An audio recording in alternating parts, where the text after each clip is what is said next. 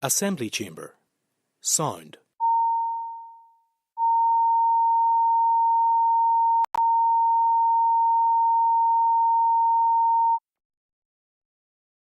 Assembly chamber. Sound.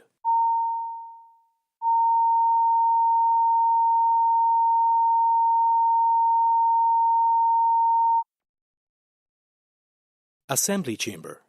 Sound.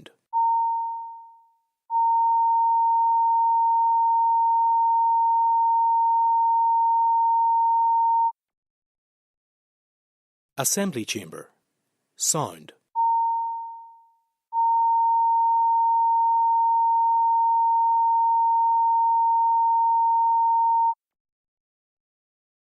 Assembly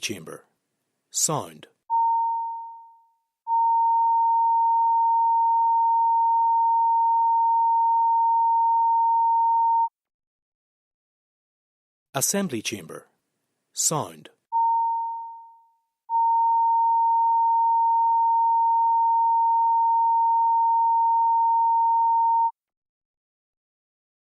Assembly chamber. Sound.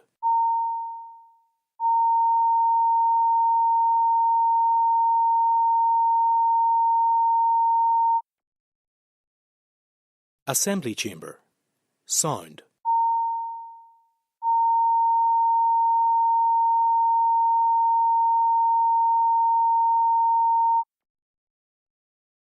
Assembly chamber. Sound.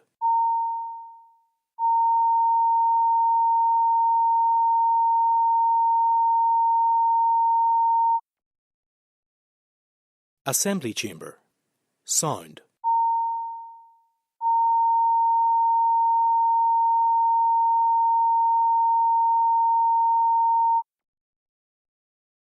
Assembly chamber.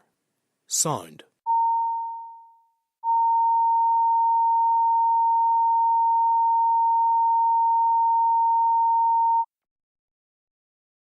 Assembly chamber.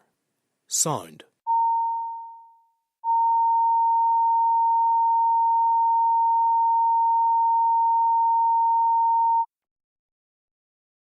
Assembly chamber. Sound.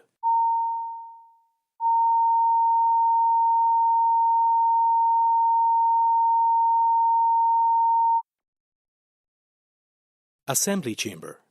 Sound.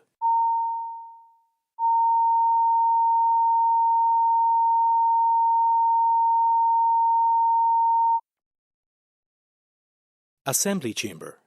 Sound.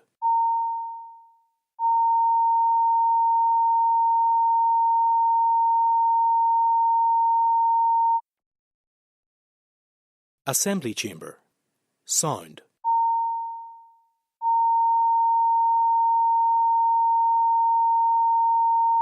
Sound.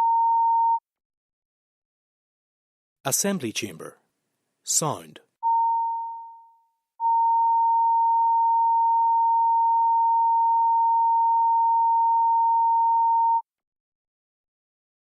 Assembly chamber. Sound.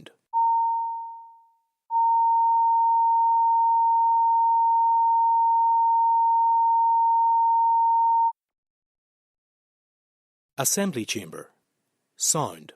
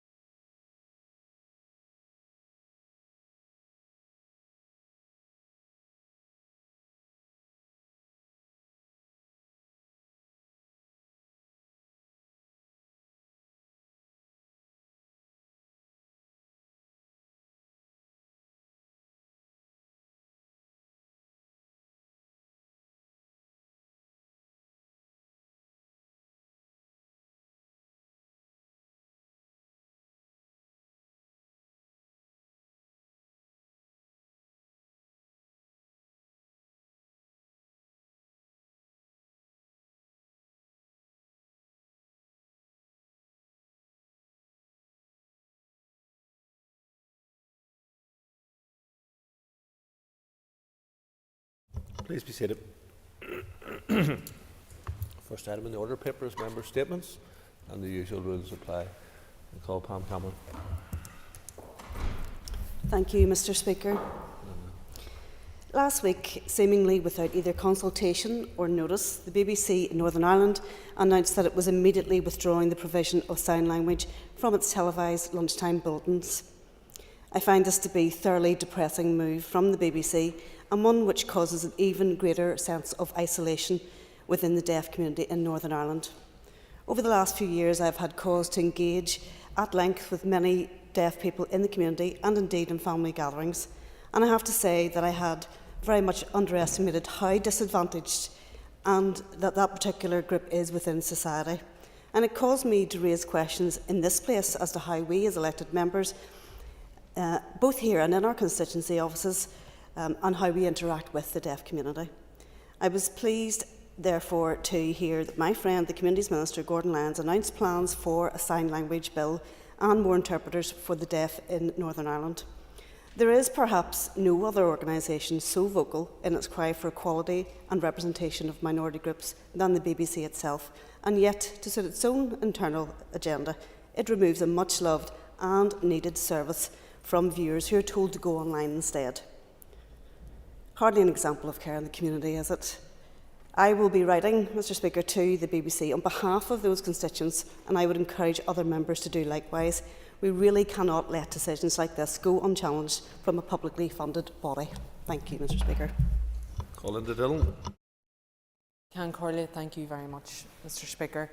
I am just coming from an event upstairs on the International Day of Play, and I know very often we can be accused in this chamber of not playing fairly or well with each other, but in truth, this is a really, really important day. It's important for our children because, as was said in the room upstairs, children and young people make up 25% of our population, but they make up 100% of our future. And play is really important in terms of their education, of their mental well-being, of their skills for the future, in terms of our economy and the jobs that they will be able to do. But most importantly, it is about their well-being and their resilience. And we need to ensure that every child has access to play. So that is every child, no matter where they live, no matter what their abilities or disabilities, no matter what the challenges they have in life, that they have the capacity to play, but also that we are supporting them as a government, that we have a policy or a framework in place to ensure that every child has accessible play.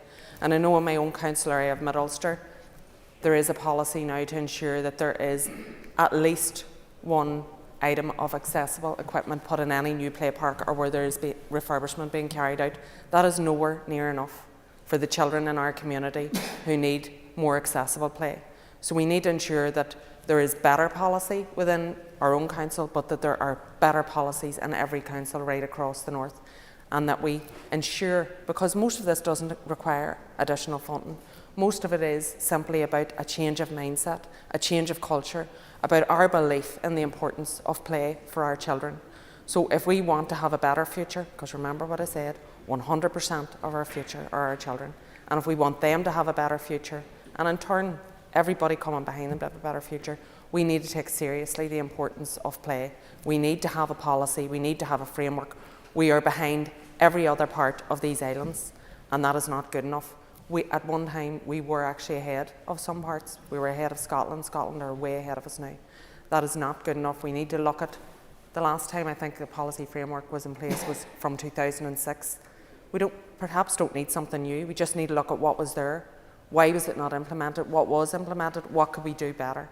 This is about a change of mindset for all of us in this chamber, because we are the leadership. And if we have a change of mindset and a change of culture, then we will find that that will roll down into our educational establishments, into health, into every part of life, our economy, communities, justice. This is important and we need to take it seriously. Gurmila Mayapur. Donny Donnelly. I rise to congratulate Carnlough Controlled Integrated Primary School, who just last Friday were awarded the Excellence in Integrated Education Award. This small rural school on the East Antrim coast transformed to integrated status in 2001, the first to transform in the millennium, and has since, for more than 20 years, been a leading light for integration in the area. The school provides education for children between the ages of 4 and 11 years old from all or no faith backgrounds, and is committed to providing the highest standard of education for every pupil. The staff and pupils celebrated this award by putting on a fantastic performance in the local library of the Dr. Seuss classic, The Butter Battle book, and having a day of play at the school. The Principal, Miss Claire Mulholland, and her staff and governors are absolutely committed to the holistic development of each child in their school. They are very proud of their integrated status and live out the values for which integration stands every day. According to the IEF, integration symbolises the new Northern Ireland where the community works side by side for the benefit of all.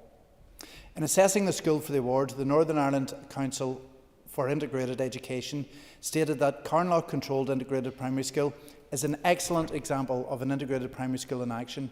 Its ethos is strong and is visible in all areas of school life. The role of the school in the village and community is notable. All staff, pupils and parents shared a pride in their school. The leadership of the principal is integral to the positive relationships and a warm, inclusive environment for the children and adults alike. Mr. Speaker, there is a specific pledge in the Good Friday Agreement to facilitate and encourage integrated education as an essential part of creating a culture of tolerance at every level of society. And the teachers, children, parents and governors of Carnlough Integrated School are providing a fantastic example of integration, providing direction for the future development of integrated education in this area and across Northern Ireland. Thank you. Dr. Steve Aiken. Mr. Speaker, last Thursday the Windsor Framework Democratic Scrutiny Committee considered and the Alliance and Sinn Féin members approved a report on Regulation EU 2024-1157 and associated amending regulations. These regulations will refer to waste management in Northern Ireland. Within the report are two comments, one from our own legal advice and the second from industry, that members who believe in effective scrutiny should consider. The first is in para 32 of the report, which states, having considered its commissioned legal advice, the committee concluded that the Replacement EU Act significantly differs in part from the content of scope of the EU instrument for which it amends or replaces. Then, in the published response from Recycle NI, the Trade Association for Waste Management Companies in Northern Ireland, when asked on the likely impact of the EU Act, does it appear likely that the EU Act would have a significant impact specific to everyday life in Northern Ireland? Their answer was yes. With their explanation provided, including the comment that this could add significant cost to the treatment of recycled materials generated in Northern Ireland, which we passed on to ratepayers, and could impact on Northern Ireland's ability to meet future recycling targets. This in turn could attract monetary fines that would impact on ratepayers or taxpayers. So given that these two very real flags that could bring a significant impact on everyday life in Northern Ireland, how do you think the Democratic Scrutiny Committee acted? From the report agreed by the Alliance and Sinn Féin members, they concluded that it was unable to reach a view on whether this Replacement Act would have a significant impact specific to everyday life in Northern Ireland. Unable to reach a decision despite the very clear evidence to the contrary. Furthermore, the Committee, Alliance and Sinn Féin Committee members have refused to allow dissenting opinions to be raised in the report, instead saying that these references will have to be made to Hansard and any contrary views. Mr. Speaker, one of the primary roles of this Assembly must be to scrutinise legislation effectively. If the RHI debacle or the recent decision of the High Court with its references to ill-thought-out legislation should have taught us, we can ill afford to ignore real challenges to our constituents when problems have been so clearly highlighted. The Windsor Framework Committee is supposed to act as the dispassionate safeguard to EU regulations interfering significantly with Northern Ireland in respect to the rest of our nation. If the majority of the committee continue in the course that they have now clearly set themselves, it is very clear that this safeguard is neither democratic or providing any scrutiny. Mr. Speaker, we all deserve better. Mr. Speaker, over the past few weeks I have been contacted by hundreds of my constituents within the East Derry constituency regarding the vile and horrifying treatment of dogs in the Ballykelly area, abuse which was videotaped, shared online and viewed by thousands, and it is so graphic I cannot even detail it here today within this chamber. There is an onus on us in this House, regardless of political party or stance, to reiterate our commitment to protect and preserve the safety, well-being and dignity of animals. A few weeks ago, I stood here in this exact same spot and raised the heartbreaking issue of animal cruelty in Northern Ireland, the scale and prevalence of which is frankly unbelievable. The failure of our local councils to adequately address the issue and the continued failure of the PSNI to prevent and adequately hold those responsible to account. We must, in this chamber, take action that is so desperately needed. And Mr. Speaker, in order to finally make the progress so badly needed on this important issue, today I am calling for the establishment of an Animal Welfare Commissioner and Commission to tackle this issue. We have seen the success of the SNP initiative in Scotland on the creation of such a unit to provide the needed clarity for governance to properly protect both wild and companion animals. This Assembly desperately needs expert guidance and the welfare of our animals does require such oversight. For far too long, we have seen disturbing images and videos of depraved people carrying out depraved and cruel acts on innocent and helpless animals, and we now must act to put an end to this disgraceful and ongoing reality. The establishment of such a commission will set the stage for evidence-based policy on the protection of animals and will provide the necessary guidance for legislative and non-legislative routes that will foster an environment in which all animals finally get the protection they so rightfully deserve and the protection my constituents, and I'd imagine the rest across this House, deserve to see. Now is the time for action. Now is the time to establish an Animal Welfare Commission and Commissioner. Too long have we witnessed these horrific actions of cruelty and violence towards animals, and I think we really can make a change, and that's why today I will be writing a letter to the dear Minister demanding change urgently. Thank you. Philip McGuigan. On Saturday, I will be joining others from all over this island at a major event at the SSE Arena in Belfast, organised by Ireland's Future. This event is a significant and important opportunity to engage in the conversation of how we can shape the path towards a new Ireland. Ireland's Future, a group established to advocate for, promote, debate and have discussion about Ireland's future, particularly focusing on the potential that exists for new constitutional arrangements on this island. And I want to commend Ireland's Future for organising this pivotal event and providing opportunities and spaces for this important conversation to flourish. And I would encourage all MLAs to read a number of insightful documents published on their website, covering topics as diverse as rights, citizenship and identity, planning for a strong all-island economy, and the potential for a world-class all-island National Health Service. This Saturday's event, titled Pathway to Change, will, I am sure, cover these subjects, as well as host discussions on the labour movement, arts and culture, and disability matters on a changing Ireland. There will also be an important discussion focused on perspectives from those within the Protestant community. The conversation for constitutional change here in Ireland is getting louder. It is getting more detailed, and its benefits are becoming increasingly apparent. So I would encourage everyone with an interest in their future and the future of the people of this island to attend Saturday's event at the SSE Arena in Belfast. Daniel McCrossan. Mr. Speaker, next month, July, marks 17 years since the Northern Ireland Executive confirmed its acceptance for the A5 Western Transport Corridor proposals to be taken forward. 17 years. In that time, 56 people have died on the A5 road. Thousands have been injured. This week, every single day, I have been alerted of serious accidents that have occurred on the A5. Luckily, this week, we have had no fatalities. But 56 people have died in that very short space of time. This road is dangerous. It puts our citizens' lives at risk. It does not discriminate. It claims the lives of husbands and wives, sons and daughters, neighbours, friends, and people throughout our community.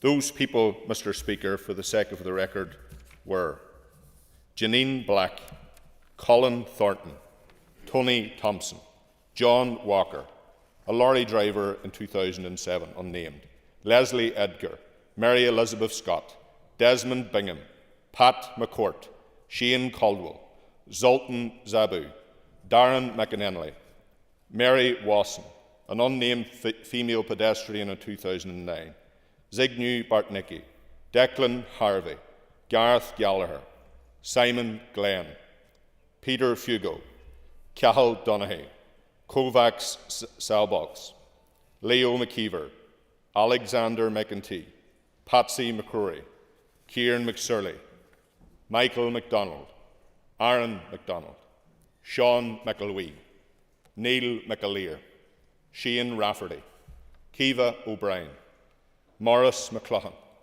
Killian Doherty, Margaret McLaughlin, Kathleen McGarvey, Sean Reid, an unnamed male in 2018, an unnamed female in 2018, Darren Gallagher, Aaron Harkin, Nathan Corrigan, Petey McNamee, Peter Finnegan. One of the most horrific accidents on the A5. Those 3 young men lost their lives. Jonathan Riley, David Gilmore, Sammy Patterson, Niall MacDonald, John Rafferty, Julia McSurley, Christine McKeon, Dan McKeon, an unnamed passenger in 2023, and since February, since this House returned, Keelan Devlin, Una Burns, Camille Vaconate, Jimmy Moore. Mr. Speaker, those are the lives lost on this road. We need the A5 announced and delivered before any further pain is added to the people of our communities. We think on them all and their families. Patsy. Thank you, Mr. Speaker. World Oceans Day was celebrated on Saturday. This day is celebrated every year to remind everyone of the importance of our oceans. The oceans are the lungs of the world, Mr. Speaker. More than 50% of the oxygen we have comes from our oceans. They are also where most of the world's biodiversity is to be found. But the oceans are in a bad way. 90% of the big fish stocks have been depleted. 50% of coral reefs have been destroyed, and on a daily basis, more is taken from the sea than it can continue to provide. That is not sustainable. But as organisers of World Oceans Day have said, the world is numb to figures. Figures are not enough to motivate people, and for that reason the efforts made so far to protect the oceans have only skimmed the surface. If the situation is to change, we must wake up. And that was the theme of this year's World Oceans Day, Awaken New Depths. The new United Nations is trying to awaken a citizens' movement for the oceans. They want to do this by bringing together policymakers, Indigenous leaders, scientists, the private sector and youth activists. We all need to change our attitude towards the oceans. We need to find ways to protect and sustainably manage the oceans. On this island of ours, we have the Atlantic Ocean on the west coast, the Celtic Sea on the south coast, the Irish Sea on the east coast, and the North Channel on the north coast. So I hope that we here in Ireland will be able to play our part in the movement for the oceans. Thank you very much.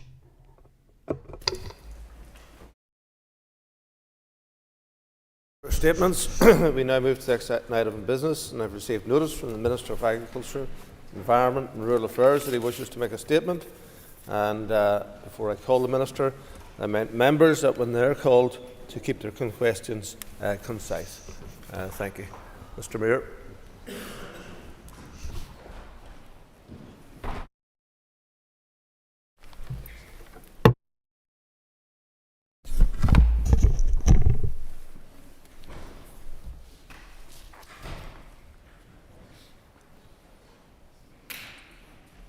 Minister.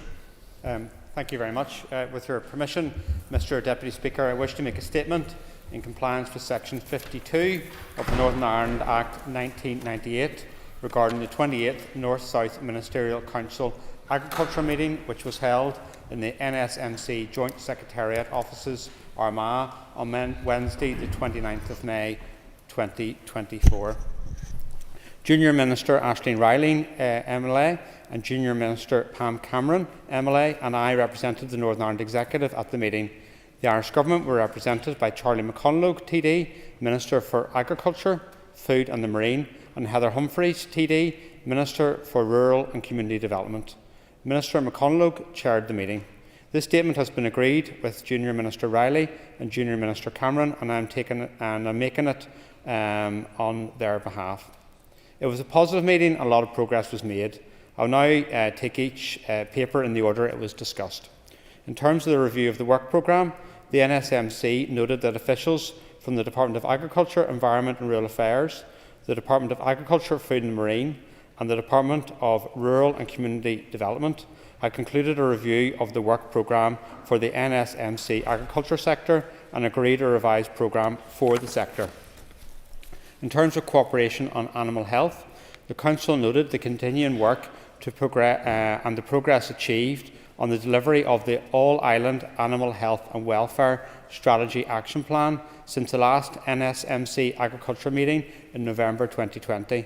Ministers welcomed the establishment in 2023 of the All-Ireland Surveillance Forum. The NSMC acknowledged the ongoing efforts by officials from both jurisdictions to seek ways to maximise existing cooperation on animal health and welfare, including the joint DAERA-DAFM exercise on contingency planning for swine fever, which was planned in June 2024. Ministers look forward to the continuation of practical and effective cooperation on animal health and welfare and disease control in both jurisdictions in order that the health and welfare of livestock is maintained at the highest level. In terms of cooperation on plant health and pesticides, Ministers welcomed the ongoing commitment of DAFM and DAERA to the shared objective of achieving and maintaining good plant health status on the island. The Council noted the ongoing collaboration and sharing of expertise in areas of training, scientific research, diagnostic capability, risk anticipation, risk management, including contingency planning, and risk communication in plant health. The Council welcomed the intention to conduct a joint DAFM-DAERA simulation exercise in 2024 to test plant health contingency plans. Ministers welcomed the continued sharing of expertise and training between DAFM and the Agri-Food and Biosciences Institute, AFBI. I must say there's lots of acronyms in this statement. As a result of DAFM acting as a national reference laboratory for DAERA and AFBI. Ministers noted the continuing cooperation in the regulation of the placing on the market and use of pesticides. In terms of cooperation on farm safety, the NSMC welcomed the continuing cooperation between both administrations and the ongoing work to improve farm safety. The Council also welcomed the first joint meeting of the farm safety partnerships in both jurisdictions, which took place in February of this year. With regards to cooperation on rural development, the Council welcomed the establishment of the North-South Rural Policy Forum, which provides a mechanism to share information and best practice and to identify opportunities for joint working on issues that impact on rural areas and rural communities. Ministers noted the cooperation between the two jurisdictions on rural development, as well as a strong commitment of both administrations to share information and best practice on rural development and to enhance cooperation on this issue. With regards to cooperation on research and funding, Ministers acknowledged the good collaboration between DAERA and DAFM in maximising the drawdown of EU funding under Horizon 2020 and Horizon Europe. The Council welcomed the €106.6 million secured in funding by successful applications from both administrations for projects in agriculture, forestry, food, marine and bioeconomy sectors under Horizon 2020, as well as €4.5 million secured to date under Horizon Europe. Ministers noted the progress made in joint funding bids in both jurisdictions under the DAFM national competitive calls, including €10.8 million by DAFM and £3.8 million by DAERA for 12 projects since 2021. The Council noted 7 projects involving total funding of €7.6 million have been funded over 8 years of the US-Ireland R&D Partnership in Agriculture.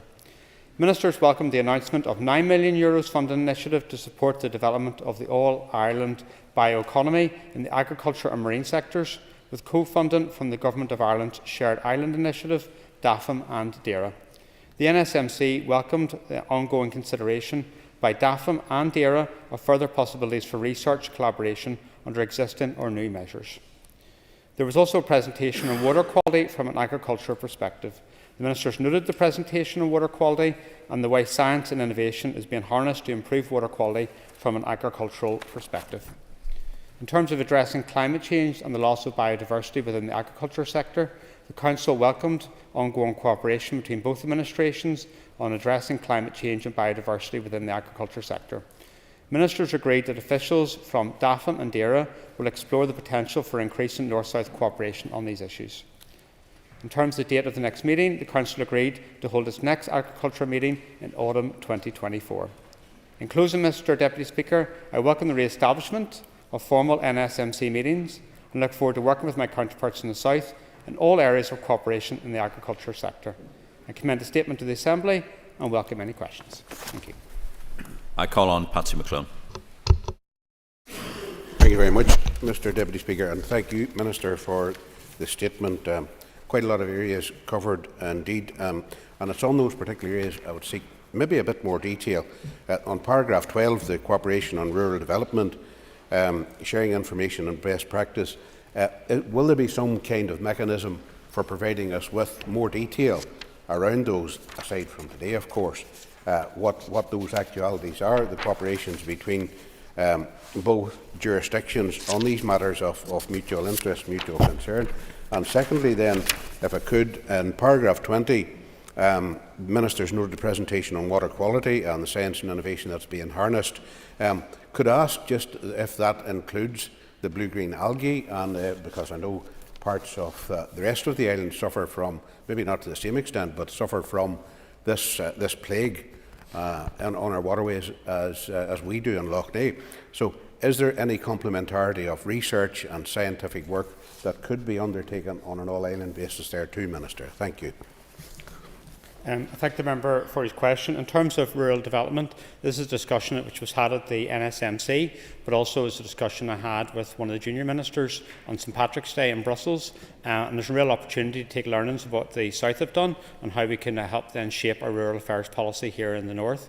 I want them to be engaging with the committee, particularly in relation to this, and also relevant stakeholders as we set out our roadmap ahead in terms of rural development policy. So lots to learn.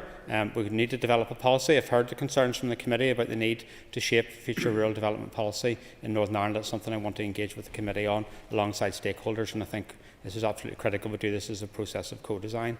In terms of the blue-green algae, we were down in Armagh again yesterday, and we talked about this issue in terms of both the environment and also the agriculture and marine sectorial meetings. There's a real desire from the South to work with us in relation to this, taking into account the catchment area of Lough Neagh incorporates parts of the South. So hopefully the Executive can agree the Lough Neagh report and action plan, and that'll provide a template for lots more cooperation north-south in this, and that's particularly around the areas of science and research. Declan McAleer, please. And I thank the Minister for his statement. Minister, in paragraph 6 of your statement, you made reference to the cooperation on animal health issues across the island, and you'll be aware from in your own department we have a serious issue with bovine TB.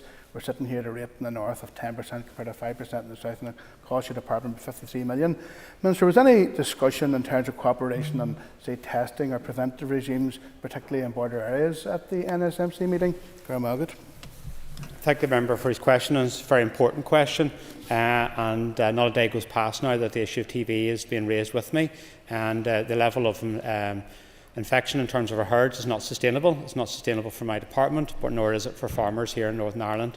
So we need to take action on that, and I'm meeting with the Chief Veterinary Officer this afternoon in relation to possible actions we could take about that. I hope to outline those over the summer. At the committee last week I outlined I'm happy to come to the committee over the summer to talk through that. There is opportunities for cooperation north-south because these issues are something that we have mutual challenges around this, and that's something I'm looking forward to engaging with the South around what they have done and also how we can work together to address this. So this is absolutely critical for me. I realise the importance of acting on this, and I'm not going to be found wanting in relation to that.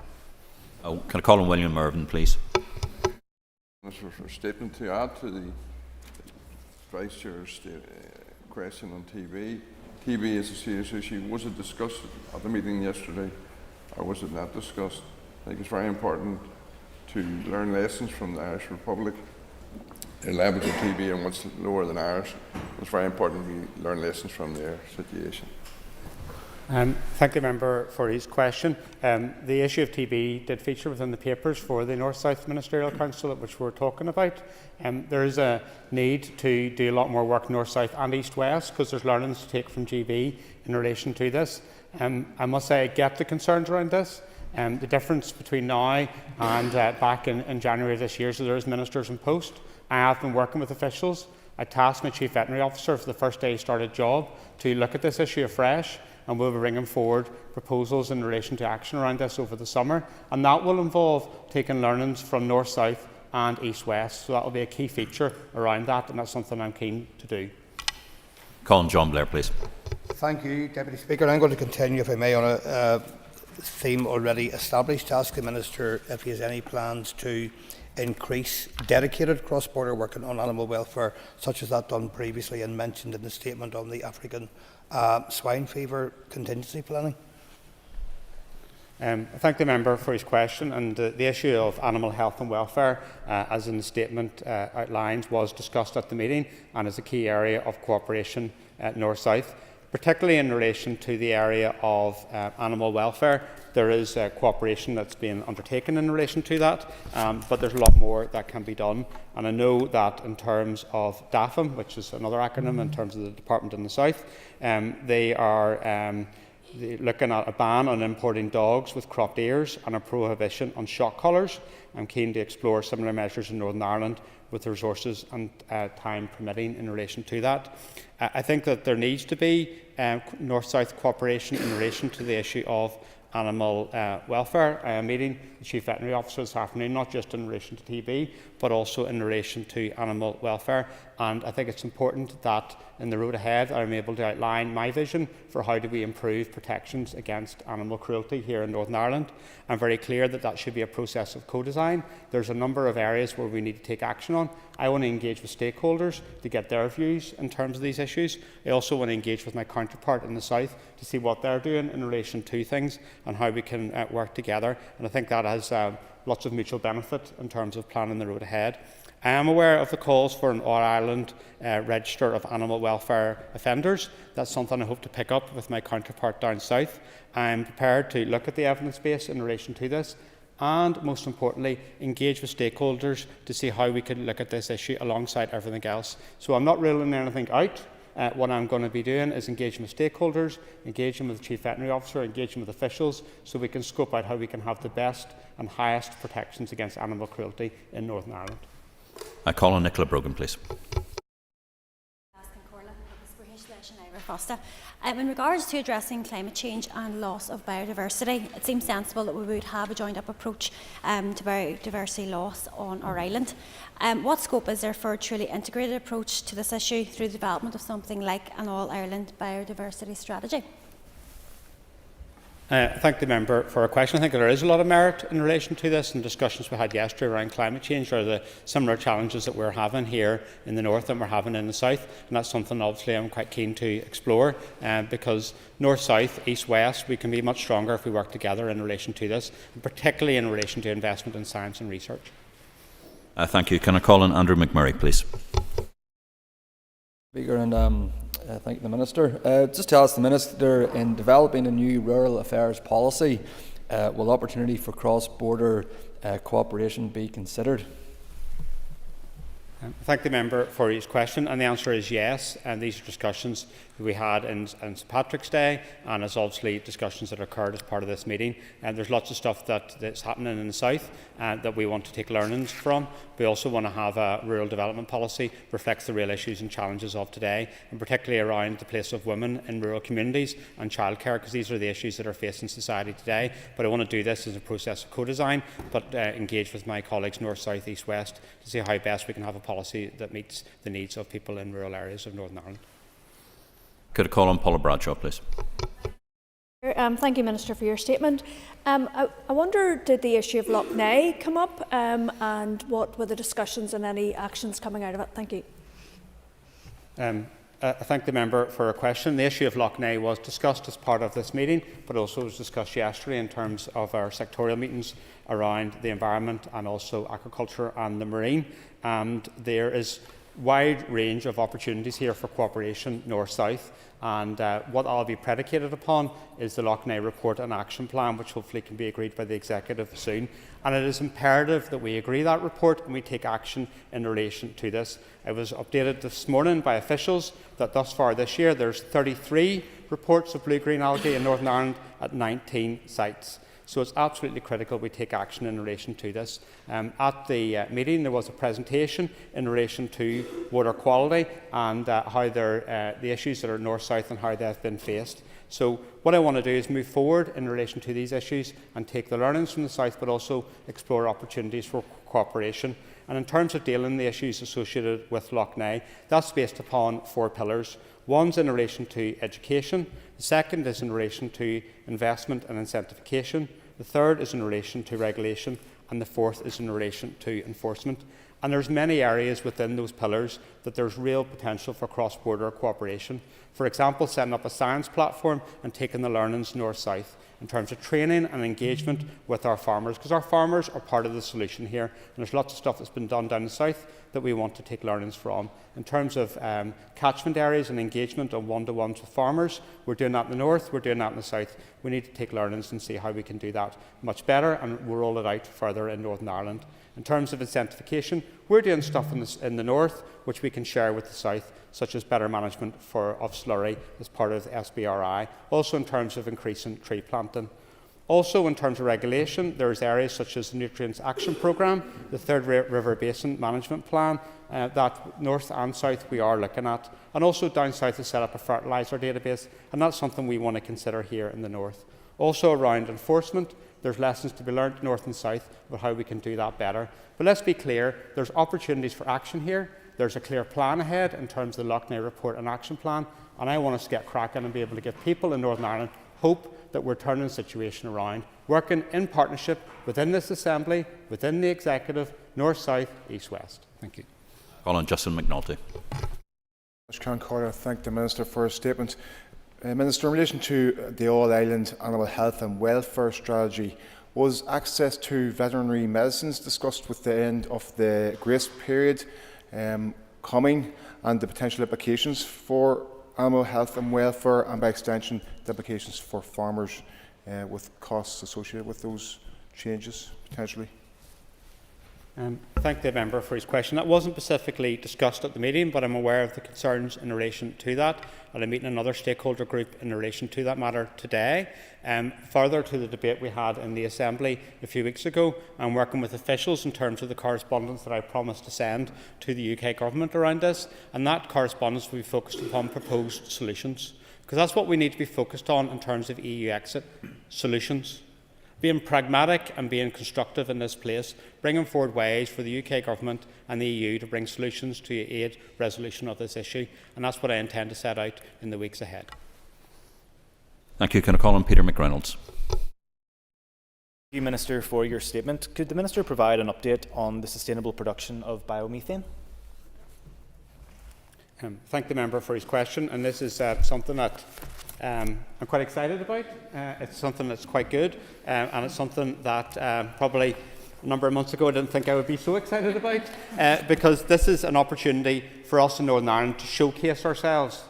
We do ourselves down too much here in relation to things. We have a problem with slurry here in Northern Ireland, but we have solutions for that. Okay? And in terms of this, we have the Small Business Research Initiative, And phase 1 of that was 6 local companies developing proposals for that. We're now moving into phase 2 around this. And what this will essentially look towards is, rather than looking at something as a problem, looking at it as an opportunity and a resource around this. And this fits in quite key in terms of the Loughnane report and action plan. And it's something, there's a number of things we're doing here in Northern Ireland we need to shout about. It's this, it's a soil nutrient health scheme, it's a future farm support. There's a positive future ahead with us, and this is something that I'm quite keen to sell to people once we launch the phase 2 of this, because this allows us to bring solutions to what are environmental problems and challenges for our farming community. Members, some members indicated to come in, but they weren't here when the Minister started making his statement, so regrettably they won't be called this time, and I appreciate we're running slightly ahead of time. That concludes questions on the statement. Will the members take their ease while we get ready for the next item of business, which will be the legislative programme?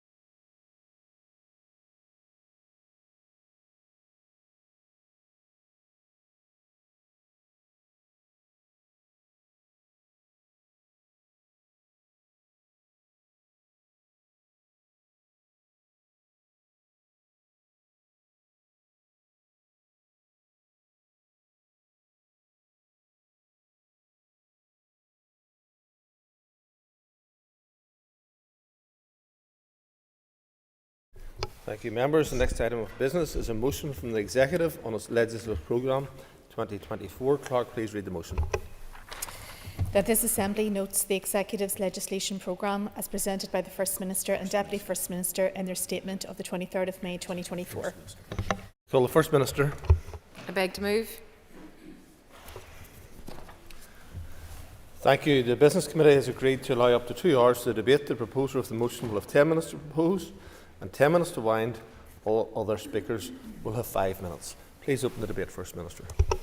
On the 23rd of May, the Deputy First Minister and I made a written statement to advise the Assembly of the legislation which Ministers of the Executive Committee intend to introduce in the period up until the end of this calendar year, subject to executive agreement on the content of each bill.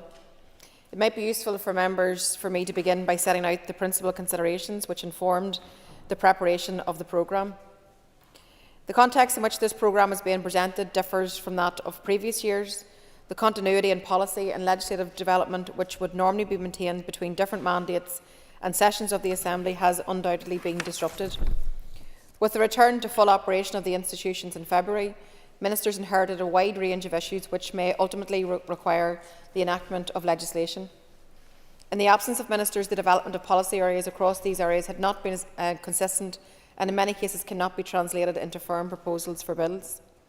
For the purposes, therefore, of the legislative programme which we have presented to the Assembly, the Executive has focused on those proposals which we believe can be introduced as bills during the remainder of this year, 2024.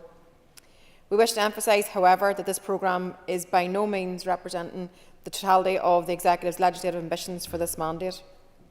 There is work ongoing in departments as the policy development process resumes, and we anticipate returning to this chamber later this year with a further programme setting out the Executive's legislative intentions to the end of the 24-25 session. The programme will be monitored regularly to assess progress and identify emerging legislation. So turning now to the programme itself, I will briefly set out the purpose of each bill as outlined in our statement. Members will be familiar with 2 of the 4 bills the Minister for Communities is bringing forward as both the Defective Premises and Limitation Amendment Bill and the Pensions Automatic Enrolment Bill, which were introduced into the Assembly on the 20th of May and have already passed second stage. The Child Support Enforcement Bill is scheduled for introduction on the 17th of June and will make provision for the enforcement of child support and other maintenance to maintain parity with Westminster legislation. To recognise and promote and protect both British Sign Language and Irish Sign Language, the Minister also proposes to introduce a Sign Language Bill. The Minister for the Economy will introduce legislation relating to his department's financial powers to provide a new function for the utility regulator and to make provision for the RHI scheme. A financial assistance bill will resolve issues in relation to some of the Department for the Economy's financial powers, and the Utility Regulator Decarbonisation Powers Bill will provide for a new function for the Utility Regulator to enable it to support the Department for the Economy in the delivery of the Executive's energy strategy and targets under the Climate Change Act 2022. An RHI scheme bill will make provision for the future of the scheme. The Minister for Finance will introduce the normal budget bills as part of the annual financial cycle and a financial provisions bill to reconcile several routine financial matters across departments. The Minister will also introduce a Fiscal Council bill to establish the Fiscal Council on a permanent statutory basis in order to bring greater transparency and independent scrutiny to the current and future state of local public finances. The Minister for Agriculture, Environment and Rural Affairs legislative plans focus on dilapidated buildings and altering provisions relating to the EU food legacy. A dilapidation bill will confer functions on district councils to provide them with a modern, fit-for-purpose regime to tackle dilapidated and often dangerous buildings and sites. Additionally, the Minister proposes to introduce an agricultural bill to provide powers to allow the Department to transition from or end the EU legacy fruit and vegetable aid and EU food information and promotion schemes as they apply locally. The former Minister for Health had introduced the first bill of the mandate on the 15th of April in the form of the Hospital Car Parking Charges Bill, and after process by accelerated passage it received royal assent on the 16th of May. His successor proposes to introduce a further 2 bills on the modernisation of public health legislation and adult protection. A public health bill will replace and widen the scope of the Public Health Act of 1967, which is over 50 years old and needs updated and make it fit for purpose. The Adult Protection Bill is a response to the Commissioner for Older People's Home Truths investigation into Dunmurry Manor Care Home and the Certified Professional Environmental Auditor's independent review of safeguarding and care at Dunmurry Manor. It will introduce additional protections to underpin and strengthen the adult protection process and align this with best practice in other jurisdictions. The Minister for Justice plans to introduce a Justice Bill, primarily relating to the retention of fingerprints and DNA profiles and other provisions about child bail, remand and custody. The Minister for Infrastructure will introduce a Water, Flooding and Sustainable Drainage Bill to provide new and additional powers across 7 areas of water, flooding and drainage legislation. Finally, as First and Deputy First Minister, we will introduce a bill on mother and baby homes, Magdalen laundries and workhouse, public inquiry and financial redress. Its purpose is to establish a statutory public inquiry to investigate issues of individual, institutional, organisational and state responsibility for human rights violations experienced in mother and baby institutions, Magdalen laundries and workhouses between 1922 and 1995. It will further include provision for the Executive Office to establish a redress service to administer financial redress schemes. Mr Speaker, on behalf of the Executive Committee, we commend this legislative programme to the Assembly. We hope that members will engage positively with the ministers responsible for the bills as we seek to impact positively in a practical and in a meaningful way the communities that we have been elected to serve. Thank you. Matthew O'Toole. Thank you, Mr. Speaker. I'm pleased to be able to debate the legislative programme for 2024 this afternoon or this morning, such as it is. The programme, which was laid on the 23rd or 22nd of May by a written ministerial statement, we are told by the First Minister, does not represent the totality of the Executive's ambitions in relation to legislation. All I can say, Mr. Speaker, is thank goodness for that, because when compared to some of the promises that have been contained in Executive Party motions over the past 4.5 months, when compared to the promises that have been made in PR and photo opportunities, in videos by ministers and indeed in party manifestos, what's in this legislative programme is, I'm afraid, pretty thin gruel. I do acknowledge that this is a 3-year mandate. Curtailed, constrained by public finances as it is still a significant period in which significant legislative achievements can be met. So before I make broader comments, I do just want to go through some of the specifics in the legislative programme. I would like to say, to frame some of my comments, Mr. Speaker, it would be helpful to know, perhaps from the First Minister or Deputy First Minister, whomever is winding, it would be helpful to understand which of these bills were in draft form when the Executive was restored in February. Indeed, which of these were in draft form whenever the Executive collapsed back in 2022, because it is the case that several of the bills that we are talking about here are bills that have been talked about for a very long time. But there are lots of other bills that aren't on this programme that have also been talked about for a very long time. I want to commend a couple of the bills in particular, which I am glad are coming forward. I want to say that the Minister of Communities has been commended and deserves to be commended for working with his colleagues to bring forward the Defective Premises Bill in relatively quick time. I think the Sign Language Bill is clearly an important piece of progress for people in that particular community. There are some tidying up measures from the Minister for the Economy that are welcome around the utility regulators' powers and the RHI scheme. But these, so far as I'm aware, are pieces of legislation which were in the works for a long time. There is nothing particularly that aligns to the Economy Minister's grand vision, much of which I actually agree with in principle, but there is no legislative programme, no legislative indications of how any of that's going to be delivered. There's certainly not the ambitious workers' rights legislation that has been promised by the Economy Minister and his party. And let's bear in mind, Mr. Speaker, these are simply pieces of legislation to be introduced this year. I'm sure very few of them will actually be passed this year. I am glad that the Minister of Finance is introducing a bill to put the Fiscal Council on a statutory footing.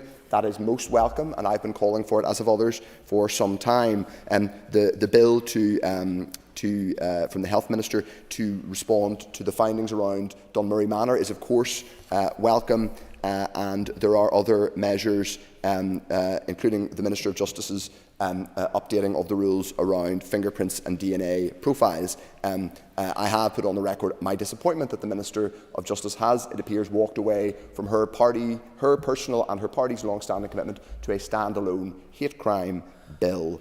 I hear sighs from my colleagues to the right, but my job is holding the Executive to account, and I will not be deterred from doing it. No matter what members from executive parties think, that's what we're here for, and we're going to do that job. So, Mr. Speaker, we had a discussion in the previous section about the agriculture NSMC. You, Mr. Speaker, are from an agricultural background yourself. There is a saying in agricultural circles in Texas, which is that certain farmers can be all hat and no cattle. Well, I would say that the public of Northern Ireland, looking at some of what's come out of the Executive over the last 4 or 5 months, might well conclude that this Executive so far is all hat and no cattle, because we have had dozens upon dozens of motions promising everything from action on Lough Neagh to support for childcare. I admit there has been some spending on childcare from the Education Minister, which I commend, to a whole range of other things. Indeed, the First Minister this morning was saying that Sinn Féin are bringing forward a motion to support uniform costs. That's enormously welcome and urgent, but so far as I understand it, it's coming via private members' legislation. It's not even in the Executive legislative programme. All of those motions laid out important, vital aspirations that we do not disagree with. But when are they going to be implemented? When are we going to see an actual programme for government? More than 130 days in, or nearly 130 days into this mandate, after hundreds of meetings between civil servants and executive parties between 2022 and 2024, we still don't have that sign. So we will not be supporting, we won't be forcing it to a division, we will not be supporting this legislative programme. It's all hat, no cattle, it's time for delivery. I call Paula Bradshaw. Thank you, Mr Speaker. Although I'm Chair of the Committee for the Executive Office, I am actually speaking in my capacity as an Alliance MLA, and in that capacity I rise to endorse the legislative programme and to provide my party's initial response. Firstly, I would say that I trust that what is before us will indeed be what is delivered. Since the First Minister and Deputy First Minister are presenting it as their programme, there must be no excuse for any delay in bringing forward the bills contained within it across all departments, including those which may usefully be introduced before the summer. Within the Executive Office itself, the introduction of legislation to set up a public inquiry and redress scheme for the victims and survivors of mother and baby institutions, Magdalen laundries and workhouses is, of course, welcome. Indeed, it is long overdue. The inquiry will, it is stated, address human rights violations, and that is correct. However, as with what we refer to as historical institutional abuse, we should call it out for what it really is. It was child abuse. I would also note that the statement actually uses the term mother and baby homes with reference to the planned bill. I would note, however, that later in the statement the reference is to mother and baby institutions, and I would urge them to use the term institutions in the legislation itself. I'm afraid there was nothing homely about these places. With regards to justice, this statement refers to the Justice Bill, a modernisation bill arising from the Justice Miscellaneous Provisions Bill agreed by the Executive back in 2000. Given this timescale, it is essential that this bill is brought forward before the summer, and I trust the First Minister and Deputy First Minister will be able to confirm whether this will be the case later in the debate. In Agriculture, Environment and Rural Affairs, we have two important bills. The Dilapidation Bill, which aims to confer functions on councils to tackle dilapidated buildings and sites, and the Agriculture Bill on the continuation of EU legacy funding. These are both important modernisation bills of significance, most obviously to rural communities. In health, we do have concerns about the Adult Protection Bill. Even though we fully accept its intent, we do not believe that mandatory CCTV is legally competent, and we fear delays in the subsequent regulations. We trust the new Minister will address these concerns as a priority, as a step in restoring families' confidence. This is an important piece of legislation, and we want to make sure that it will work.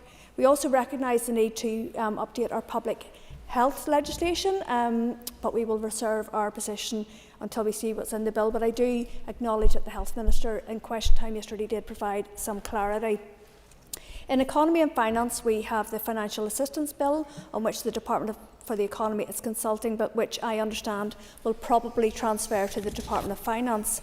This seeks to clarify the Department's powers to provide financial assistance in the interests of the economy and to force companies to exempt or remit certain fees relevant to tourism and some other amendments, including to departmental accounting.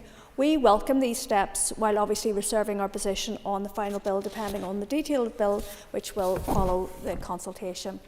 In Economy, the Utility Regulator Decarbonisation Bill is the subject of an Alliance motion later on today, so little more needs to be said here, but we do feel that it falls short of extending the regulator's powers to cover oil, which my Alliance Party colleagues and I would regard as a wasted opportunity. It is also concerning that we do not yet appear to have had executive agreement on the RHI scheme bill, despite its appearance in the statement. In Finance, we support the Fiscal Council Bill on putting the Fiscal Council on a statutory footing, though we would like to include in its remit a specific requirement on assessing the costs of division. We recognise that this is a busy legislative period for the Department, with various budget bills and other legislation, for example on no-fault divorces, also planned for later in the mandate. Yes. Agree with me that it's important to bring as many bills forward before the summer as possible to allow time for consultation ready for scrutiny by committees in the autumn? Very much agree, and I think Members, next minute. Thank you, and I think it would be a wasted opportunity if we didn't get as many bills out to consultation as possible over the summer, so thank you.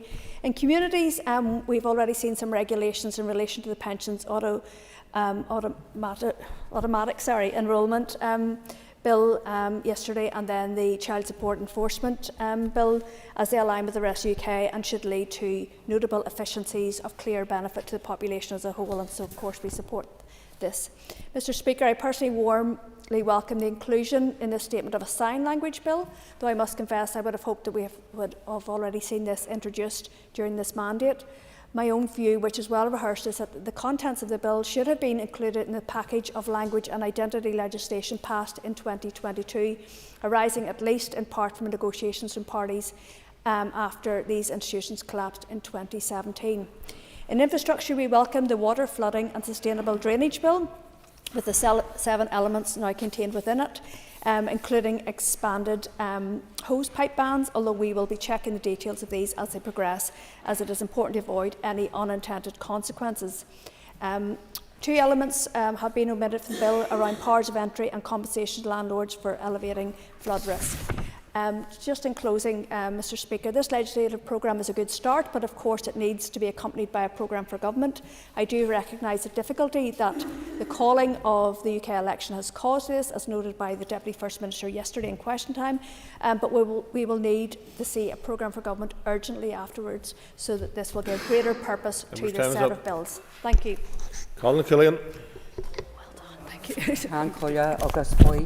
Thank you, Mr. Speaker. And my thanks to the First Minister for her message this morning. For bringing this motion forward this morning. So I just want to be clear on this. The Leader of the Opposition is going to force us to a division on opposing sign language. No, I won't, Mike. No, thank you, Matthew. On opposing sign language, opposing protections of some of the most vulnerable adults through the regulation and the protection of safeguarding.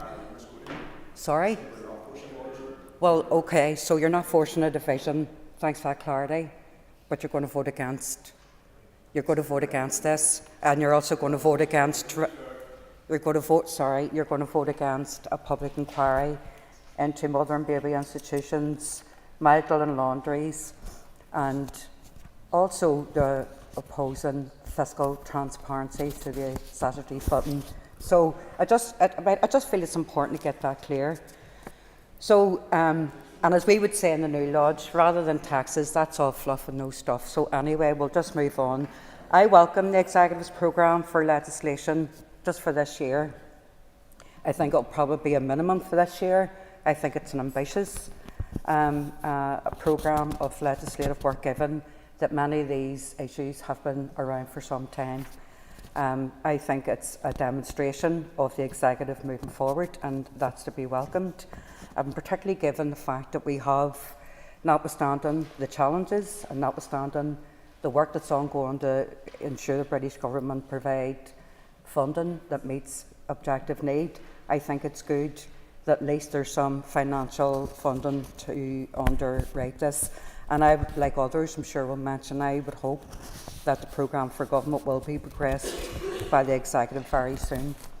So regarding the legislative programme that's brought forward, it's clear, just from what the First Minister said, that this is a result of advanced stages and policies from the Department. And I think for each of us, and Paula, as Chair of TEO, has outlined that some of the issues around scrutiny for TEO, but I'm sure other committees will do likewise. It's also important that this is not just the final piece of legislation. I'm encouraged to hear that perhaps other legislation will be brought forward, and followed by a statement by DFM. I want to welcome, in particular, as I said earlier, the introduction of the Fiscal Council, because that needs to be put on a statutory footing. It will ensure, in my opinion, and I don't sit on the Finance Committee, but it will ensure greater independent transparency and scrutiny. And I think that's important work for our Finance Minister. For me personally, I'm delighted to see the sign language bill. I've been working on this for a long time. It should have been brought forward before. I don't agree in the format. I do agree that you outlined, Paula, but it's certainly something that will be welcomed, particularly by the deaf and impaired hearing community, because effectively without this put on statutory footing, unintended consequences, discrimination will continue. I also want to welcome the adult protection bill, and this is very important, as the First Minister said, in the aftermath of the Dunmurry, at Curragh Dunmurry Manor. All this must be done on the basis of a human rights approach, and at the core of this legislation, every process must be implemented and uphold the dignity and rights of some of those most vulnerable.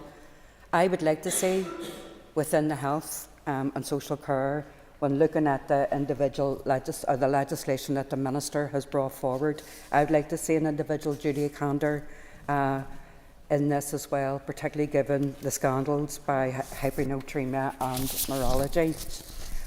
I want to see, for example, when it comes to the mother and baby institutions and Magdalen laundries and the public inquiry and everything that we've heard, I want to see an acknowledgement that while financial redress is important, it's the whole work of acknowledgement, but it's also inclusion. We've listened to the consultative forum, members of the consultative forum, and they're not happy at the minute with the way the approach of the officials, and I would like to see that greater level of inclusion as part of this and indeed other legislation. So I want to finish by saying I welcome this. I think it's good progress. Still much work to be done. Looking forward to see what private members' bills are being brought forward. Tacky Act and Roon, I support the motion. Deborah Erskine. Thank you, Mr. Speaker. I welcome the opportunity to speak on behalf of the Committee for Infrastructure. As the First Minister outlined, the Executive's legislative programme for 2024 includes one bill for the Department for Infrastructure, which is a water, flooding and drainage bill. This is the first of 5 potential bills identified by the Department, and the Committee understands that there will be at least 3 bills within the current mandate. The Water, Flooding and Drainage Bill will expand activities to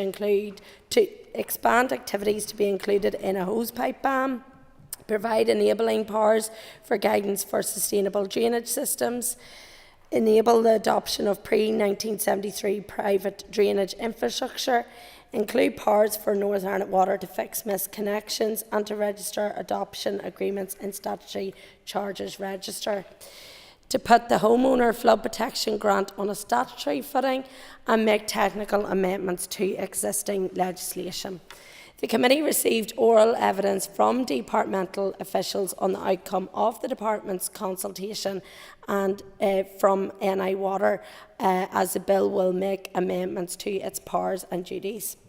Although the draft budget allocations had not been announced before the evidence sessions took place, the Committee was fully aware of the overall constrained financial position facing the Executive, and departmental officials were therefore questioned on what cost or savings analysis had been undertaken on the provisions of the bill.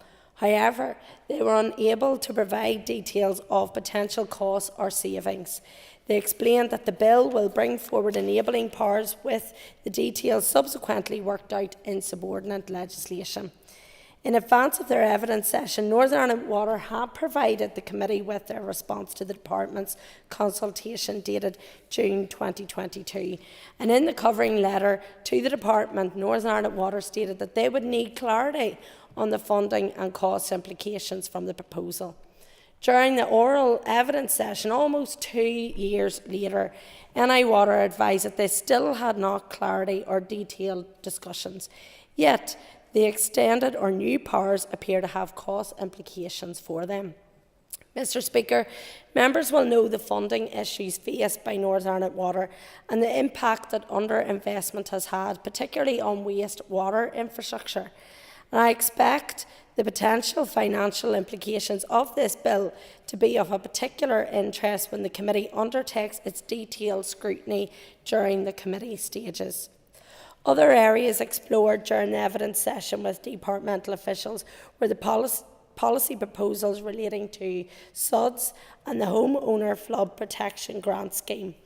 While the bill will provide enabling powers for the SUDS guidance, the detail will be brought forward in secondary legislation.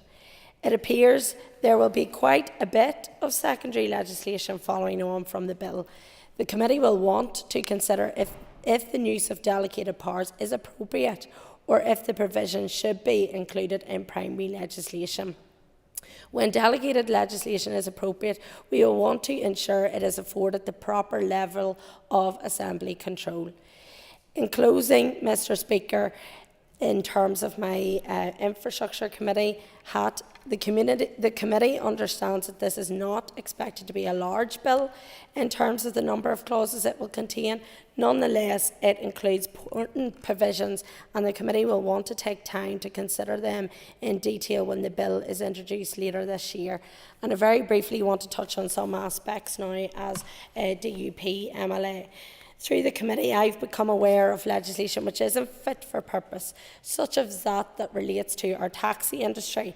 It's important that the department takes this seriously going forward, such as the consequences will be for home-to-school transport and indeed our nighttime economy.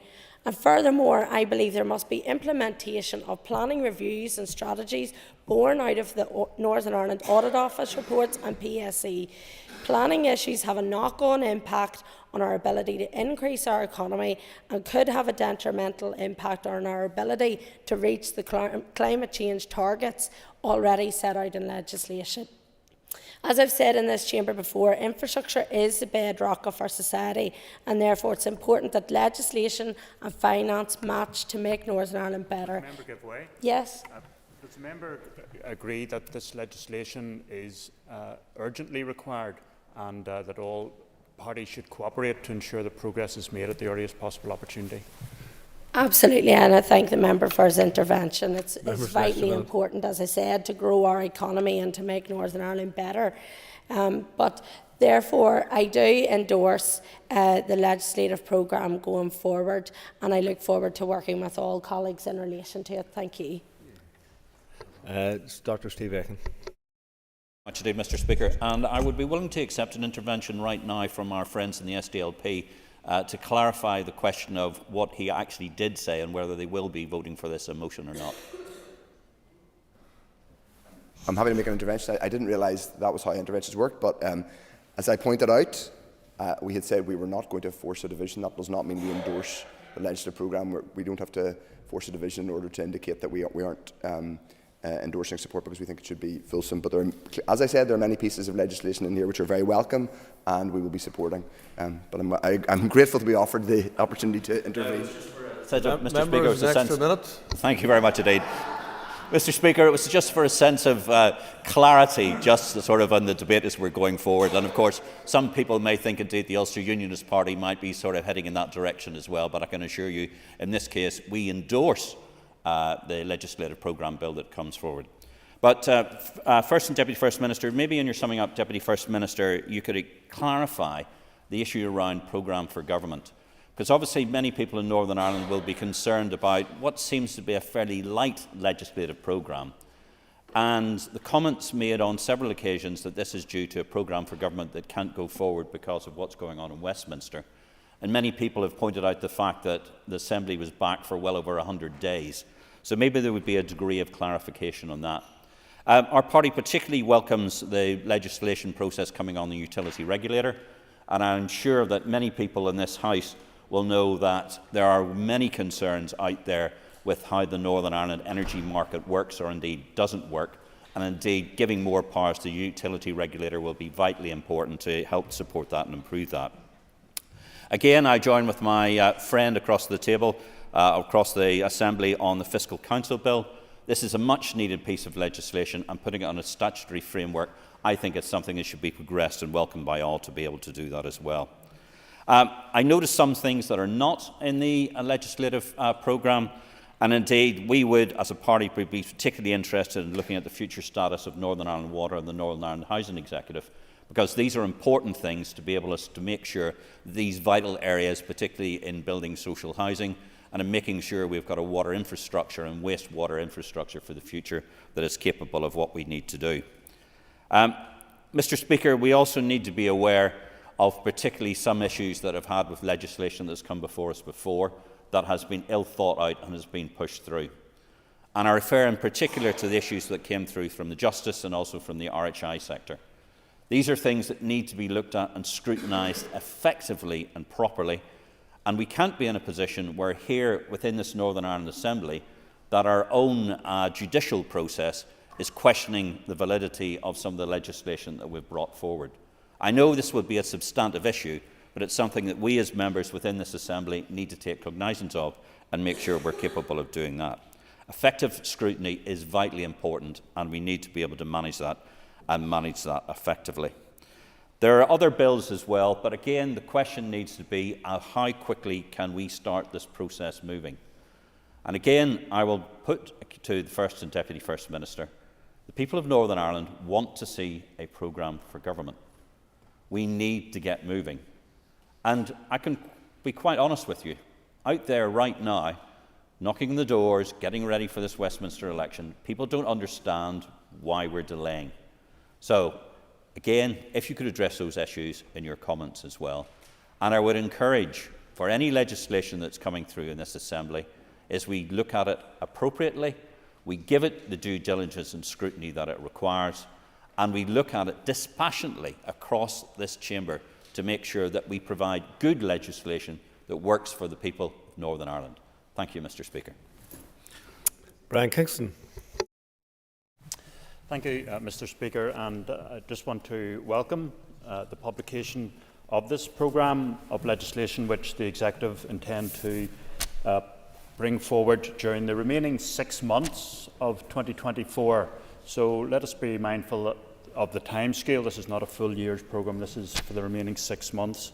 As has been stated, this does not represent the totality of Ministers' intentions, but it is a clear commitment from each Minister to legislation which they will be progressing during the remainder of this year. And these are responding to real needs in our society and also the need to catch up with relevant legislation in the rest of the United Kingdom. So in my capacity as a member of the Committee for Communities, I want to welcome the undertaking by the Minister to bring forward 4 bills. Firstly, the Pensions Automatic Enrolment Bill, which was introduced last month, and this is encouraging more young people in particular to take up the opportunity for automatic enrolment in pension schemes where they will receive an employer's contribution, and to lower the minimum age for that, and also to lower the minimum salary level. So again, that more young people have the opportunity for automatic enrolment into pension schemes and will receive that additional employer's contribution. Secondly, the Child Support Enforcement Bill. And again, this is addressing the lengthy court times, which are typically 22 weeks in Northern Ireland, but in the rest of the UK have been reduced down to typically 6 weeks. And that will be welcomed by all to ensure that payments are received by parents with responsibility. Thirdly, the Minister for Communities, members will be aware of his very timely and responsible actions in taking responsibility for defective premises, and to address an issue which was highlighted in our news, and to bring forward legislation which again will establish parity with arrangements elsewhere within the United Kingdom, where the period of liability will be 30 years retrospective and 15 years prospective, and that the Minister, with the approval of the full Executive, has agreed to bring this forward under accelerated passage, and that is something that the full Executive is supporting. It was a matter where there was confusion over where responsibility lay. The Minister for Communities has stepped forward. Also the Sign Language Bill, ensuring access to both British Sign Language and Irish Sign Language. Also briefly, as a member of the Executive Committee, to welcome the commitment to introduce a bill relating to mother and baby institutions, Magdalen laundries and workhouses between 1922 and 1995. the commitment to a public inquiry, to investigate the range of responsibilities and to establish further redress services.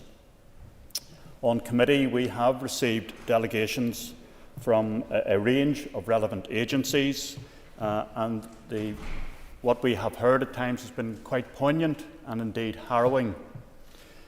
We have heard from various groups representing victims and survivors, also the Commissioner for Survivors of Institutional Childhood Abuse, and from departmental officials. So for all concerned, this has been a long campaign for recognition, for accountability and for redress. It is important that victims and survivors who have been waiting many years do see completion on this matter during their lifespan, as many are at an advanced age. So as a member of those two committees, I just want to welcome the commitments that have been made by the ministers to progress these matters. Thank you. Connie Egan. Thank you, Mr Speaker. I rise today to speak in favour on this motion on the legislative programme of 2024. While I may have some concerns on combined outstanding commitments, I do see this as a noteworthy step forward in our politics and in this mandate, and an opportunity to further the rights and experiences of people across Northern Ireland. When we take a step back and read this document in the whole, it does give us some hope, not necessarily by even its legislative proposals alone, but the idea of a moving, functioning government seeking to deliver the change for people in Northern Ireland, something which we didn't have a few months ago. How I will and how I urge others to evaluate this legislative plan is by how it will ensure the success of our individuals and communities, how it will add to their lives and help them gain the justice that they seek. This cross-departmental picture presented is largely welcome.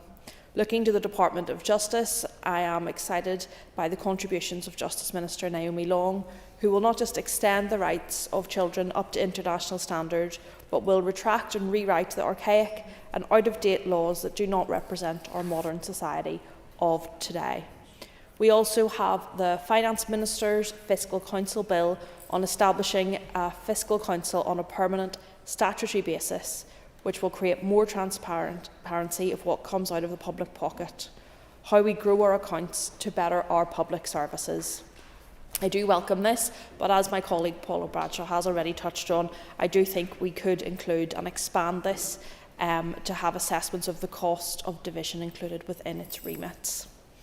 We also have the Sign Language Bill being brought forward by the Minister for Communities.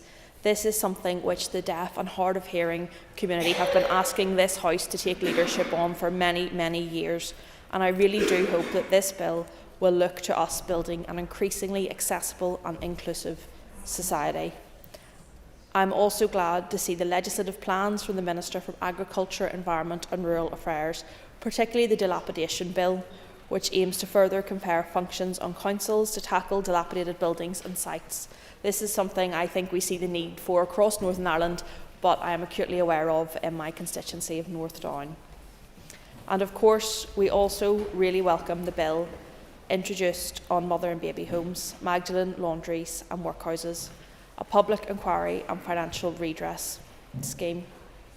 As my colleague has already highlighted, we have heard extensive testimony from victims and survivors, and this work is not just welcome, but it is long overdue.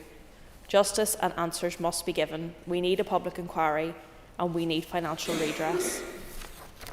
This together brings a picture of enhancing the experiences of our people through different legislative avenues, and I would urge every department to continue meaningful engagement with stakeholders and our communities on the ground, ensuring that expectations are met of those living with the realities that these bills seek to address. However, whilst we can welcome these efforts, it would be remiss of me not to recognise the context in which we are receiving this legislative programme in. I would ask, how can we impactfully assess a legislative programme without an outcomes-based programme for government? How can we approve actions for change without knowing the outcomes that they desire? I say this sensitively, but we also have many outstanding commitments on the table to ensure that we as a society progress. We have positive steps and recommendations already agreed to in New Decade New Approach, among other agreements. These were negotiated to improve the lives of people in Northern Ireland, whether it's delivering an anti-poverty strategy, reformation of the civil service or a Bill of Rights, plus many, many others. We cannot let this fall by the wayside. There are already commitments in place to make change which would have a positive impact on the lives of those who live here. And the lack of delivery on these promises dilutes the hope and goodwill people give us to get the job done, including the pieces of legislation on the table today. This is not to diminish the ambition of our legislative programme or welcome some of its commitments, especially the public inquiry into mother and baby institutions. As my colleagues and I have said in this chamber, the programme marks a positive and welcome step in this mandate for delivery for the people of Northern Ireland. But I think it is a lost opportunity that we cannot have this aligned with a programme for government. Thank you. Paul Fruit. And I rise to welcome the programme, the legislative programme from this executive. But I suppose I come also with a warning that a programme is all well and good, but it should never be quantity. It should always be quality. And, Mr. Speaker, the examples of the last mandate should warn us all. We have a Department of Justice and its Minister in a sorry mess with regards to legislation it passed through this House. And we also have the Health Department in the High Court on the 29th of May 2024 on the Health Protection Coronavirus Restrictions No. 2 Regulations 2020, in particular Regulation 7.1, where it has been attested that the PSNI did not have the power to enter premises to issue fixed penalty notices, which means that most of those fixed penalty notices are now unsafe. So I think it's really important that this Assembly, the Ministers in the Executive and the MLAs in this Assembly, ensure that there is full scrutiny in all legislation that comes before this House. And whilst I look down this programme, I can get all excited because I can look to see where the opportunities that I can make amendments to legislation to effect change in a positive way. So again, I welcome the programme.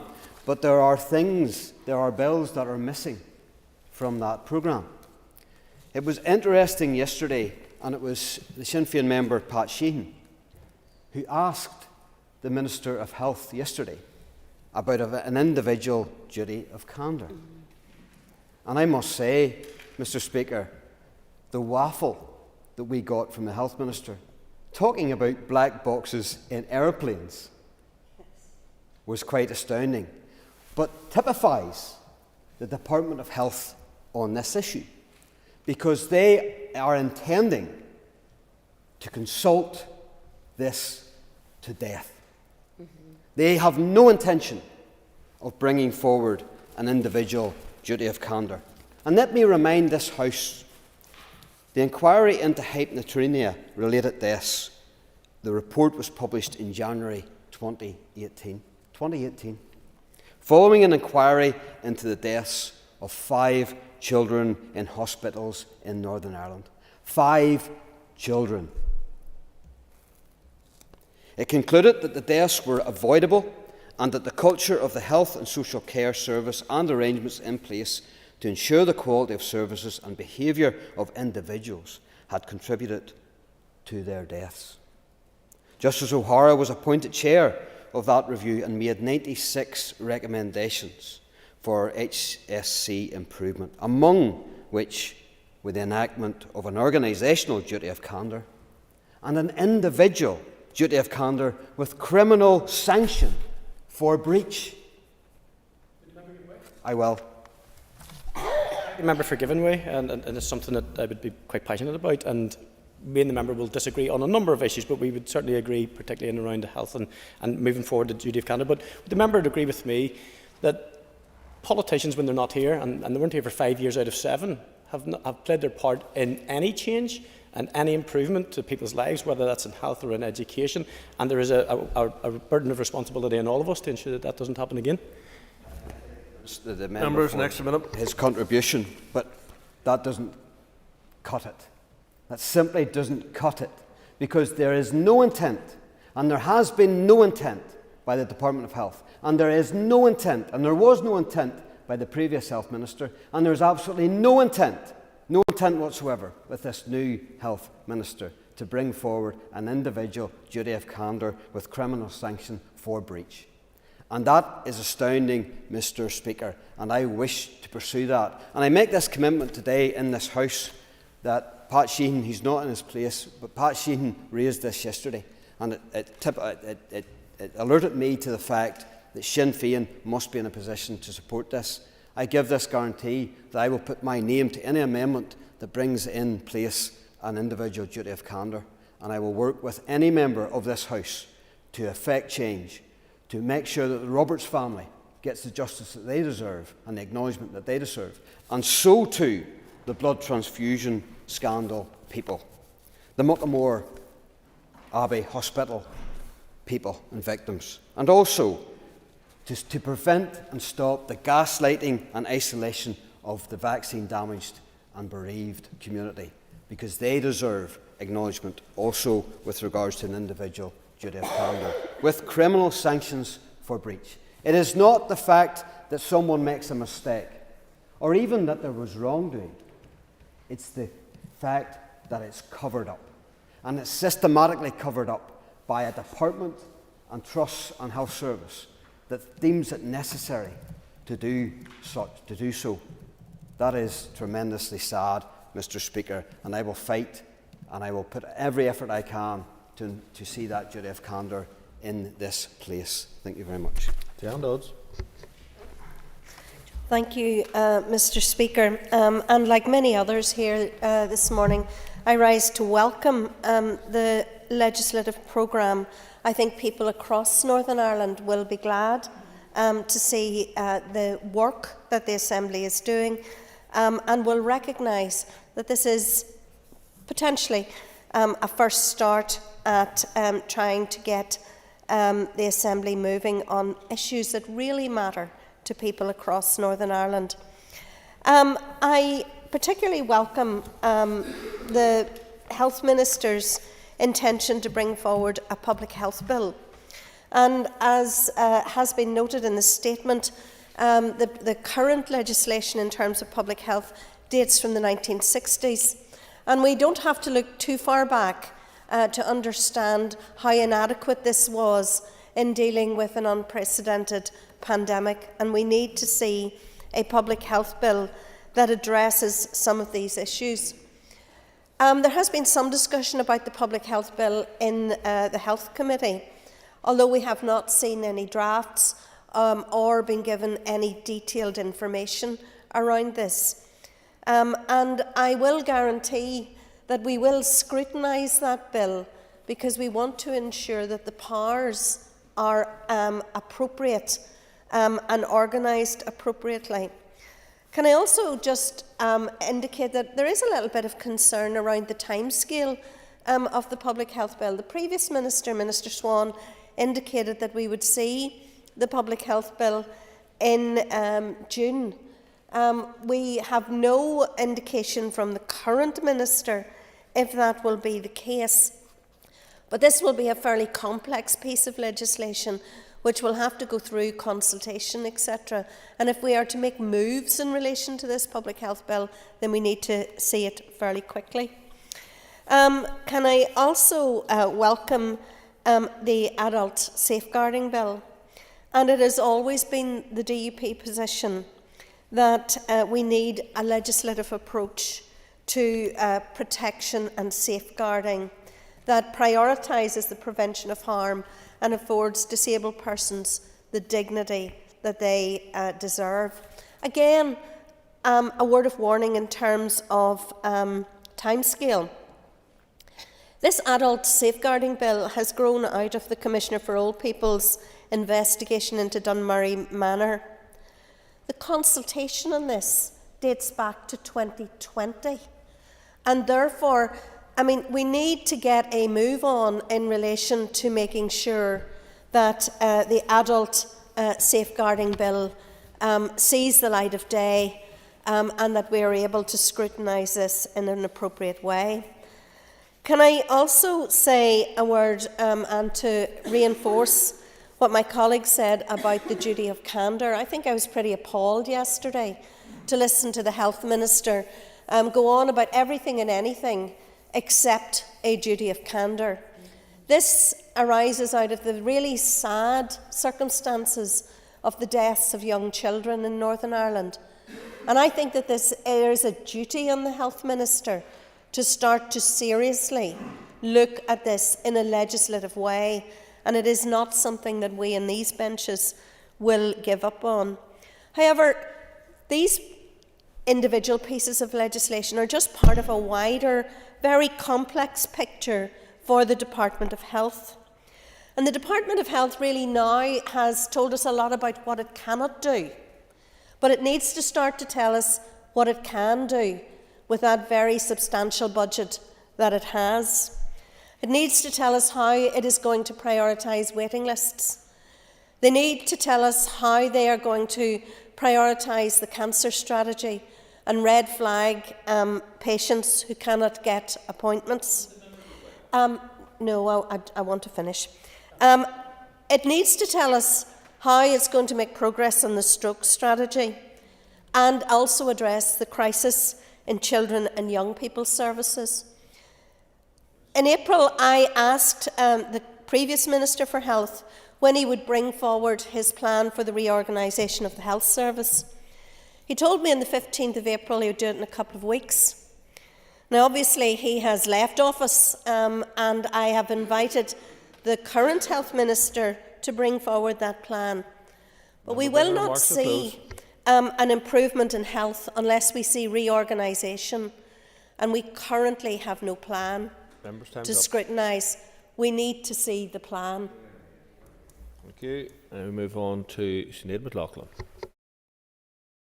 Speaker, I welcome the opportunity to discuss the legislative programme of the Executive. It's good that after almost 130 days we finally have a bit more clarity on what exactly the Executive intends to do in the remaining time in this session. There is a lot in this programme for government that I welcome and would like to see progressed as quickly and as judiciously as possible. And can I further clarify that the Leader of the Opposition clearly stated that the SDLP would not be forcing a division? We are, however, rightly critiquing the level of ambition. And as the official opposition, we have repeatedly pressed the case for delivery. And it is right that greater transparency is welcomed, even in the absence of a programme for government. After all, stop-start government has repeatedly prevented legislation here and there, or certain bills that have been delayed by dysfunction in this place. For example, the First and Deputy First Minister's Bill on mother and baby institutions, Magdalen Laundries and Workhouse Public Inquiry and financial redress cannot come soon enough. Indeed, for many victims, it is already far too late. The Executive Office should proceed with haste with its introduction, conscious of the years of justice delayed and denied to those victims by the decisions of the First and Deputy First Minister's Party to collapse this place again and again in recent years. It is also welcome to see that the Justice Minister has committed to bringing forward legislation on a range of issues, notwithstanding the long list of issues that remain unresolved, from the necessary ban on good character references to a standalone hate crime legislation. As the SDLP economy spokesperson, I would also like to welcome the bill adapting the functions of the utility regulator, and will look forward to this House scrutiny of it. As we will debate later this afternoon, energy costs are out of control, and it is no small part thanks to the government's failure to properly regulate the sector by giving the utility regulator the power to advise government departments, as well as the power to regulate home heating oil, something that I hope the Minister will consider including in the provisions of the bill. Sorry, I have literally 5 minutes in this timed. However, we do need to tell the truth about the programme that we have in front of us, including its shortcomings and omissions. For me, it is lacking ambition. Over months now, we have debated issue after issue, many related to legislation, and now we know that the executive parties have met 100 times in advance of the return to the Assembly, and in that context, I am surprised this programme is so light in substance and that so many important issues are actually missing. For example, the Minister of Education has said he's looking at legislation involving a price cap on school uniforms, but that's nowhere to be seen, and families are looking down the barrel of another summer, forking out absurd sums of money to send their children to school. The Minister of Agriculture, Environment and Rural Affairs party promised an environmental bill to create independent environmental protection agency, but in the middle of the biggest ecological disaster in living memory, we still don't see that coming through on the books. The Minister for the Economy has talked about legislating for the rights of unpaid carers, but as we speak, tens of thousands are still forced to choose between pursuing their career or caring for their relative. On each of these issues, and many more, this programme shows that people will be left waiting for another year at least. I also want to address the issue of regional balance in this programme, or the lack thereof. Members might think I'm a broken record on this topic, and truth be told, I wish I didn't have to be. But nowhere in this legislative programme can I see commitment to legislation on regional balance or any indication of how this body of work will level the playing field between different places. There are many objectives in this place, and I know we all believe in causes that hold a special place in our politics.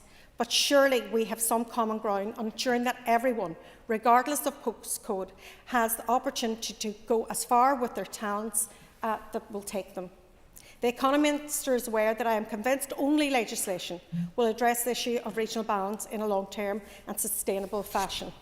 I understand that this represents only the beginning of the Executive's legislative programme, but I think the public will be underwhelmed by the lack of urgency that the Executive parties collectively are displaying and the slow pace of change in our politics. The public deserves speedy action on the issues that they care a lot about. Members' time is up. Members' time is up. We move on to Colin McGrath. Thank you very much, Mr. Speaker. And I rise as an opposition member to do what an opposition does, is to provide scrutiny to the legislation and to the statements that are presented to this House. I think it's what the opposition does here. I'm pretty sure it's what an opposition does 100 miles down the road. And I think that that is our task, and I certainly won't be taking the task for providing that scrutiny. So I at least welcome that there is this legislative programme being offered today. But again, agree with my colleagues in saying that I don't think that it's much. I think that it's quite mostly dealing with the mundane, and it's the things that departments are saying has to be done, rather than it being something that is strategic, something that is planned, something that is being offered as a future. It is just simply dealing with a lot of things that the departments have said after 7 years where there hasn't been much government here, that they have to see some movement. And in terms of the health portfolio that I carry for our party, I would be looking at things like the Public Health Bill, and it's been suggested that it is replacing something that hasn't been there in over 60 years. I think it's out of desperation that we need to see some of the changes, and that is why that bill is coming forward. And if we do look back at the COVID period and how a lot of those regulations came in and the difficulties that there were, I think that the department is saying that it needed this new legislation to be able to try and deal with things in a better way for the future. And also, if we look at the Adult Protection Bill, again, it is there as a response to some current issues, but it showed those issues, especially around Dunmurray, showed how out of touch the legislation was in being able to deal with any of the issues that were being presented, and that's why there was an urgency about updating those matters. But again, it is out of desperation. It's when problems arise, we have to rush and get some sort of legislation to be able to try and cover over the cracks that have been exposed. That's not being planned. That's not being strategic. That's not presenting a better future for people. It's about doing the bare minimum that we absolutely and utterly have to do because of what has taken place. And also things like the Adult Protection Bill, I think they expose how we operate in silos here. Because we've got one arm of the executive in the Health Department that is going to propose this bill, which is going to include the requirement for retention of the recruitment of huge amounts of new social workers. But there's no money from the Finance Department to go to the Health Department to be able to deliver the new staff that are required. So we will pass this bill, I have no doubt, and then there will be a crisis because we won't have the staff because the money isn't going to be there. That's what happens whenever we deal in silos. Yes, I'd like the extra minute. Well, we're all here to be supportive. Sir, the member would be aware, of course, that when the health budget's actually been cut by 2.3%, it's going to be increasingly difficult for any health minister to be able to deliver what is required. And indeed, many members across this Assembly would agree that cutting health by 2.3% is not anything we should be doing, particularly with the crisis that we're approaching. The member has an extra minute. Thank you, and I've an extra minute and a half because he said the next 30 minutes of my remarks, which is the fact that the budget that is available isn't even going to be able to do what is currently expected out of the Department of Health, but the bill, whenever it's passed, will not have the finance from the Finance Department or the Executive to be able to deliver what is needed. And also if we look again at how time and time again, there is not one MLA in this room that has not heard that our health service needs to be transformed. We need urgently the transformation to be able to make our health service fit for the future. And is it in this year's legislative programme?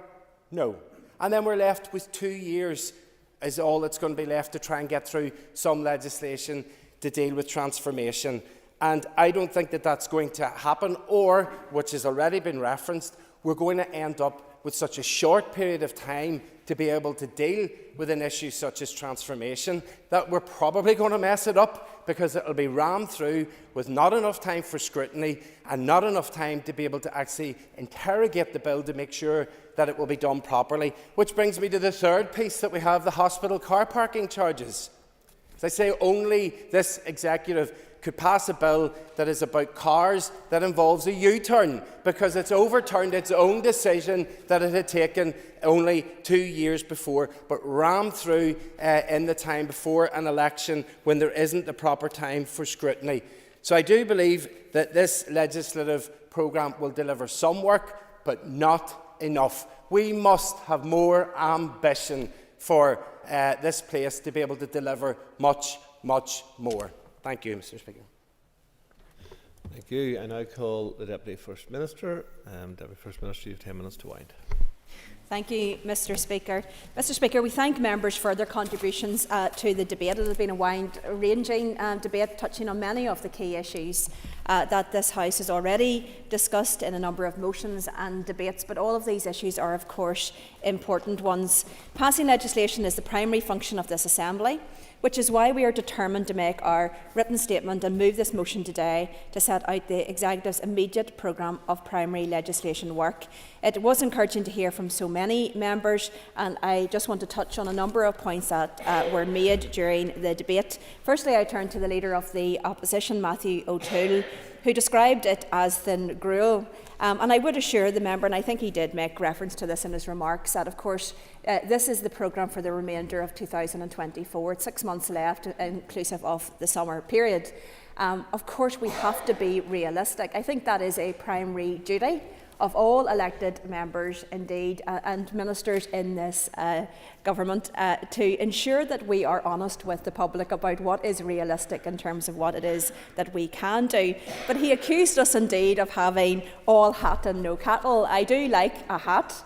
But having been through and attending some fantastic country shows over the course of the last number of weeks, I do like my cattle as well. And on the serious point relating to it, the First Minister and I have discussed this issue in some detail. We find it incredibly important for us to get out there, to support communities, to support events, but we recognise that absolutely key to this administration will be delivery. It will be the cattle, and that is what we are working hard on. But of course, it is key as well is that what we are focusing on is something that is deliverable. If we try to prioritise everything, then nothing will be done. And that is what the work that we are currently working on in terms of both the programme for government and within the Executive Office. So I can assure him that this is just the start of our ambition, but we are deeply ambitious for this place. We have a shared determination to build a better and brighter place, and that must include addressing the problems. It must include growing our economy, but of course it must also include the important work of the transformation of our public services. Turning to the chair of the committee, who's not in her place, but Paula Bradshaw, I welcome her endorsement of the programme, and in particular she raised a number of key aspects of that, welcoming, as others have done, including Karen McCullen and others, in relation to the Sign Language Bill. I welcome this deeply. I think it is a very good indication and sign of our inclusive agenda to ensure that everybody will be able to participate and to be able to access the public services that they require. But of course, I think it is critically important to recognise the role of this place in relation to legislation. It must be about the identification of need. I do, in a personal capacity, I am a small government politician. I do not support legislation for legislation's sake. And I think it is a significant mistake for people to look at this assembly and to judge it on, as Paul Frew said, the quantity and not the quality.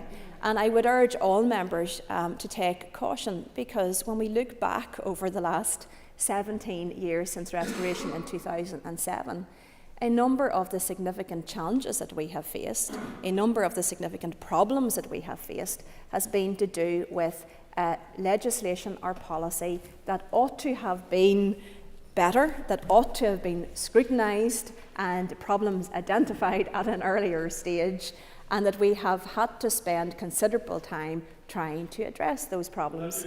So I will indeed.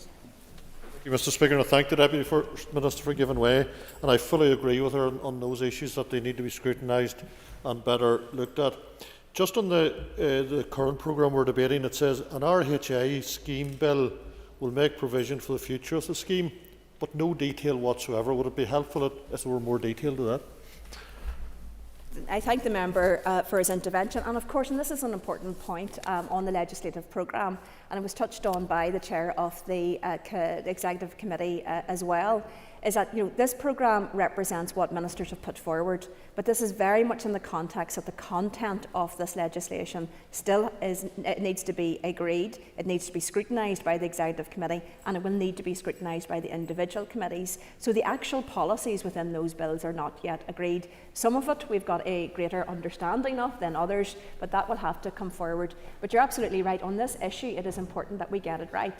And this is the point that I was making around the role of this Assembly, but also the role of committees. In the Northern Ireland Assembly, committees have a very particular and different role than committees elsewhere. It is not just to scrutinise, but it is to aid with policy development and to support ministers in policy development. That also presents an incredible opportunity for committees. But what we need to do moving forward, and I would like to see all of us commit to this, which is to ensure that we don't value quantity or speed over quality and getting things right. We have to scrutinise, we absolutely do. Unfortunately, I've only 10 minutes and I've got a lot of contributions I'm afraid to touch on. I do want to be fair to as many people as possible. Deborah Erskine, like a number of other members, referenced her policy brief in terms of her chairing of the Infrastructure Committee. I think that's very welcome, and again I touch on that point that if this Assembly, if this Northern Ireland Executive is going to deliver, and we've got that determination to deliver, we can only do so by working hand in hand with the committees, relying on committees to call the relevant witnesses, to really scrutinise that legislation, to ensure that what we are doing is the right thing. And I welcome those contributions from Deborah and others on those committees. Steve Aiken mentioned the programme for government. As indicated yesterday, we are in the same position in relation to this as Scotland and Wales. All three jurisdictions were in an advanced position in terms of the programme for government, and all three have taken guidance on this matter in terms of the election period and will not be publishing. And I think that is right and proper. I would love to say that the programme for government is going to be so good that it would give an electoral advantage to the First Minister and I in publishing it. And of course that's what the guidance is there to caution against. I have no doubt though there will be a variety of views on the programme for government, but we are of course going to publish that for consultation because we want to hear those views and we want to improve upon it. But we are very mindful of our responsibilities during that period. But we have a determination to get this published as soon as possible after the election period is over.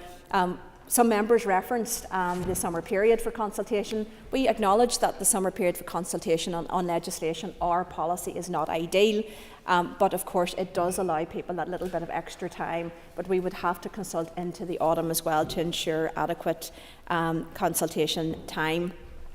The policy area of the duty of candor was mentioned a number of times by a number of members, and indeed I want to personally add my voice in support of that. I wasn't here for the Health Minister's questions, but there was a reference to black box. There's an excellent book at the moment called Black Box Thinking, which deals with this very particular point, and it does talk about why so much goes wrong in terms of medical negligence and other issues, and that book does focus on the specific issue of candor. But I think there's an important point across this. It's not just within our health sector in terms of that candor, but across all of our policy departments, all of our policy areas, all of our legislation, we need to be very open and frank around what works and what doesn't work. And if it's not working, let's get it changed. Let's work together to try to address that, because it is the only way we are going to improve things. And I just want to, unfortunately, I only have a minute and a half, but I do want to add to that point to say that I think it is incredibly important in terms of all of these issues that we are fully aware of what the impact of what we are doing is. And again, I come back to the quantity point around legislation. When you speak to people on the doors, which I know all of us will be doing over the next number of months, next number of weeks, the key issue that we hear time and time again is about people wanting their public services to work for them. Should that be in health, education, access to GP services, affordable childcare, all of these types of issues. But we also are conscious that legislation is not always the answer to the problem. Sometimes the answer to that problem will be transformation. It will be about restructuring. It will be about getting the right policies in place. And the committees also have an important role on all of these things, as does this House. So again, I want to conclude by saying thank you for your contributions to this debate. I think it's been very useful and important issues raised, but I would urge people to consider, let's get the right legislation, let's prioritise quality over quantity, consideration and scrutiny over speed, because that is what the people of Northern Ireland demand of us, and that is what will deliver for people throughout Northern Ireland. The question is that the motion on the order paper be agreed. All those in favour say aye. Aye. Contrary, if any, no. The ayes have it. The ayes have it. If members would take their ease momentarily. We're now moving to the consideration stage. Order, members, order. Said take your ease, nothing else. We're now moving to the consideration stage of the Defective Premises Bill, and I call the Minister for Communities, Mr Gordon Lyons, to move the bill. Mr Speaker, I beg to move. Members will have a copy of the marshalled list of amendments detailing the single amendment for debate. The amendment will be debated under the group headed Defective Materials Products and Design Features, etc. I remind members that once the debate on this group is completed, the questions on the amendment and clauses stand part will be taken. But if that's clear, we shall proceed. No amendments have been tabled to Clause 1. The question is that Clause 1 stand part of the bill. All those in favour say aye. Aye. Contrary, if any, no. The ayes have it. The ayes have it. We now come to the single amendment for debate. I call Daniel McCrossan to move the amendment. Moved. I now call Mr McCrossan to speak to the debate. Thank you, Mr Speaker. As outlined at a previous contribution in this House to the beginning stage, the starting stages of this bill, this is not the way we prefer to do business. Accelerated passage is not the most appropriate way for legislators to consider legislation that will have a direct impact on the lives of our citizens. It is right and proper that we go through the accountability and scrutiny mechanisms that are there, and on this occasion the process by the committee has been bypassed. That said, we recognise the importance of this particular piece of legislation. Whilst we do have some concerns, we recognise the importance of aligning us with the rest of the UK in terms of the legislation that's in place, and also recognise that this should have been done some time ago. That said, there's wider issues here in Northern Ireland and potentially further issues down the line in terms of defective materials, products and design features. And we have allowed in this amendment some protection for those who may be affected. As the explanatory and financial memorandum associated with this bill explains, there's significant disparity between Northern Ireland and England and Wales in relation to the limitation periods for legal action where a building is shown to be defective. Hence, this bill was brought by the Minister today. The purpose of my amendment is to address a particular gap in the bill's provisions, and I want to emphasise at the outset, Mr. Speaker,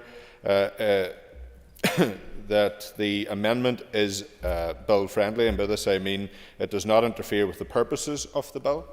It imposes no direct burden on the Department, as the new clause is an enabling one, which gives the Department permissive, not prescriptive powers. It places no financial burden on the Department, and it is designed within the spirit of the bill to extend its support a little wider. You will notice that my amendment does not alter a single word of the bill as laid. It is constructed as an additional clause, and this is my deliberate choice to ensure the bill's overarching intentions are unaltered. I'm sure everyone in this Assembly is aware of the horror stories that have emanated from places like Donegal and Mayo and other counties across the island of Ireland concerning the shocking effects of defective building materials, including mica, pyrite, rack, on domestic premises, and not just domestic premises. There's every sign that all infrastructure in various aspects has been affected as a result of these defective materials. Young families have been left devastated as their homes cracked from bottom to top and leaked water, making them very difficult to live in, and of course in some instances dangerous because they're literally falling down around them. And more mature couples whose life savings have been put into building their dream homes have disappeared overnight. In this instance, there's a huge concern, particularly along border constituencies, that the issues that we have seen play out in Donegal, Mr. Speaker, and other counties across Ireland will be affecting people here. And I get the sense that there's a reluctance for people to come forward because there's no mechanism to support them. There's no real advice available, actually.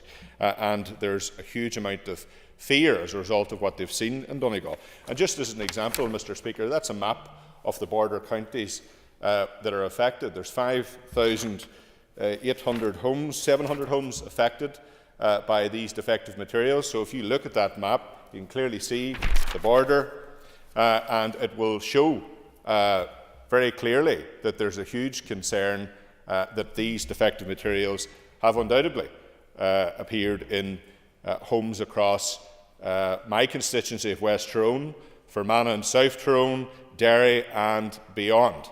And at some stage, I believe in the not too distant future, people will start to come forward, as some already have. Some in my constituency, a young family that have been affected by this, their dreams have been shattered and their house left in a terrible state of disrepair.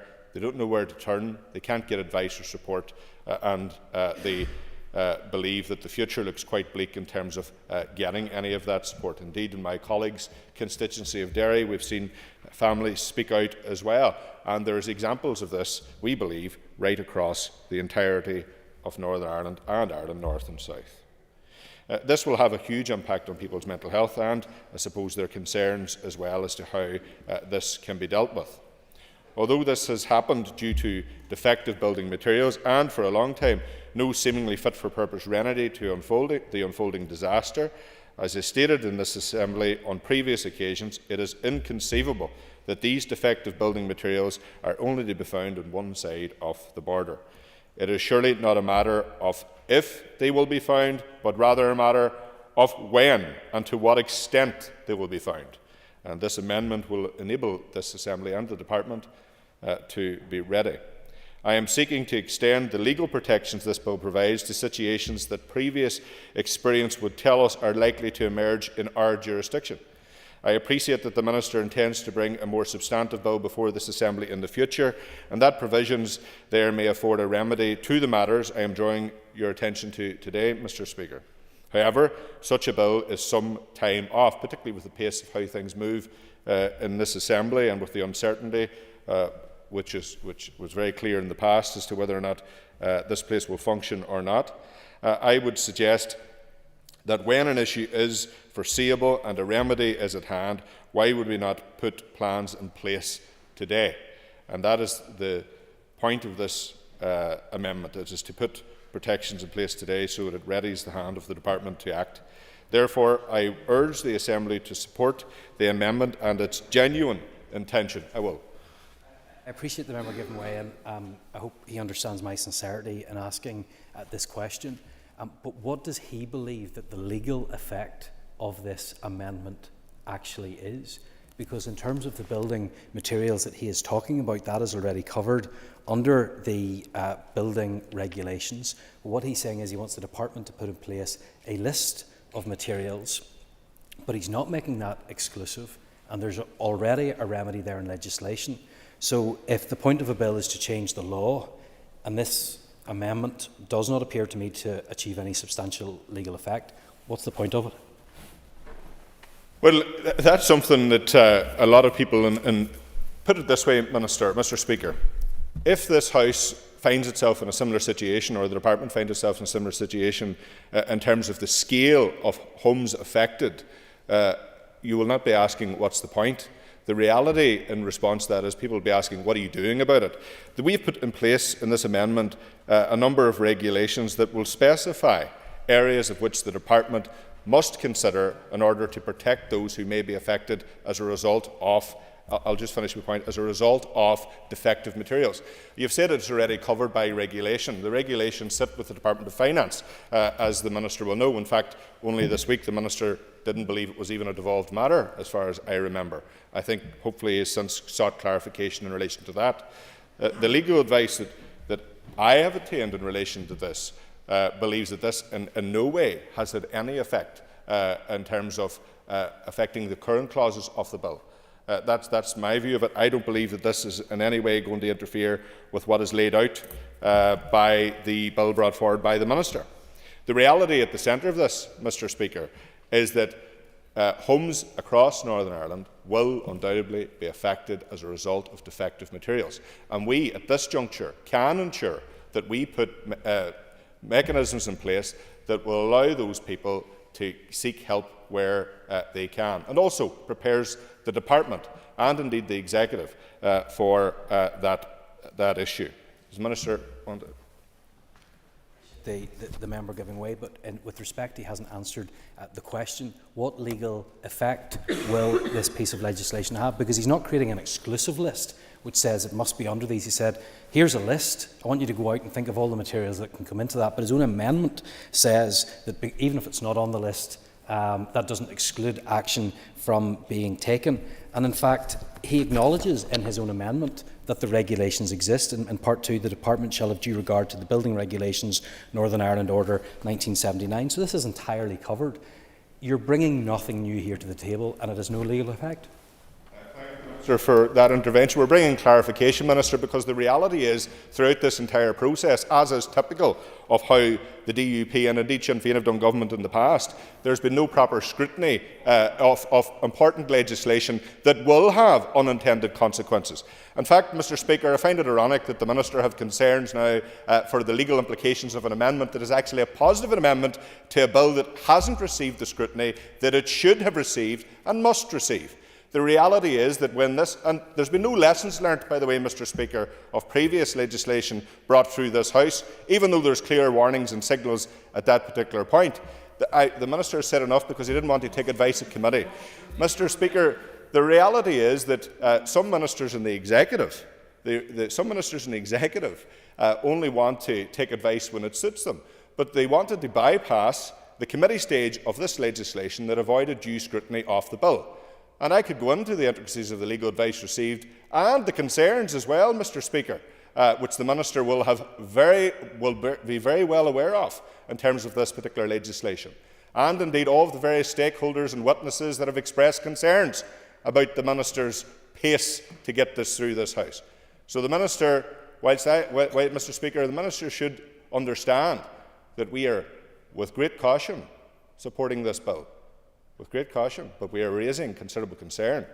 And the Minister, if he wanted to ensure the widest possible net to protect people that are affected by defective premises, and if mica and rack and pyrite are in the homes of people in Tyrone and Donegal and in Derry, the Minister would do well to remember his words in this House today, because if he does indeed support this amendment, Mr. Speaker, at least he can say he was ahead of the ball. Not something can be said very often for the DUP, and let alone the Executive.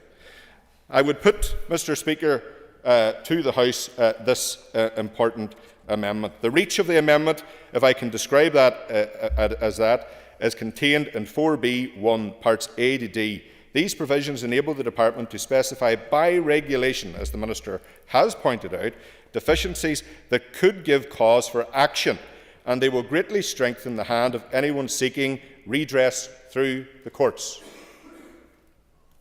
I regret not being able to speak to colleagues in other parties before today about the amendment, particularly those within the Communities Committee, of which I am a member, but the use of this accelerated passage of this bill made that impossible and very time challenging.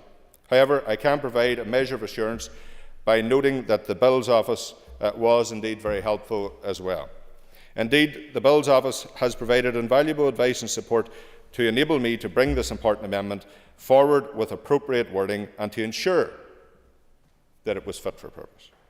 You will also note the actions undertaken by the Department in making regulations are required to have due regard to our existing building regulations, and that regulations may not be made unless a draft of them has been laid before and approved by this Assembly. I know that these building regulations are under the control of the Department of Finance, as indicated earlier, and it will require some cross-departmental working between ministers of the Executive. Again, something that doesn't happen as much as it should. Further, a report must be provided to the Assembly detailing the factors which will inform the content of the regulations. These measures ensure that the Committee for Communities and indeed this Assembly can scrutinise developments in the future. I trust these safety features, which is what I would describe them as, Mr. Speaker, will give the Assembly enough confidence in the amendment to support it. The reality is that if we are affected in Northern Ireland to the same extent as homeowners across Ireland, we are going to face a major crisis. I'm not saying that my amendment saves the day, but it lays a clear pathway for people to seek support and action where appropriate if they are indeed affected. The reality, Mr. Speaker, is for the last number of years when this House was actually sitting, I have written to multiple ministers of each relevant department asking what they are doing to help identify traces of pyrite, rack, mica in homes across Northern Ireland. And I receive a very blunt one-line response to say, I have no knowledge of it. A partitionist mentality that actually believes that these materials did not cross the border. And indeed, an arrogance to assume that no other quarry has manufactured products that may be defective and affecting homes across Northern Ireland. Indeed, has any lessons been learned on this side of the border, Mr. Speaker, in terms of how the crisis in the south unfolded and how 5,700 families have been left in dire circumstances? I know the Minister, Mr. Speaker, is far away from Tyrone. But when the chickens come home to roost, which I believe they will, this House better be ready for what will be a huge crisis. because closing your eyes and blocking your ears is not going to resolve what potentially could be on the track.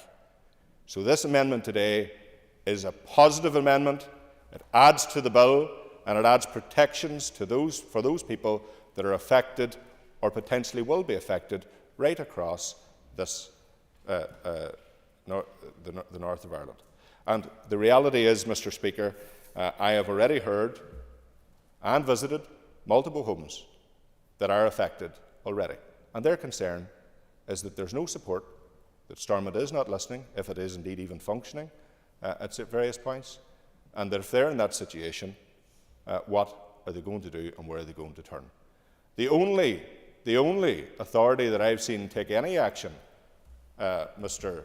Speaker, is the Derry City and Strabane District Council, that allowed for people to come forward and register a concern if they believe that their home was affected. That's the only positive action I've seen from a crisis that is 5 minutes from my doorstep, where thousands of people's homes and dreams have been destroyed. So if this House is choosing to ignore what potentially could be a huge crisis, then they'll reap the consequences of it. But if we get ahead of the ball and start actually reaching out to identify the number of homes that potentially are or will be affected, then we can mitigate against what could be a disaster for public finances in Northern Ireland, but also for homeowners right across Northern Ireland. This is here. People need to recognise it. And on what scale will only be determined in the future. But the departments and the executive need to be conscious that there's a very serious problem down the line. Thank you, Mr. Speaker. Ciara Ferguson. Thank you, Mr. Speaker. Every individual and family have a right to a safe, secure and suitable home for their needs, which is of a decent standard.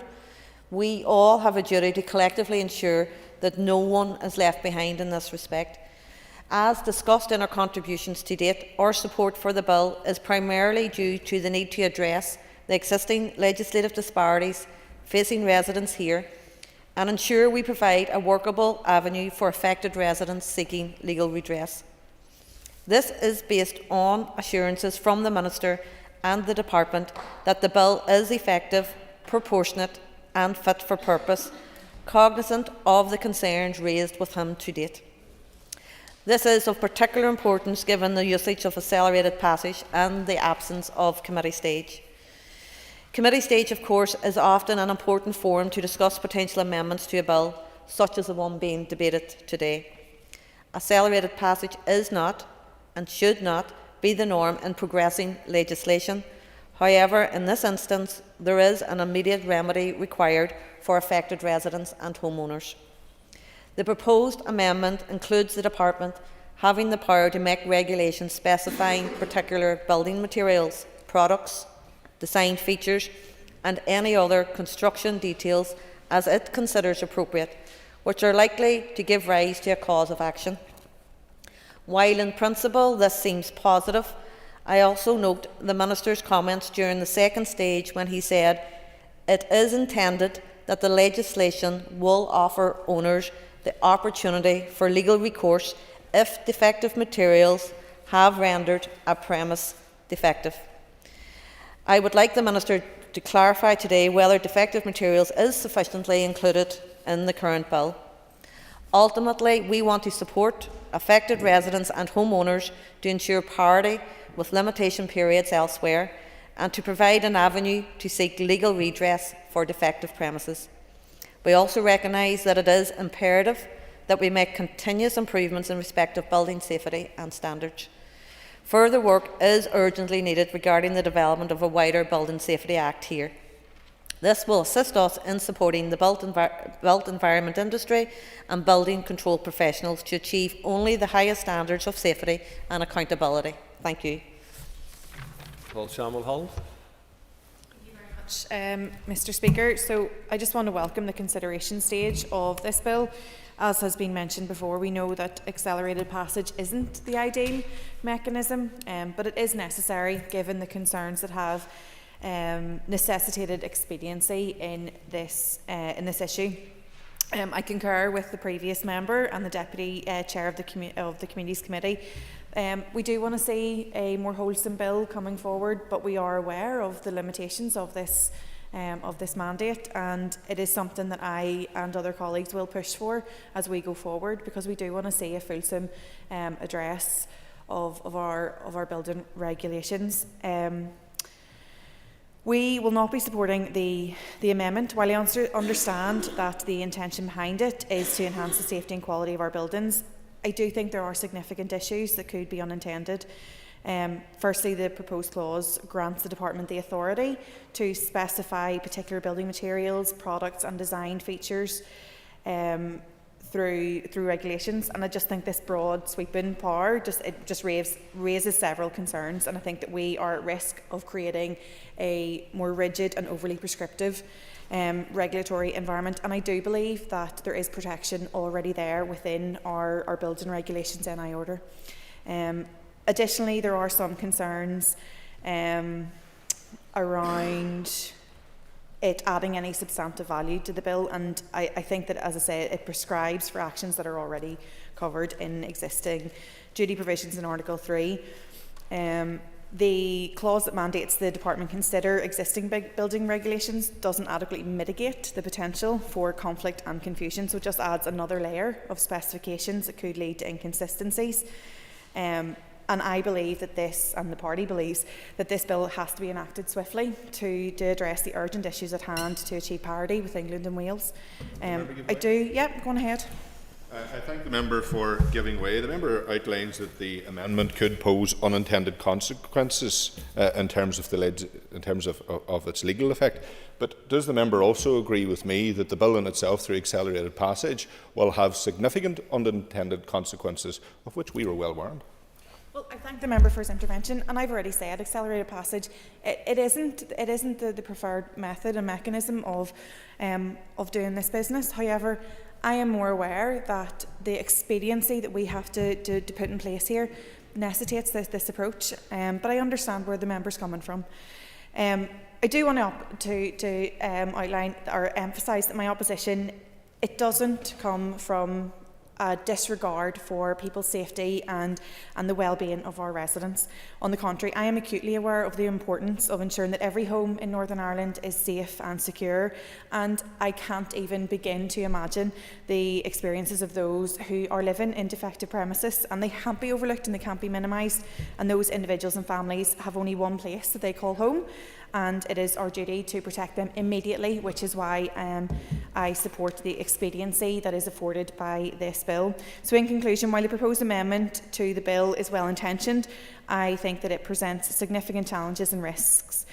So we have to strive for a solution that protects residents from defective buildings, and by opposing this amendment, I think that we can ensure that the bill progresses quickly and effectively, addressing the urgent needs of our residents without unnecessary complications. Thank you, Mr. Speaker. Andy All. Thank you, Mr. Speaker. And at this point, I don't intend to restate my comments that I've made on their accelerated passage debate and the second stage. They're on the public record and they're there and available for people to read and see. Turning to the amendment, Mr. Speaker, we believe the proposed amendment to the Defective Premises Northern Ireland 2024 bill, which seeks to specify defective materials, products and design features, is not necessary.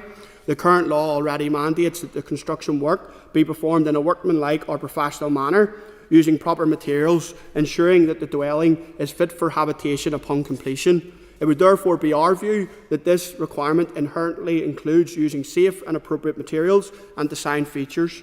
We are of the view existing legislation covers the aspects intended by this amendment. I know the member opposite highlighted concerns with specific building materials during the second stage debate, which many across this House share and have echoed here today. And I assume that is what, as he stated, he is attempting to capture through the amendment.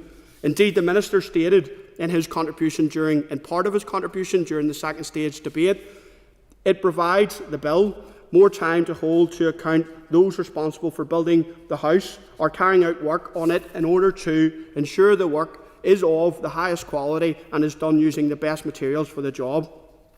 I'm happy to give way to the Minister at this stage if he wishes to clarify whether there is a necessity to specify defective materials, products and design features by regulation in order to enhance the level of protection provided. Give way to the member and to clarify to him and to the Deputy Chair of the committee as well that that will not be necessary because the existing regulations cover those and they do not need to be specifically identified in order for that action to be taken.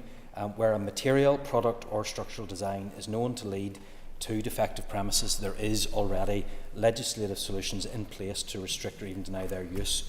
That is namely Part B of the Materials and Workmanship section of the Building Regulations. I thank the Minister for that clarity, and indeed that was our interpretation, and I would have liked the opportunity to have engaged with the member more broadly and to scope this out, and indeed, as other members have alluded to, it would have been preferential had we have had the ability, notwithstanding the previous comments that I made under the accelerated passage debate, that we would have had the opportunity to explore some of these aspects under committee stage, but that wasn't the case as per the will of this House, and on that I'll end my comments, Mr. Speaker.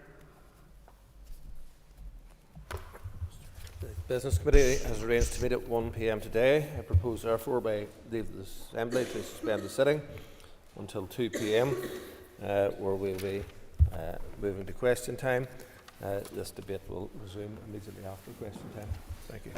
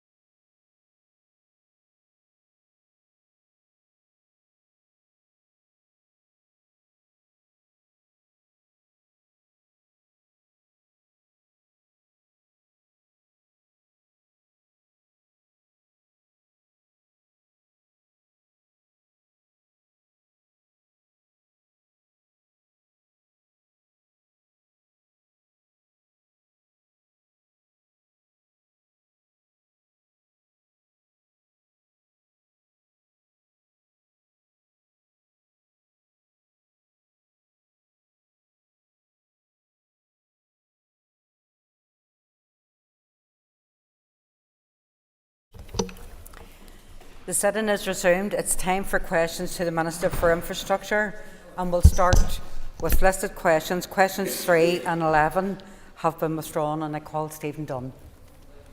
One, Principal Deputy Speaker. Minister. My department has been operating in a difficult financial environment for a number of years due to underfunding and austerity by the British Government.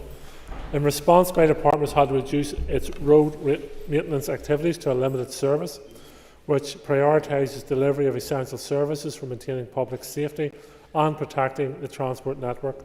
Consequently, only the highest priority defects across the network are currently being repaired. This means defects greater than 50 mm depth are being repaired across all roads. However, on high-traffic urban and rural roads, defects greater than 20 mm are also being repaired. The level of repairs can be carried out in any financial year. It depends on the funding available to my department. I continue to engage with my executive colleagues to ensure that my department is properly resourced and funded. Call Stephen Dunn for supplementary. Thank you, Principal Deputy Speaker, and thank the Minister for his answer. The sheer number and scale of the potholes on our roads over the last year, particularly within the North Down constituency, has been truly shocking and caused great concern for the local community which I represent. One example being the busy Castle Park Road in Bangor, which has a road surface more akin to the surface of the moon and has so far not been able to resurface as it is millimetres short of the 50 mm. When will the Minister take proper action to address our roads crisis and restore this back to 50 mm as it was in 2015-16? Minister. Thank you. Thank the member for this question. We are taking all actions available to us, and the member will be only too acutely aware that within the chamber, ministers from all departments and all parties are under significant financial pressure. Now, what I have done since I went into the department, I have engaged with my colleagues in the department as to how we improve public services as best we can with the limited public resources available to us.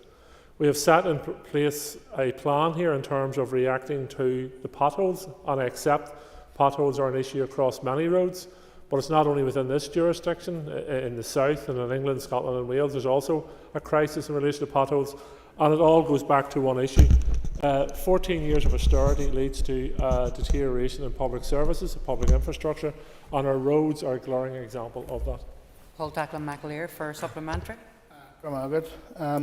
Minister, given the prevalence of potholes, I'd be grateful for your assessment of the use of concrete for road repairs. Generally, concrete surfacing is only used on rigid pavement construction. When all pavement layers are concrete, there are very few roads here of this type, and because of that, it's not considered a suitable option for maintenance resurfacing on the existing road network. The use of concrete road surfacing also raises environmental concerns, including noise and embodied carbon. It entails high initial costs, excessive maintenance costs, and high replacement costs at the end of life. Connie Egan for supplementary. Thank you, Minister. I would concur with my North Down colleague. Castle Park Road in Bangor is an absolute mess. And it's not just about the depth of the potholes that your department won't resurface them, it's actually about the number. The number of potholes on the road is dangerous for cyclists. It's also near a school. It's a very busy road. Please, Minister, will you listen to us and resurface it? Minister. As the member will be aware, when reports of potholes come in, they are logged in the local section office. Where there is a group of potholes, they are most likely to be inspected by the inspection and maintenance team. Where they meet the criteria, they will be repaired. We try to also, where there is significant numbers of potholes in the one area, where available resources are there, we will resurface significant stretches of road, as members have been seeing over this last numbers of months in different areas.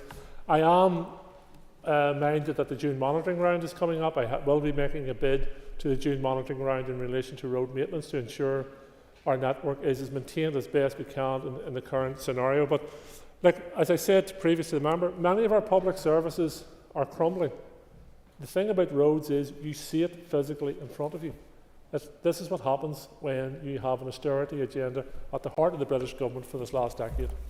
Call Brian Kingston. Deputy Speaker, question number 2. Minister.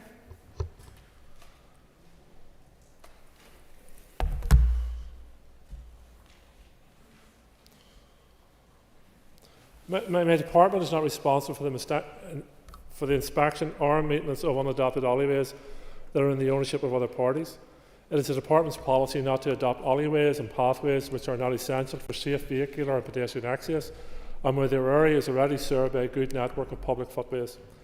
My department has been operating, as I've said, in a difficult financial environment for a number of years, and while my department fully supports the efforts of local communities to improve the appearance of back entries and other similar spaces within their areas to enhance community pride, reduce antisocial behaviour and improve the general area, we will continue to engage with statutory agencies and stakeholders in an advisory capacity on this issue.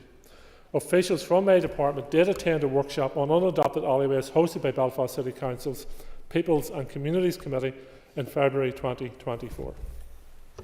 Brian Kingston for supplementary. Okay, well, I thank the Minister for that stock reply, and as he will be aware, as the Principal Deputy Speaker will be aware, and other members, unadopted alleyways are a major problem in Belfast, particularly in areas of older housing, where no statutory agency will take responsibility, and particularly with the growth then of private landlords, you get alleyways which become a hazard for residents, they can't put out their bins, some get severely overgrown and become a fire safety risk, where literally people couldn't get out or fire engine couldn't get in. I note what the Minister said about a meeting held at the Council. So my question, though, is will the Minister be willing to continue or to commence a discussion with particularly Belfast City Council and the Housing Executive to find a solution or to support resolution of this matter, because no one wants to take responsibility and it's a real issue affecting many residents? Well, I certainly do think there's a responsibility to continue to engage, whether it's with Belfast City Council or any other local councils and the Housing Executive, to see if we can find a common solution to these matters.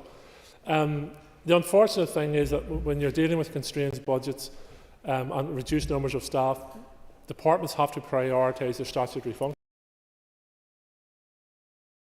Other matters which they would like to do. I certainly want to see my department playing its full part in local communities and engaging with local communities and supporting local communities and improving the environment they live in. But I do also want to overpromise or lead people on a merry dance in the sense that there's going to be a solution for my department on this. But I will play my part, and my department will play its part in its discussions. And as we all know in this place, it's good to talk, and you may find a solution within that. Would the Minister agree that it is important that all public infrastructure, including our footpaths and roads, is well maintained and kept clean? I agree, but unfortunately sometimes when you come into the bureaucracy of government, you find that when you refer to public infrastructure, you have to find out who owns the public infrastructure. That's the challenge each department finds. But as I said to Mr Kingston, I'm more than happy to play my part, my department's part, in engaging with any of our local councils or the Housing Executive on how we can find solutions to this.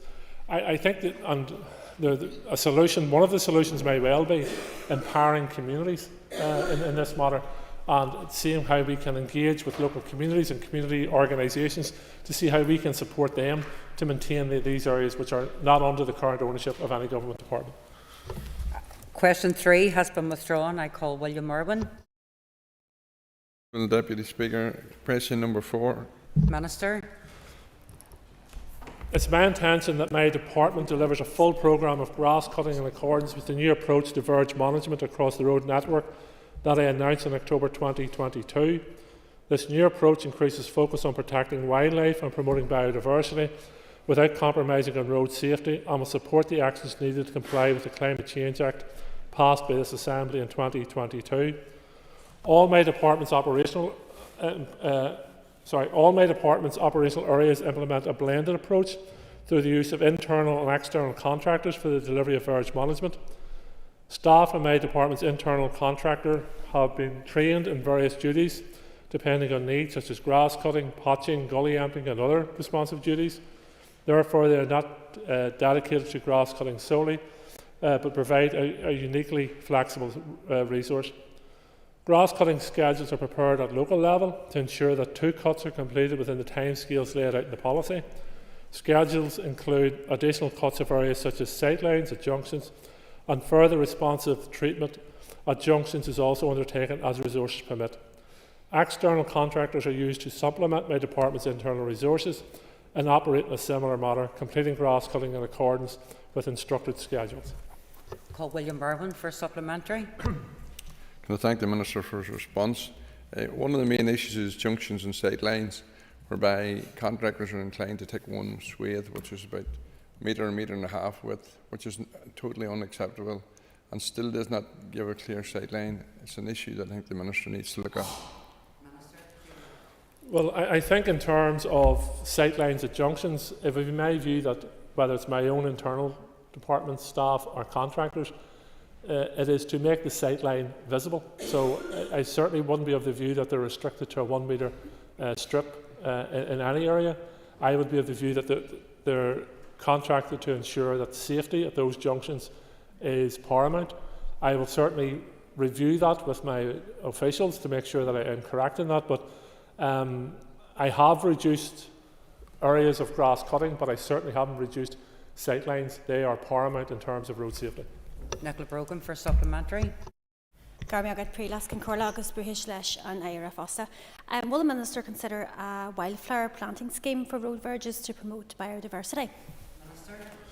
Yes, we work with a number of councils and we also work with a number of organisations to promote biodiversity along our road verges and major junctions and roundabouts. I've mentioned before Causeway, Coast and Glens Council in the Chamber as an example of how these things can be done.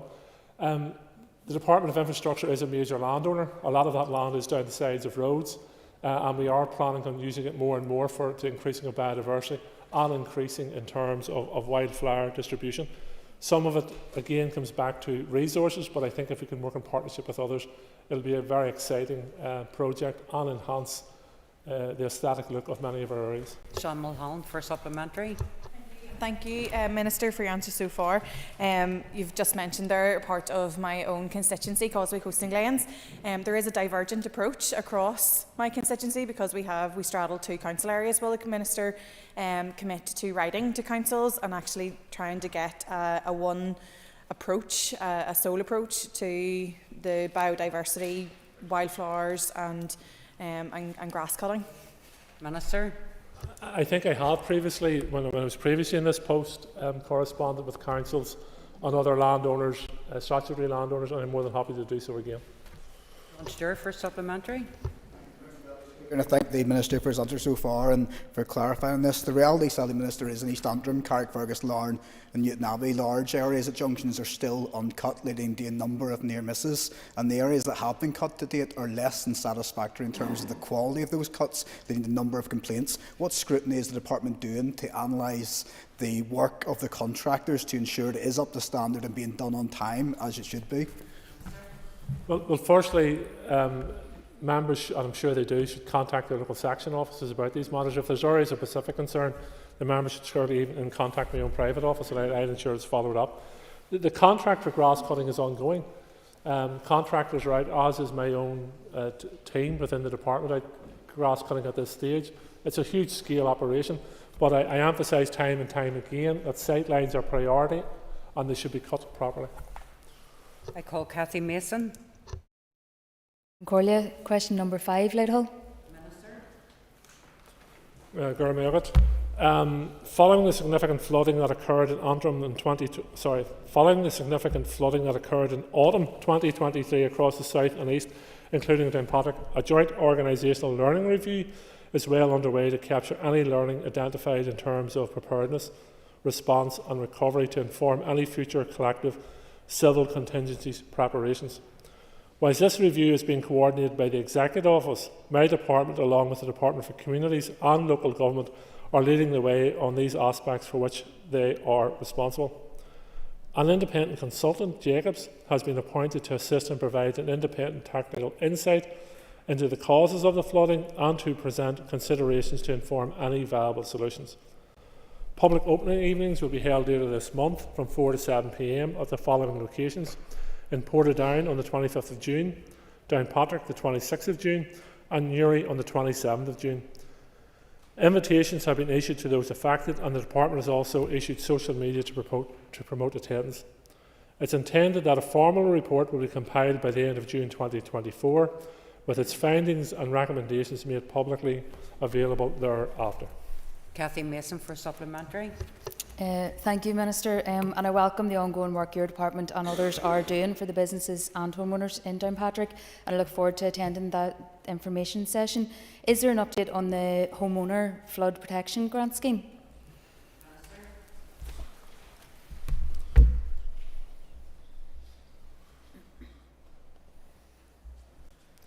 Yes, the owner flood protection scheme is available to homes. There's up to a 90% grant of the cost, up to a maximum of £10,000, following a survey of the estimated costs. The homeowner is required to make a contribution of 10% of the survey and estimated installation costs, and any additional costs that may be incurred above the £10,000. Further information on the home flood protection grant scheme is available on my department's website. To date, 130 installations have been completed at a cost of approximately £1 million. Andrew McMurray for supplementary. Thank you, Deputy Speaker, and thank you to the Minister.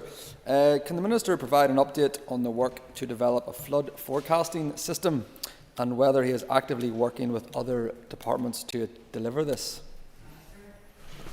I'm engaging with my own officials in regards to this matter, and we are seeking, if we can, seek investment either through various monitoring rounds or other programmes that the Executive may be running now in the future, because it will be an extremely beneficial scheme if we can get it properly resourced and put in place.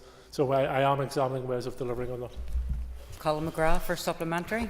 Thank you very much, Principal Deputy Speaker. And whilst I appreciate this isn't the Minister's direct fault, when we met with officials after the floods, we were told that the report would be available by June of this year, which may have allowed some work to take place over the summer and therefore ease business owners' concerns that the floods might happen again in October. To hear that this has been pushed back to next year is going to make business owners feel very, very concerned. Is there anything that could be mitigated in the time in between? Because we do not want to see a repeat this autumn of what we saw last year. Perhaps I misled the member or spoke incorrectly. It's intended that the formal report be compiled by the end of June 2024. So the findings of that report will be available to us. We haven't been standing still. My department and its officials are still examining how we can support communities across the north who have been impacted by flooding and learn lessons very, very quickly. So I can assure the member, when the report becomes available to me, I will quickly act with my colleagues within the department to bring forward the recommendations forward as quickly as possible. Call Deborah Erskine for supplementary. Principal Deputy Speaker, through the committee we've heard information in relation to properties that are at risk of flood. For example, 45,000 are located in areas at risk, and when you add climate change into that, 14,800 properties at risk. And through the committee we have been asking for a breakdown of where those properties are, but I'm cognizant of the fact that the budget position isn't exactly helpful in relation to prioritising schemes. So can the Minister detail what he is intending to do in relation to flood schemes and alleviation schemes for these properties, because that is quite a significant number of properties here in Northern Ireland? Minister. I am finalising my current capital budget and will publish later, and it will indicate in terms of funding towards flood prevention schemes. There is ongoing work going on, and I don't have the exact figures in front of me in terms of investment. We are investing in a number of flood defence schemes across the case. Some are at a more advanced stage than others. Of course, I would like more finances and more budget to carry those out. But I have to deal with the budget I have and use it to its maximum, so I will be doing that. I am looking at the Home Flood Defence Scheme. Currently, under the Home Flood Defence Scheme, if your area is scheduled for a flood alleviation scheme or major works, you may not be entitled to the Home Flood Defence Scheme. I'm looking at that to see if we can be more flexible with that, because despite our best efforts, some of these flood alleviation schemes take several years to deliver. Some of them can be very, very complex, and then you have to match opportunity with budget moving forward. So I am looking at other ways of supporting homeowners to protect their homes from flood and businesses from floods as well. Call Harry Harvey. 6, Madam Speaker. Minister.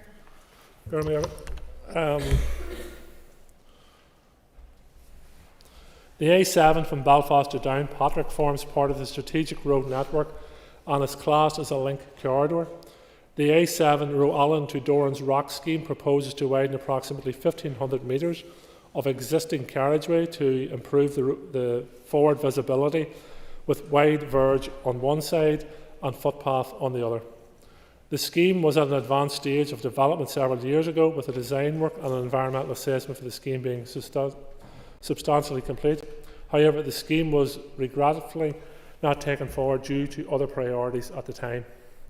My department is currently developing proposals for a new regional strategic transport network transport plan, which will set out the priorities for future development of the main roads and rail networks. I will consider proposals for to the A7 as part of this process. This transport plan is still in development, but once I have identified my preferred options and priorities, a draft document setting out these will be issued for public consultation, giving everyone an opportunity to have their views heard. Harry Harvey for supplementary. Thank you, Minister, for your detailed answer there.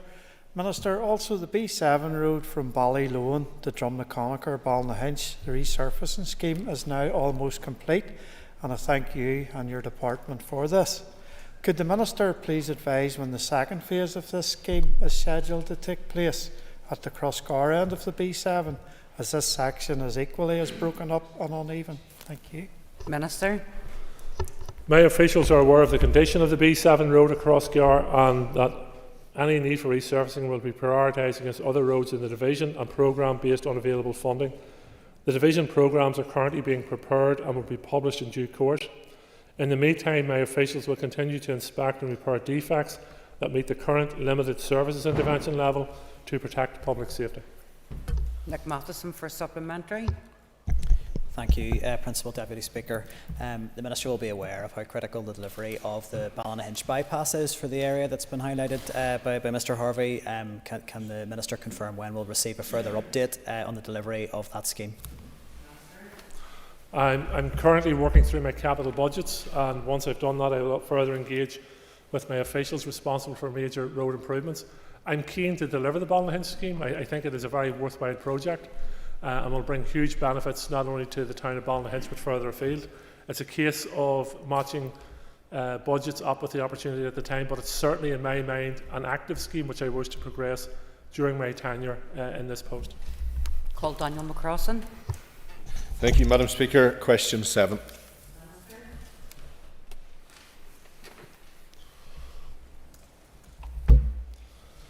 The A5 Western Transport Corridor is a critically important infrastructure and flagship project for the Executive. The Planning Appeals Committee issued its final advisory report from the latest public inquiry process 2020 and 2023 to the Department on the 31st of October 2023. This report included 30 advisory recommendations, many of which are detailed and require legal and professional review, advice and input. This complex process is now close to completion. I will be in a position to make an announcement in respect of this scheme when I have reviewed all the relevant information in relation to this project. When I make my announcement, I will do so in accordance with all relevant statutory procedures and on the basis of all evidence, representation and advice which I have received from officials, statutory agencies north and south, members of the public and all other bodies who have participated in the process to date. My announcement will be accompanied by a statement of the reasons for the decision. This will take the form of a department statement, which will include a detailed response to the PAC advisory report and publication of the PAC report itself at the same time. Daniel McCrossan for a supplementary. Thank you, Madam Speaker. Minister, 56 people have died on the A5 since 2006, and since this Assembly came back in February, a further 4 people have died. The report is on your desk now 8 months. Is there any particular reason that we should be concerned for the delay, and can the Minister give us any steer or a concrete answer as to when it will be published? Minister. I'm acutely conscious of the deaths on the A5, and I'm acutely conscious of the deaths on the A5 since I've come back into post. I have, throughout my time in the department, prioritised engagement in relation to the Planning Appeals Commission's report. As I said in my opening remarks, it is highly technical, highly legal, highly complex, and I'm also required to carry out significant scientific data collection and it's because of the nature of that data collection, it has taken several months to do so.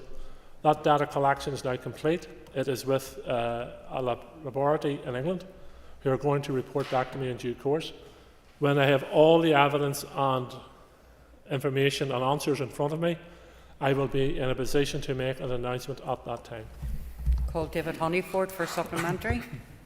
Thank you, Principal Deputy Speaker. And firstly, I want to thank the Minister for helping me in a question I raised here recently about Moira Park and Ride, and I appreciate the help in allowing that project to progress. But can the Minister give us an update on essential upgrade for the A1 between Newry and Sprucefield, as well as this project? Has the project moved forward any closer in the last couple of weeks or recent months to make this road any safer for the public? Again, I'm finalising my capital budget allocation. We'll be making announcements at later. I am committed to excuse me, delivering on the A1 junction phase 2 improvements. It is again another extremely busy road, and a road that has seen far too many casualties and accidents upon it, and these road safety improvements need to be carried out. So I hope to be in a position to make further announcements in regards to this matter shortly. Linda Dillon for supplementary. Can I thank the Minister for his answers so far, and can I also thank the Minister and his department for the work they have done in relation to the A5. I don't think we need to reiterate the horror that has been visited on many families, not least in my own area. But can you confirm and I'm grateful to the work that you're doing to ensure that there are no further legal challenges to this, but can you confirm in the interim, have there been conversations with Road Safety Board, with PSNI, about what can be done to keep the road as safe as possible and the people who are using it as safe as possible in the interim? I have had discussions with the PSNI, and the Road Safety Partnership are continuing to play their part as well. I have to say, in general, the best way to improve road safety is for all of us as road users to change our habits, and whether you're a driver, a cyclist, a motorcyclist, or a pedestrian, it's what action we take on the roads decides whether we arrive home safe or the people we share the road arrive home safe. But I also accept as a responsibility of my department, where measures need to be taken out, they should be taken out in terms of engineering solutions to road safety as well. So I'm continuing to examine options as we move forward to see if I can identify further investment for the road and what the best use of that investment would be in terms of further road safety measures on the A5. Call Pat Sheehan. And the whole question 8, please.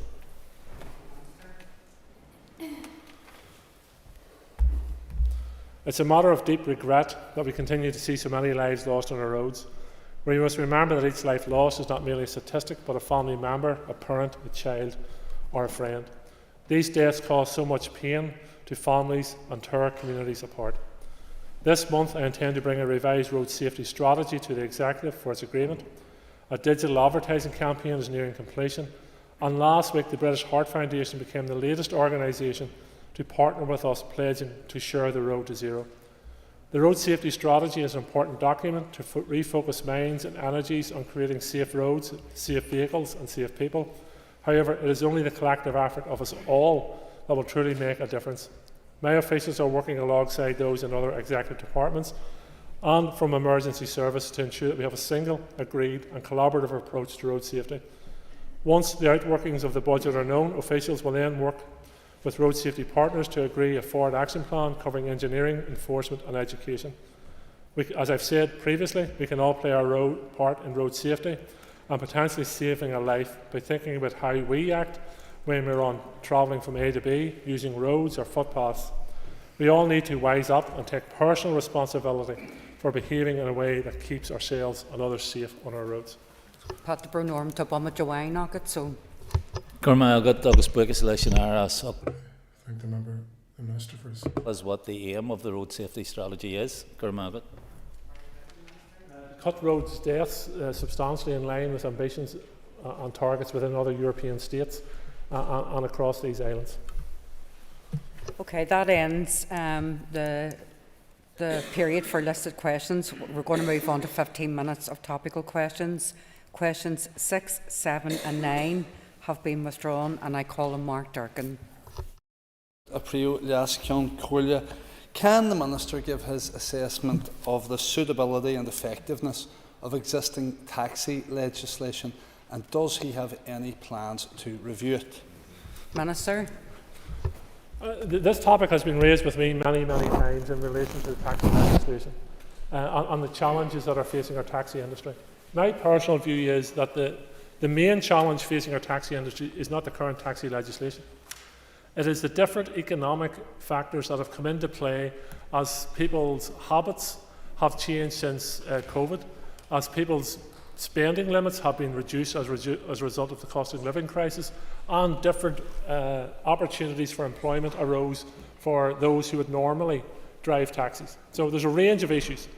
I have not committed as to date to review the taxi legislation, as resources and personnel within my department will not allow me to do so. I have to prioritise in regards to other matters.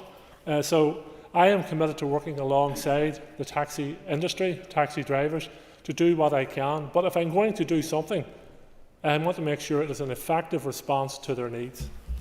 Mark Durkin for a supplementary. Thank you,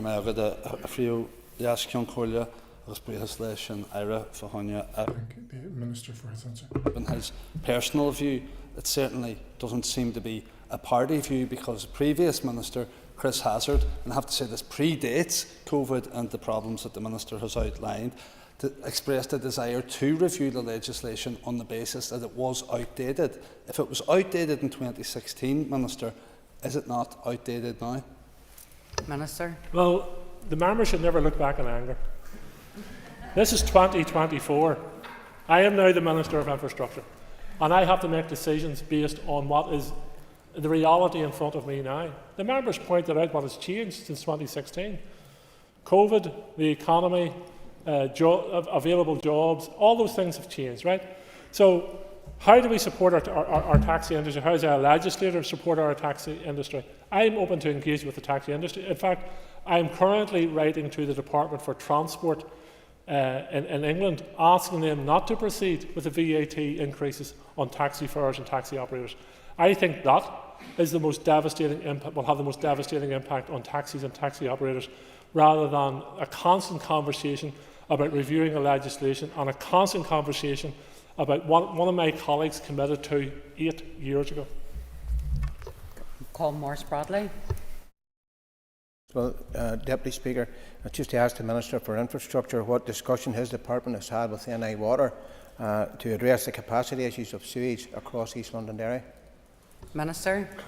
I have no specific conversations with NI Water in relation to your own constituency, but I have had conversations with NI Water in relation to how they face the challenges of a budget which does not meet their immediate needs. And we all accept that NI Water and other public bodies need more finance. But this is one of those areas where we're going to have to give leadership, rather than saying it's all terrible, there's nothing we can do. So I'm confident that NI Water will do everything within their power to continue to deliver frontline services and try to advance our wastewater treatment works across all constituencies in a very restricted budgetary period. And I will work with them in doing that. I will also work with my executive colleagues to secure more funding for NI Water and Translink, and indeed my own department as we move forward. But I don't intend burying my head in the sand and saying, oh, it's all terrible, it's all awful, we can't do anything. My attitude to the current financial crisis we're in is that we work together, we work with the Finance Minister, we work collectively around the executive table, and we seek solutions. Morris Bradley for a supplementary.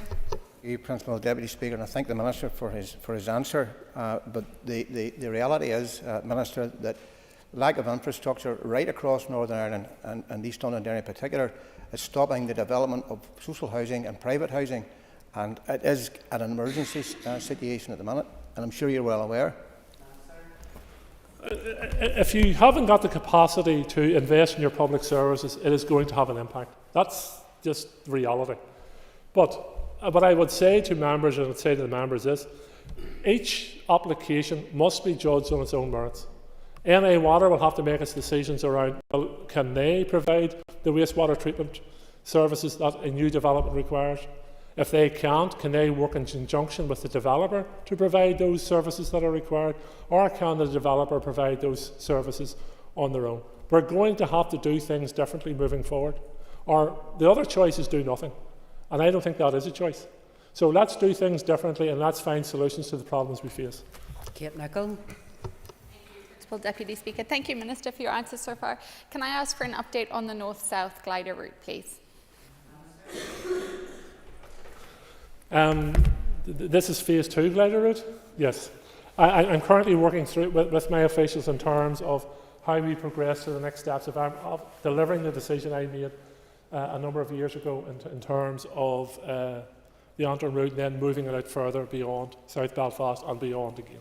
So again, we face financial challenges, but I do think in terms of my first part of my decision, I think we can make progress in this term, but I also want to make sure I leave firm foundations for the progress of the glider service to as many people as possible, because it has been proven to be a very effective and efficient delivery of public transport and has taken significant numbers of private vehicles off the road. Kate, for supplementary. Thank you, Minister. When I receive casework queries from constituents in Carryduff, the number one issue that is raised is when is the Lidl opening, and the second one is if the glider will extend to Carryduff to serve that. Are you able to answer that question and commit to it serving Carryduff? The ambition is to have it to proceed out to Carryduff, yes. I can't give you a time frame on it, but the ambition is, yes, to have a glider service going out as far as Carryduff. Call John Blair. Deputy Speaker, Principal Deputy Speaker, in work on water pollution, I discovered the Utility Regulator's Statement of Regulatory Principles and Intent into Northern Ireland Water and Sewage Industry, an historic document dated 2007, which states, amongst other things, that it should be a reduction of the investment backlog in the foreseeable future, and more, I quote, exacting enforceable quality standards to be achieved. Can I ask the Minister for an update in how those outcomes or projected outcomes are being measured, and what work is being done in addressing the investment backlog with respect to wastewater collection and treatment that currently presents quality compliance issues? Minister.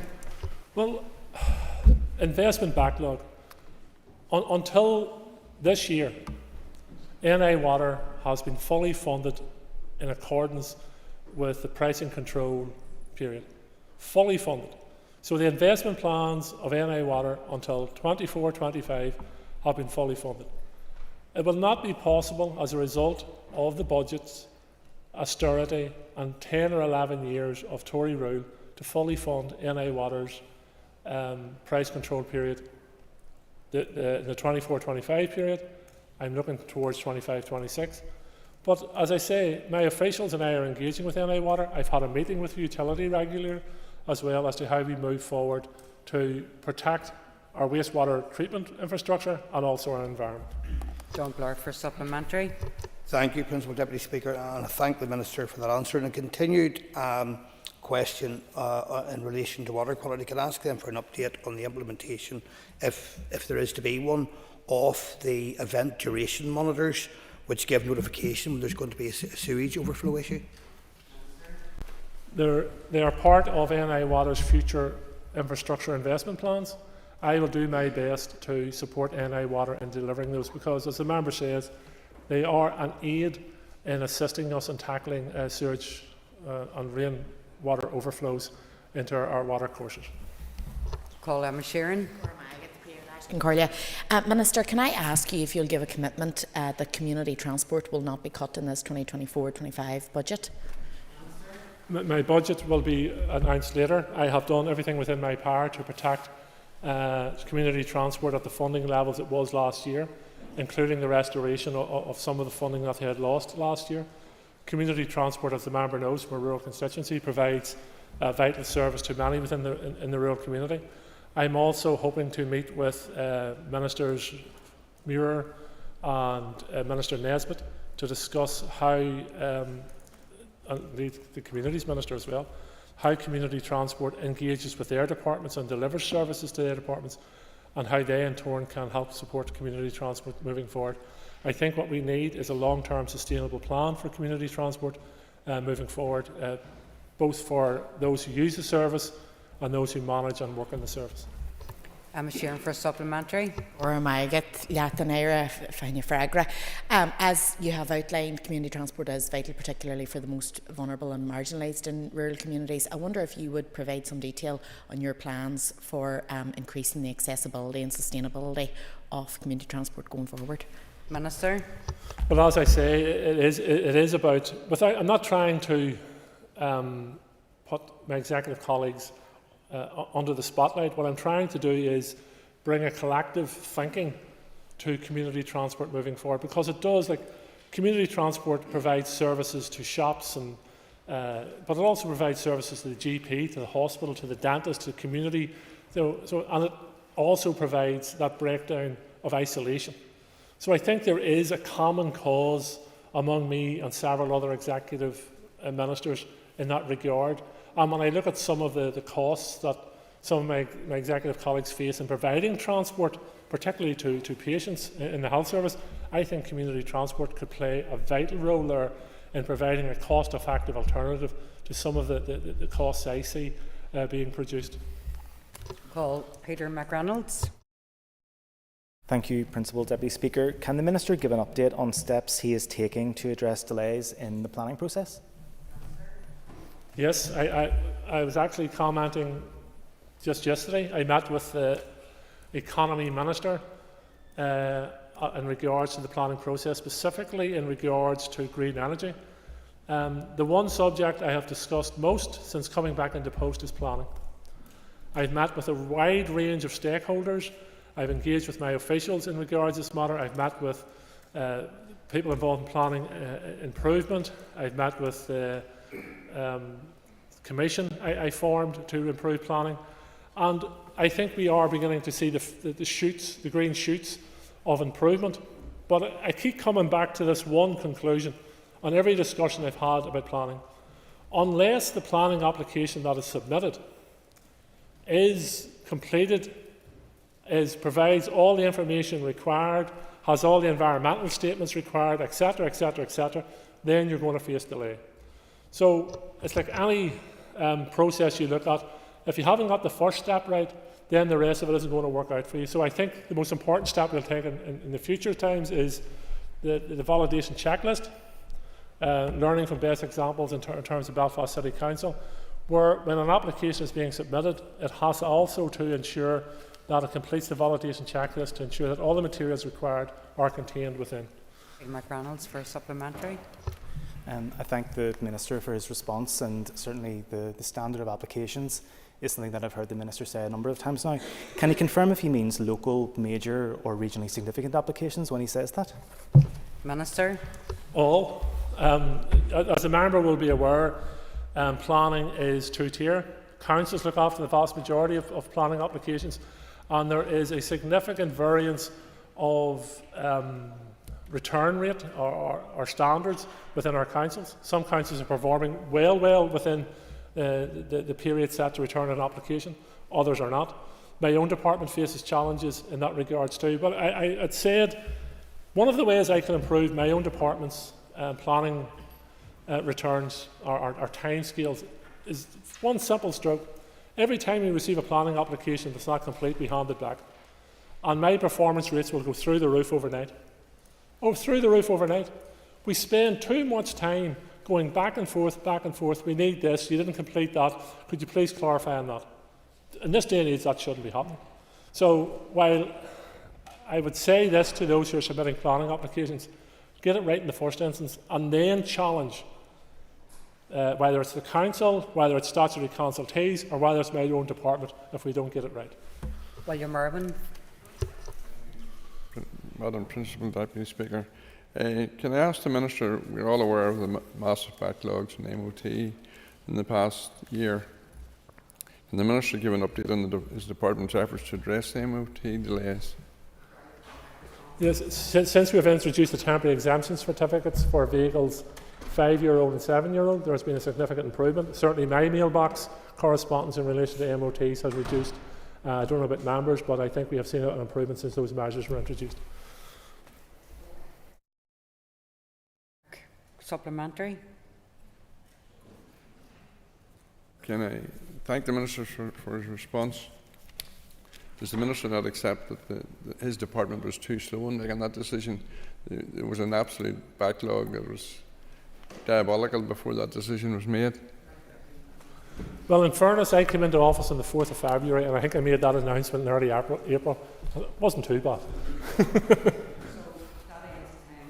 Question. You'd be glad to know you got all your topicals covered, so handy enough. But members just take a ease. Do we change the top table?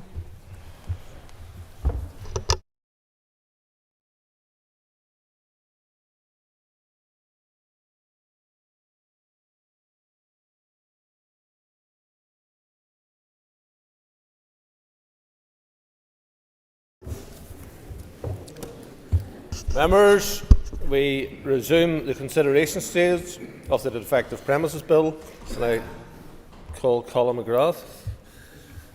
Thank you very much, Mr. Speaker, for my late addition to that. I appreciate being called.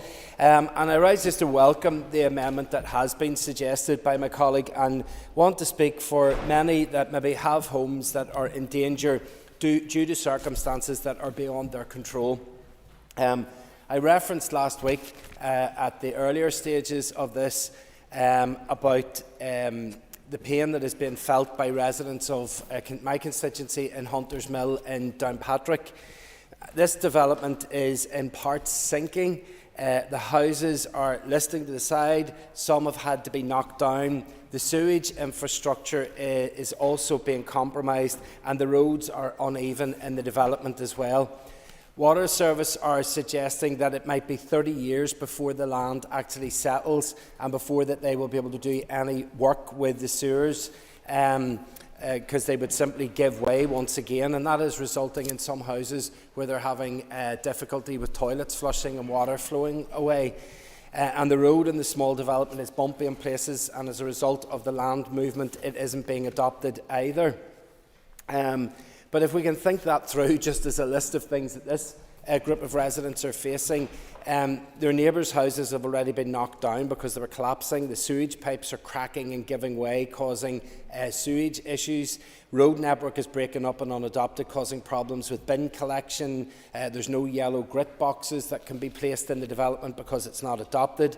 And all of this became evident after the 10 years had passed for them to be able to utilise the new building insurance scheme. And I know for those residents that they really struggle to rest easy. They're having difficulty sleeping at night because they're not even able to sell their houses because people cannot get mortgages in order to purchase the houses from them. But one significant issue was that when planning was approved, the houses were apparently not in the floodplain, but the floodplain has actually moved. And I think that that has been due to subsequent planning decisions that have been taken that have resulted in the redirecting of the floodplain, which is then compromising their homes. I feel that the planning applications in other parts of the town are thus contributing to the pain that they are feeling. And that's why I feel that this amendment may actually give some hope to the residents, because the amendment states that the department, states in Part D that any other construction details as the department may consider appropriate. And I think that there could be an opportunity at some point, if that was passed, for the department to be able to go in and assess, have external decisions to these homeowners resulted in their houses being in the state that they're in. And just like those in Victoria Square, and just like those in other examples in these islands, these people bought their homes in good faith. Their houses are literally, in some instances, crumbling around them. Their houses are not functioning as they should be, and they are being left to deal with that because they purchased the houses at a time whenever none of that was evident. So I'm hoping that maybe this amendment might be able to provide some of that support to be able to give them at least a glimmer of hope that somewhere down the line there may be resolution. These people are literally have invested their life savings into these houses, and they're just being totally ruined in front of their eyes. So I hope that that might be something that could be assessed in this amendment, and it's why I would be hoping to support this amendment today. Thank you. I call the Minister for Communities, Gordon Lyons. Thank you very much, Mr. Speaker. And before I address the amendment that has been tabled by Mr. McCrossan, And Mr Durkin, I would like to put on record my thanks to the Assembly, the Communities Committee and the Executive for supporting the progress of this bill through the House. I would also like to offer my thanks to the Office of Legislative Counsel for their rapid yet thorough advice on each stage of the bill's progress so far.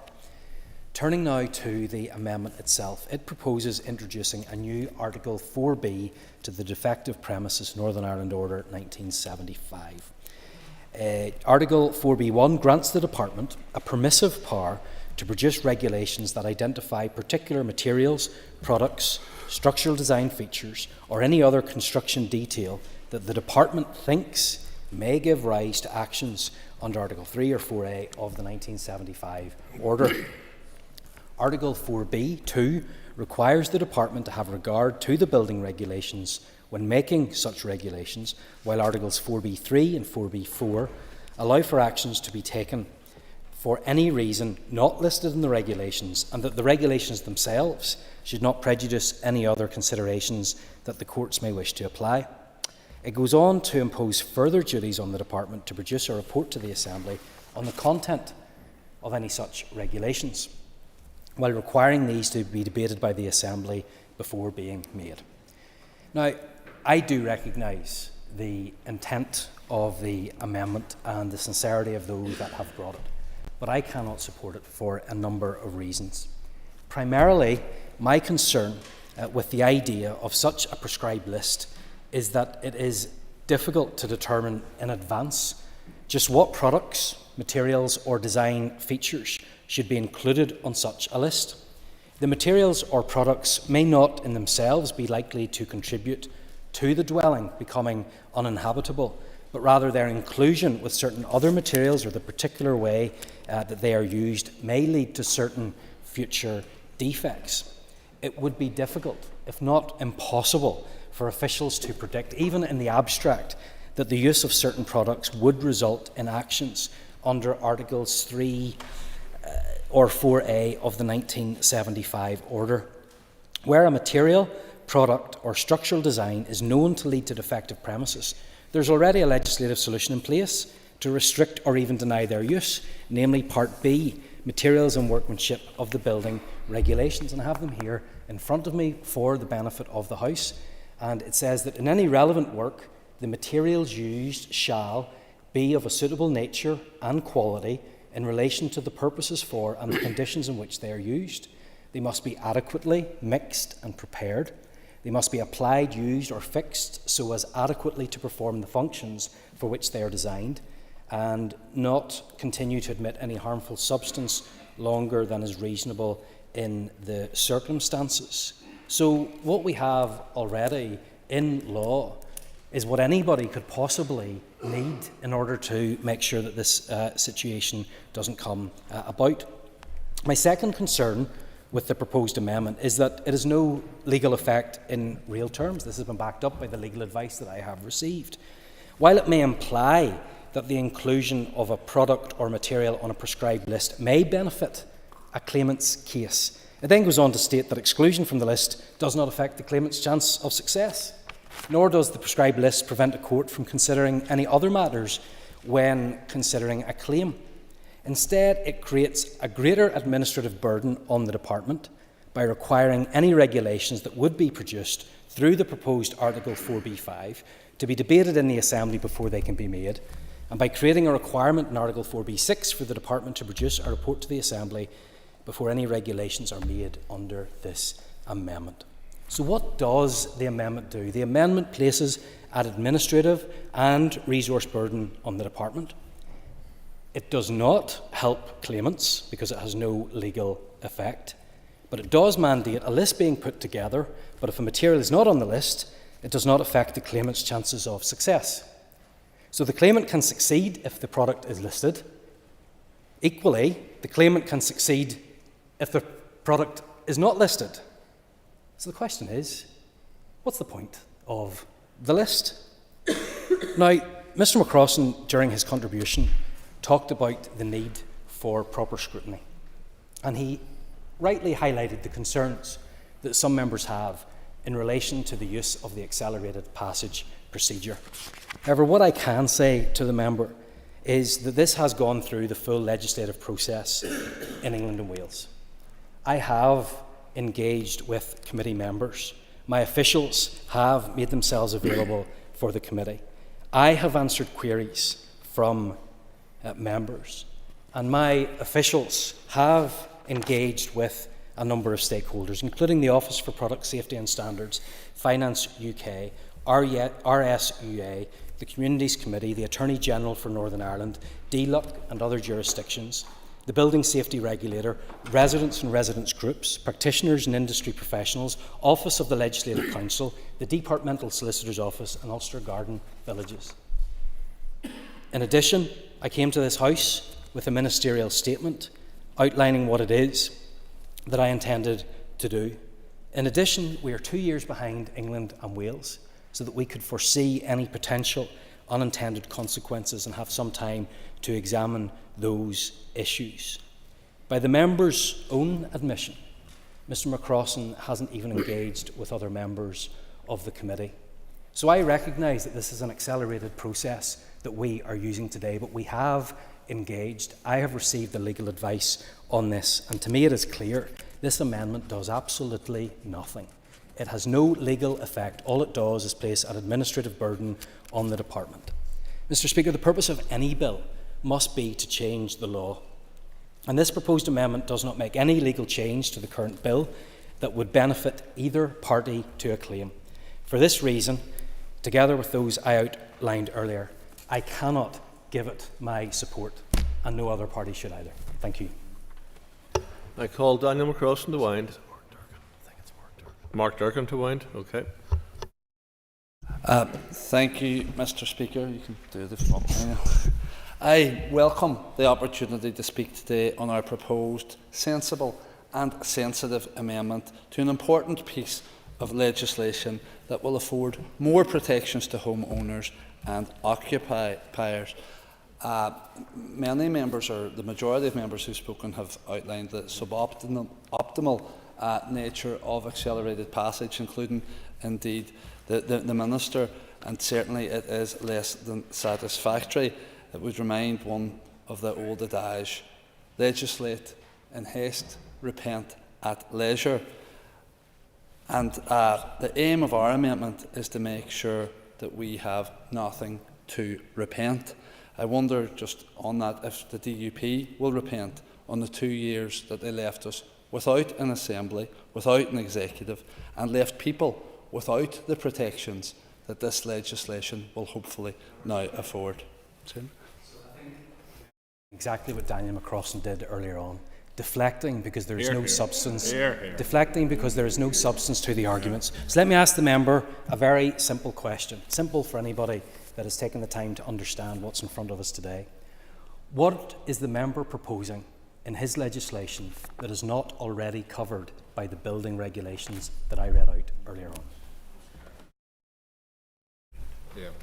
The amendment, and I will come to this in detail in the body of my speech, as my member, our colleague, outlined, gives other options and routes of recourse to those affected. As outlined by Mr McCrossan, the significant disparity between the North and England and Wales in terms of limitation periods of legal action for defective buildings. This disparity leaves homeowners here at a significant disadvantage, unable to seek timely access to justice and compensation, the impact of which, as we've heard today, has had devastating consequences for so many families across this island. Aligning our limitation periods is not only fair but essential to protect the rights of homeowners in the North and to ensure equitable treatment across jurisdictions. It's important that we do get this right and that we future-proof it so that more people will not be left high and dry, so like so many thousands of families in the South and, of late, so many apartment owners in South Belfast. So this amendment of ours does future-proof existing legislation by offering legal protections for a situation which has not only plagued our neighbours in the south of Ireland, but is now rearing its ugly head here in the north. The unfolding disaster of defective building materials is already here, and it's sadly and scarily inevitable that the situation will become more pronounced in the time ahead. We need to address this matter now. The executive mindset has been one of, why should we do something today that could be put off to next year, the year after, or the year after? And I'm shocked but not surprised that other parties are putting all their eggs into the "we'll bring another bill in the future" basket. How many times were we caught with that one in the last mandate that's led to less than satisfactory legislation on private tenancies, gambling and even licensing? I've been contacted by several constituents directly impacted by this issue. To date, their cries from government have fallen on deaf ears. Across the border, homeowners in Donegal, Mayo, Limerick and closer to home, indeed at home, cases which I am aware of in Derry have seen their lives upended by the use of substandard materials in the building of their homes. They're facing unimaginable stress, financial ruin, the loss of their most valuable asset, their children's home. All the while, the walls of what should be their sanctuary are crumbling around them. And despite what the Minister might think or wish, this isn't a faraway foreign land that we're talking about. It's a stone's throw from my constituency, and all of us will have our own constituents who own holiday homes in the south who have been cruelly excluded from any redress. I'd appeal to the Minister to raise this issue at NSMC, as well as ensuring that that his scheme or legislation doesn't exclude anyone on the basis of their permanent residence.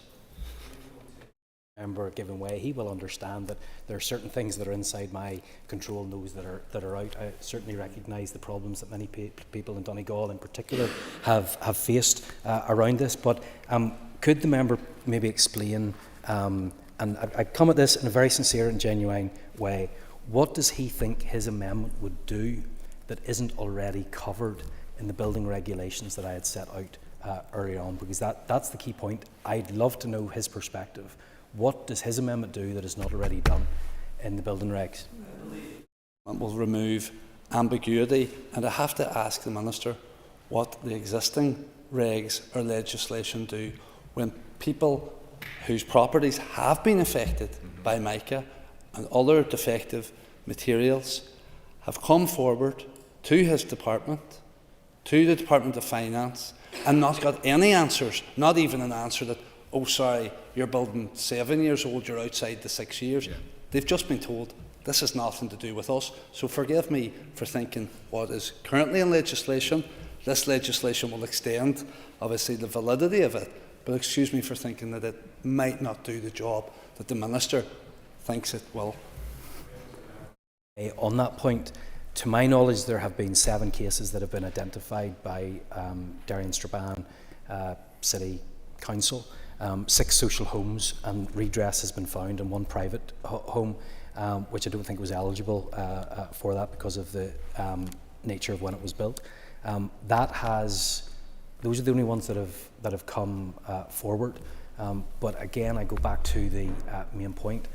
What do you think that this would be able to achieve? Your amendment that isn't currently there, because we haven't. You asked what has come forward to me. It has been a very, very small number that have come forward, and redress has been given to those houses affected. But it's here in these building regs already. So again, what do you add through your amendment? Thank the Minister. Well, I'm not sure to thank him for that latest intervention.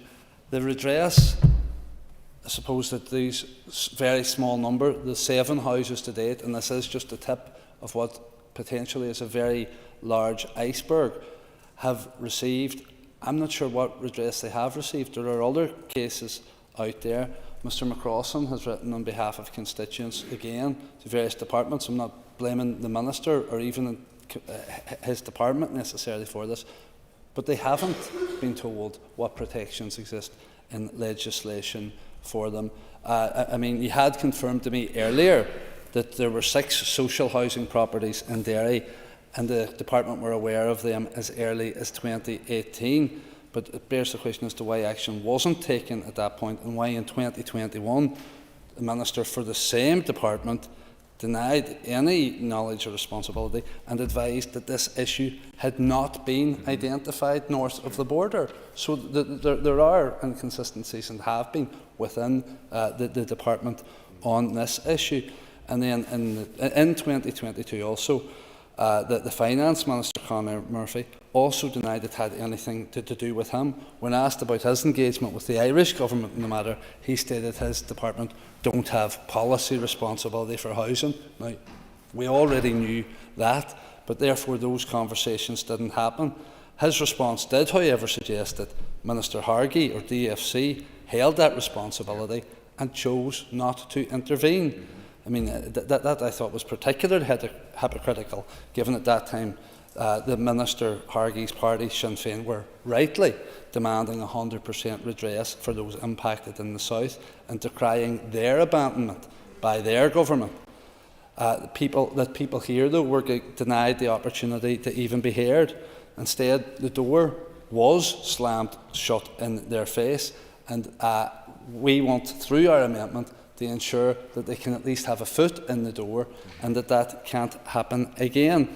And the ministers won't in the future. And I appreciate the minister actually accepting a responsibility, or his department's responsibility, for some elements of this, because to date there has been very much a nothing to do with me approach. We've spoken about Derry City and Strabane District Council's initiative to establish a register of defective premises. If there's only 7 on that, I fear, as I've said, that it will grow. On the 6th of January, when the Council's Director of Environment and Regeneration wrote to the Department's Permanent Secretary regarding defective mica blocks, officials responded in the same month to advise that the issue pertaining to defective mica blocks is a reserved matter that is not within the responsibility of the Department. So I'm not sure then how they received redress whenever at the same time the Department was denying any responsibility and saying it was a reserved matter. That's why we need this amendment through, something that puts in statute, with no ifs or buts or shadows for anyone to hide in, that there is the protection for people. There's been no further correspondence with the Council since then, as far as I can establish, and I'd like, I suppose, the Minister to commit to his department re-engaging with Council on this issue, and to assure them, I suppose, that the existing legislation will cover any one landlord or property owner that comes forward in the future.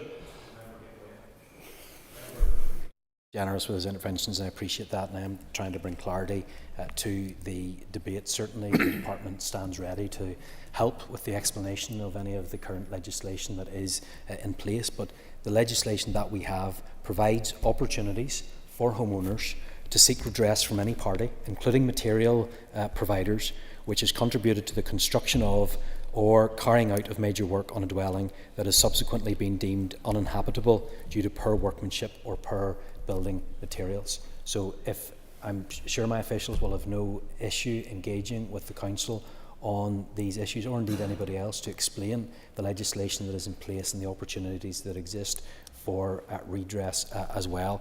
But I am confident that what we have within the building regulations right now covers all of the issues that the member has explained. The materials used should be of a suitable nature and quality in relation to the purposes for and the conditions for which they are used. That should cover it. Thank you, Mr. Speaker.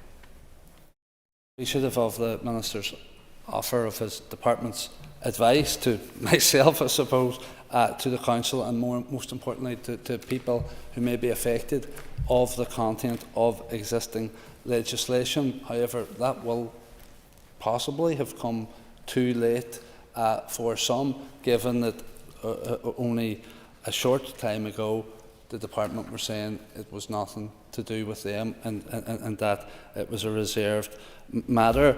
I'm disappointed, Mr Speaker, that executive parties are opposing this amendment, some, including the Minister, because they say there's no need for the amendment. Existing legislation affords the requisite protections. If that's the case, as I've said, why has nobody similarly affected been able to get any answers to date, even to be told that they don't qualify on the grounds of falling out with the prescribed time frame? Others are opposing it because of the risk that it might do too much and have unintended consequences, as Ms Mulholland says. So I'd hate to think that this is a case of executive parties circling the wagons and voting against our amendment on the basis that it's been tabled by the opposition, because that really does seem like opposition for opposition's sake. We can't sleepwalk in this situation. Sorry, Andy, I'll come to you in a minute. We can't sleepwalk in this situation similar to the South. We won't be forgiven for it, and we won't forgive ourselves either for it. Mr. Allen. Forgiven when the member will appreciate in his former role when he was on the DSC committee that I feel we always work constructively together, but as the Minister has highlighted on several occasions and I alluded to in my own speech, what difference will their amendment make? And I know he cited ambiguity, but it is already covered for in the current legislation, and I'm not convinced. And perhaps if the party opposite had have engaged with members to convince us in terms of the merits of the amendment beyond what the Minister cited, we may have been able to have a different approach. Thank the member for his intervention. And as I've stated again and again, there are people that the current legislation hasn't helped. Until now, the department seemed unaware of the legislation and the protections that were in it. So, in terms of our lack of engagement, time, this has been in a very truncated fashion. I regret the fact that we haven't been able to have that engagement and form a consensus around this issue that does need done. Because believe me, in the future, there will be a consensus around this issue, and there will be a regret that what needs done wasn't done now. In closing, Mr Speaker, we mustn't lose sight of the responsibility we hold to our constituents. This amendment isn't just, in our view, a legal necessity, it's a moral imperative. And I again ask one last roll of the dice for your support and hope today's bill can help restore the public's faith in our building standards and regulatory systems.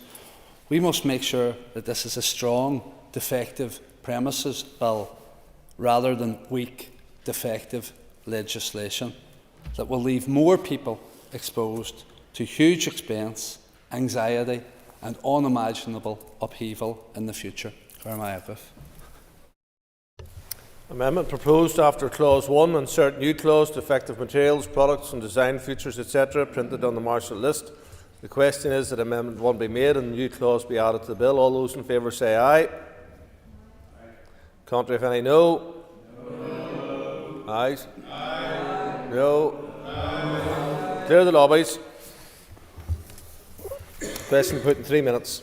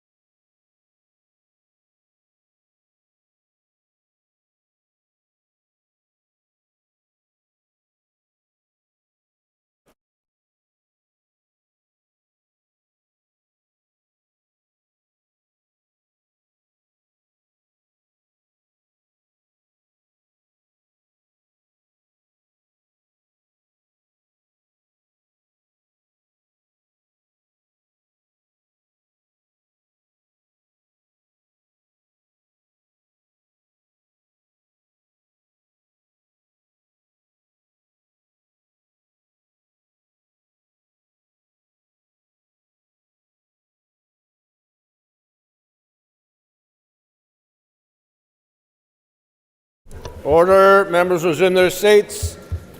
The question is that Amendment 1 be made and the new clause be added to the bill. All those in favour say aye. Contrary, if any, no. Do we have tellers?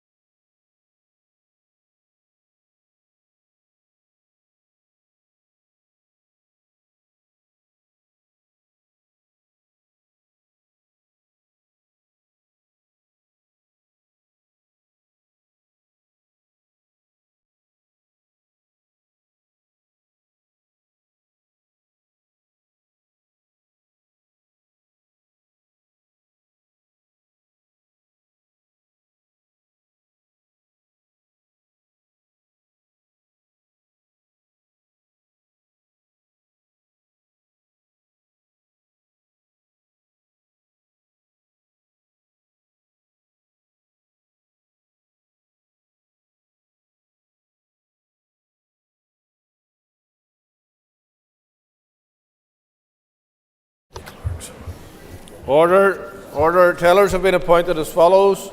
Tellers for the ayes are Daniel McCrossan and Mark Durkin. Teller for the noes are Brian Kingston and David Brooks. Clear the lobbies. The Assembly will divide ayes to my right, noes to my left.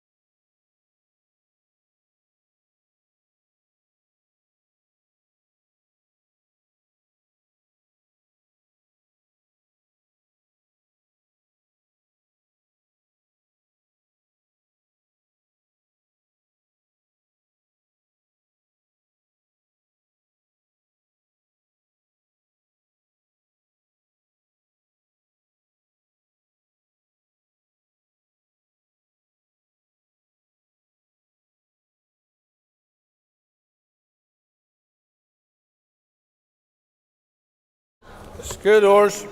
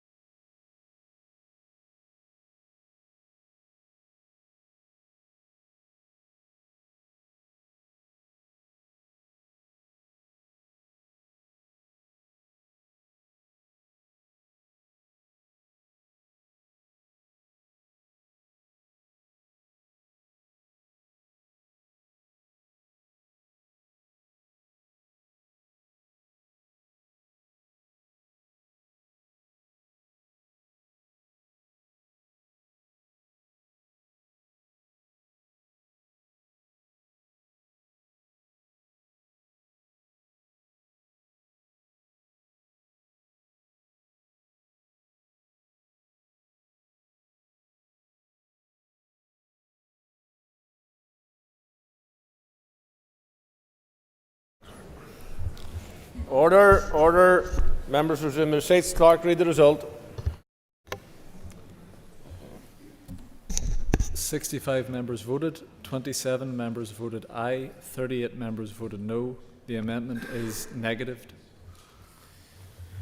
The amendment falls. The amendment falls. Unfasten the doors. We now move to Clause 2, stand part. No amendments have been tabled to Clause 2. The question is that Clause 2 stand part of the bill. All those in favour say aye. Contrary, if any, no. The ayes have it. The ayes have it. No amendments have been tabled to Clause 3. The question is that Clause 3 stand part of the bill. All those in favour say aye. Contrary, if any, no. The ayes have it. The ayes have it. No amendments have been tabled to Clause 4. The question is that Clause 4 stand part of the bill. All those in favour say aye. Contrary, if any, say no. The ayes have it. The ayes have it. The question is that the long title be agreed. All those in favour say aye. Contrary, if any, no. The ayes have it. The ayes have it. That concludes the consideration stage of the Defective Premises Bill. The bill stands referred to the Speaker. I would remind members that the deadline for tabling amendments for the further consideration bill will be 9:30 a.m. tomorrow, Wednesday, the 12th of June. Thank you. If members would take their ease before we move to the next item of business.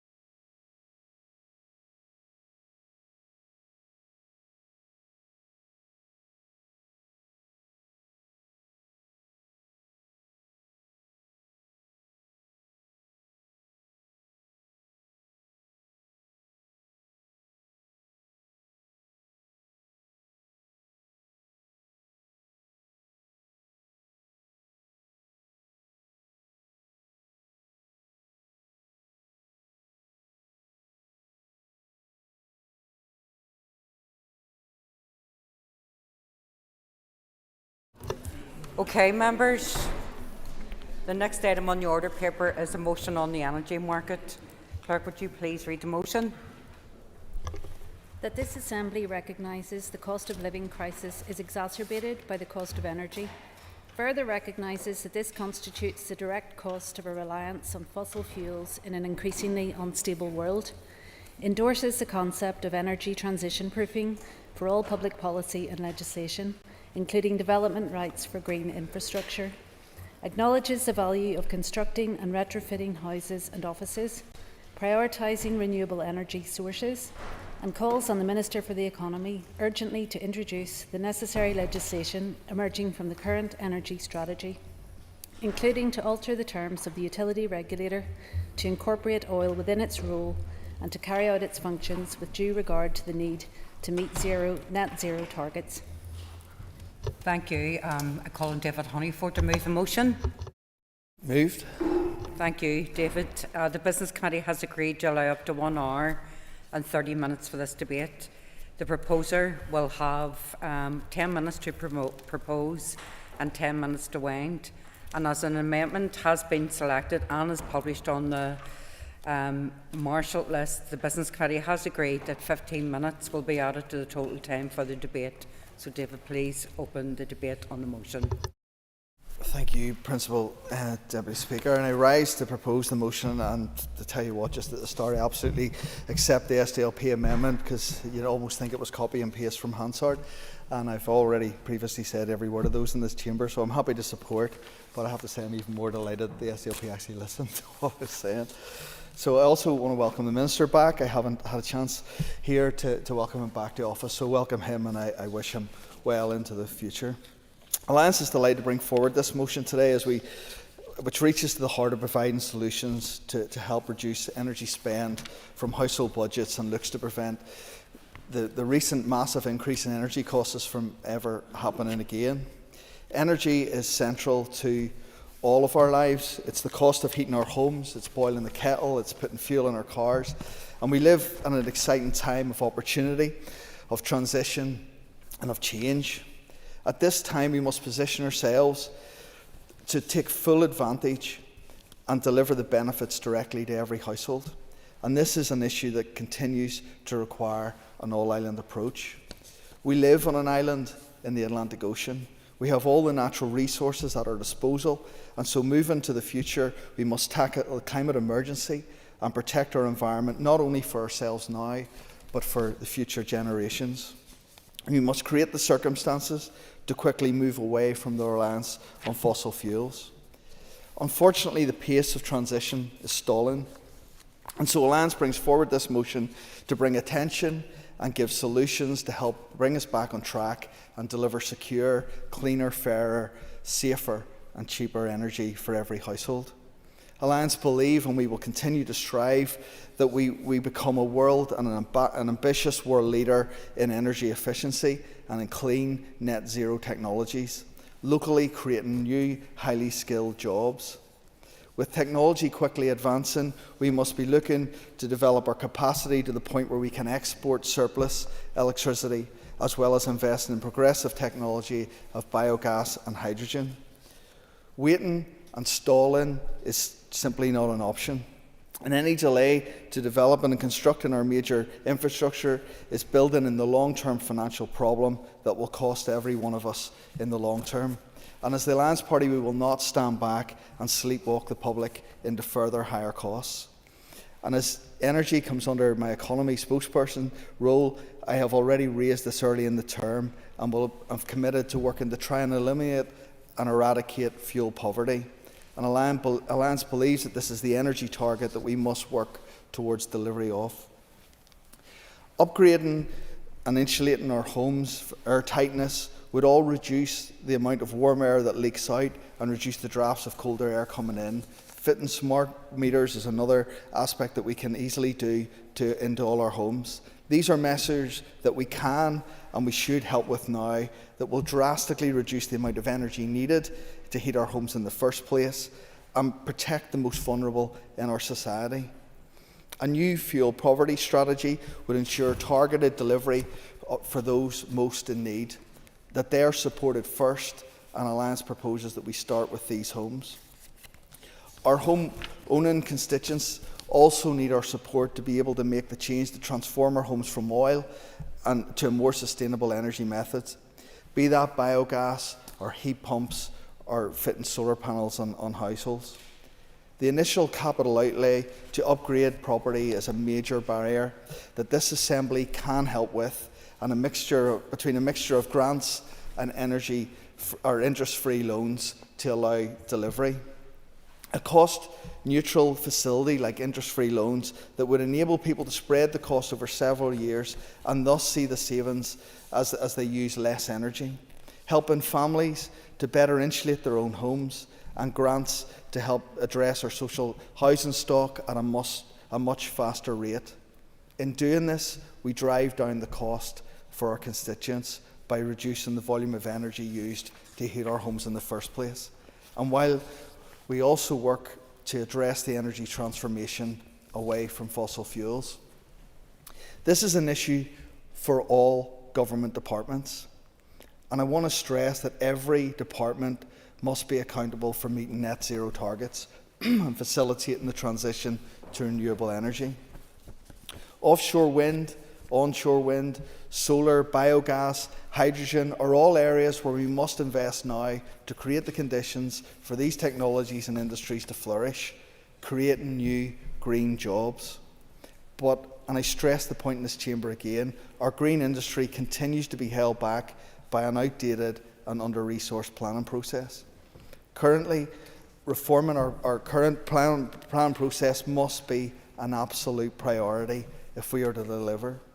And I've said before in this chamber that every business should make a profit, but the other side of profit is taxation, and that should be we should be redistributing wealth to support those in lower and low to middle earners. Alliance wants to build a region where everyone thrives, a united community where no one is left behind. And so we can't sit back when ordinary people and ordinary incomes are hurting, while at the same time oil and gas companies continue to make hugely exaggerated profits that go to a few. There must be a rebalancing. And while taxation is a Westminster issue, and again I stress for Alliance, taxation must be progressive and must redistribute wealth fairly and protecting our most vulnerable. With 70% of households currently reliant on home heating oil, we must help local families and households deal with the price of oil. And so Alliance is calling for the regulator to be given control over costs, bringing home heating oil within the remit of the utility regulator to bring this market in line with gas and electricity, to ensure there's price transparency for our consumers. Alliance is also calling for a change to the utility regulator to carry out its functions to include meeting net zero targets. This will help protect consumers through energy transition and help drive down the cost of energy into the future. Speaking with energy specialists, we must start this process now to build our main electricity infrastructure to allow for the expansion and connection for solar and wind energy across Northern Ireland. The days of our network being based on 3 power stations is over, and the planning and building of our new electricity infrastructure must happen now. The regulator has a key role to play, and the net zero targets must be added to its functions if we are to be serious. We must develop the network over the next decade rather than leaving a huge void and building up a huge cost into the future. The problem is in front of our eyes, and this Assembly should now act and prevent playing catch up in the future. So, being no doubt, Alliance will always continue to stand up for ordinary people and equally stand up for the planet and our local environment. Alliance is calling for action against climate change and bringing forward this motion to set out and reinforce again a delivery path to net zero, to deliver a Green New Deal, support green new industries, create highly skilled new jobs, but importantly and central to those objectives, Alliance will equally stand up for our constituents from every background and every social group. Alliance will always stand up for equality and justice, for better. Thank you, Principal Deputy Speaker. Thank you, David. And I call on Sinead McLaughlin to move the amendment. Moved. Thank you, Sinead. You will have 10 minutes to propose. and there'll be 5 minutes to wind, and all other speakers will have 5 minutes. So I'd open the debate on your amendment. Thank you, Speaker. And I want to start today by welcoming the motion and thanking the sponsors for bringing it forward. This motion is an important opportunity to discuss one of the most pressing aspects of the Minister's economic strategy in this Assembly, namely our energy policy. There can be no doubt that we must take advantage of the huge opportunities that exist from our energy market across this island. It is a crucial part of our economic potential and a vital piece of the jigsaw in combating the climate emergency. In particular, I would like to welcome the motion's focus on the regulation of oil. The motion is right to call attention to the interdependent relationship of the cost of living crisis and the cost of energy. More than 2/3 of people here use home heating oil. I wholeheartedly agree that the transition to net zero means that in the future, hopefully, oil will be phased out altogether. But the reality is that many thousands of people in Northern Ireland still use it, and it must be regulated. However, regardless of the benefits of any fossil fuel regulation or indeed the transition to renewables, if homes are not made to be energy efficient, then we will never make progress that we need to make in bringing down costs to consumers. As it has been said many times, the cheapest form of energy is the one that you do not use at all. And simply put, if the heat is leaving the windows and the doors of our houses through energy inefficiency, then we can never expect success in the energy strategy. I have personally visited properties of constituents who are simply pumping money into an inefficient property through no fault of their own. Our amendment today, therefore, is intended to place the retrofitting agenda at the front and centre of our discussions on the energy market, where it actually belongs. This is a cause that we have championed repeatedly at councils, in the Assembly and at Westminster, where my colleague Claire Hanna MP has worked as part of the all-party group on the Green New Deal, to bring forward proposals and support legislation that would create a universal basic energy allowance and a retrofitting strategy. That is a cause that has also, however, been significantly undermined by the actions of the Conservative government at Westminster. The Tories cut energy efficiency programmes way back in 2013, and 10 years later, those programmes stood at a figure 10 times lower than in 2010. In its plans for government, the British Labour Party has stated that it would give devolved governments and the local authorities powers and resources to upgrade the cold, drafty homes in their areas. In Westminster, SDLP MPs intend to hold the next government accountable on that pledge. In addition to the work at Westminster, there are also some crucial steps that we can take here in this Assembly, including through the Minister for Economy, working with the Minister for Communities to agree a large-scale social housing retrofit programme to reduce domestic fossil fuel consumption and increase energy efficiency, starting with communities in the highest areas of disadvantage. We all know that retrofitting makes sense. It makes sense for the environment and reaching our net zero targets, especially given that we need to deliver energy savings of 25% from buildings and industry, and the fact that 27% of our emissions come from domestic sources. SSE has called for a framework to be put in place to foster the development of a deep retrofit market in Northern Ireland, including a public body with responsibility for running retrofit schemes. SSE also has stated that achieving the higher energy efficiency band across building stock would amount to energy savings of up to £700 per household and reduce the carbon output of each household by 3.7 tonnes. However, it also makes sense for our economy, since the ambition in retrofitting our homes will drive innovation and a new generation of green jobs, with increased demand for technical skills to align to such a programme. Those skills will be found, I believe, in our further education colleges, primarily representing a significant opportunity for that sector. We also cannot underestimate the health benefits of such a retrofit programme. Our cold, drafty homes are driving illness and chronic pain across all our communities. I have come across more people than I care to that have got bronchitis, that are suffering asthma, really because of the mould in their homes. Our health service cannot cope actually with that, and the health service can least afford that demand on them at this time. In May 2023, the Forum for a Better Housing Market published research that found Northern Ireland lags behind other regions in decarbonisation. This was found to be part because a lacklustre approach has been permitted to foster, thanks to a fragmented policy landscape with a lack of agreed targets and associated milestones. The lack of progress on this issue has also been frustrated by the constant instability of government here. In 2020, a report was produced to inform the evidence-base of the energy strategy. It found that we needed to drive the retrofitting of more than 50,000 buildings per year in Northern Ireland, more than treble the rate at the time, and that dramatic change in policy extent and funding levels was required. Of course, I welcome from the Minister that departmental officials are preparing a public consultation on the Low Carbon Heat Support Scheme in line with Action 8 of the Energy Strategy Action Plan. And it's also good to hear recently from the Minister that a consultation of evidence-based options for a domestic energy efficiency programme in line with Action 7 of the same action plan. Many people were rightly concerned by the closure of the boiler replacement scheme last September due to budgetary constraints.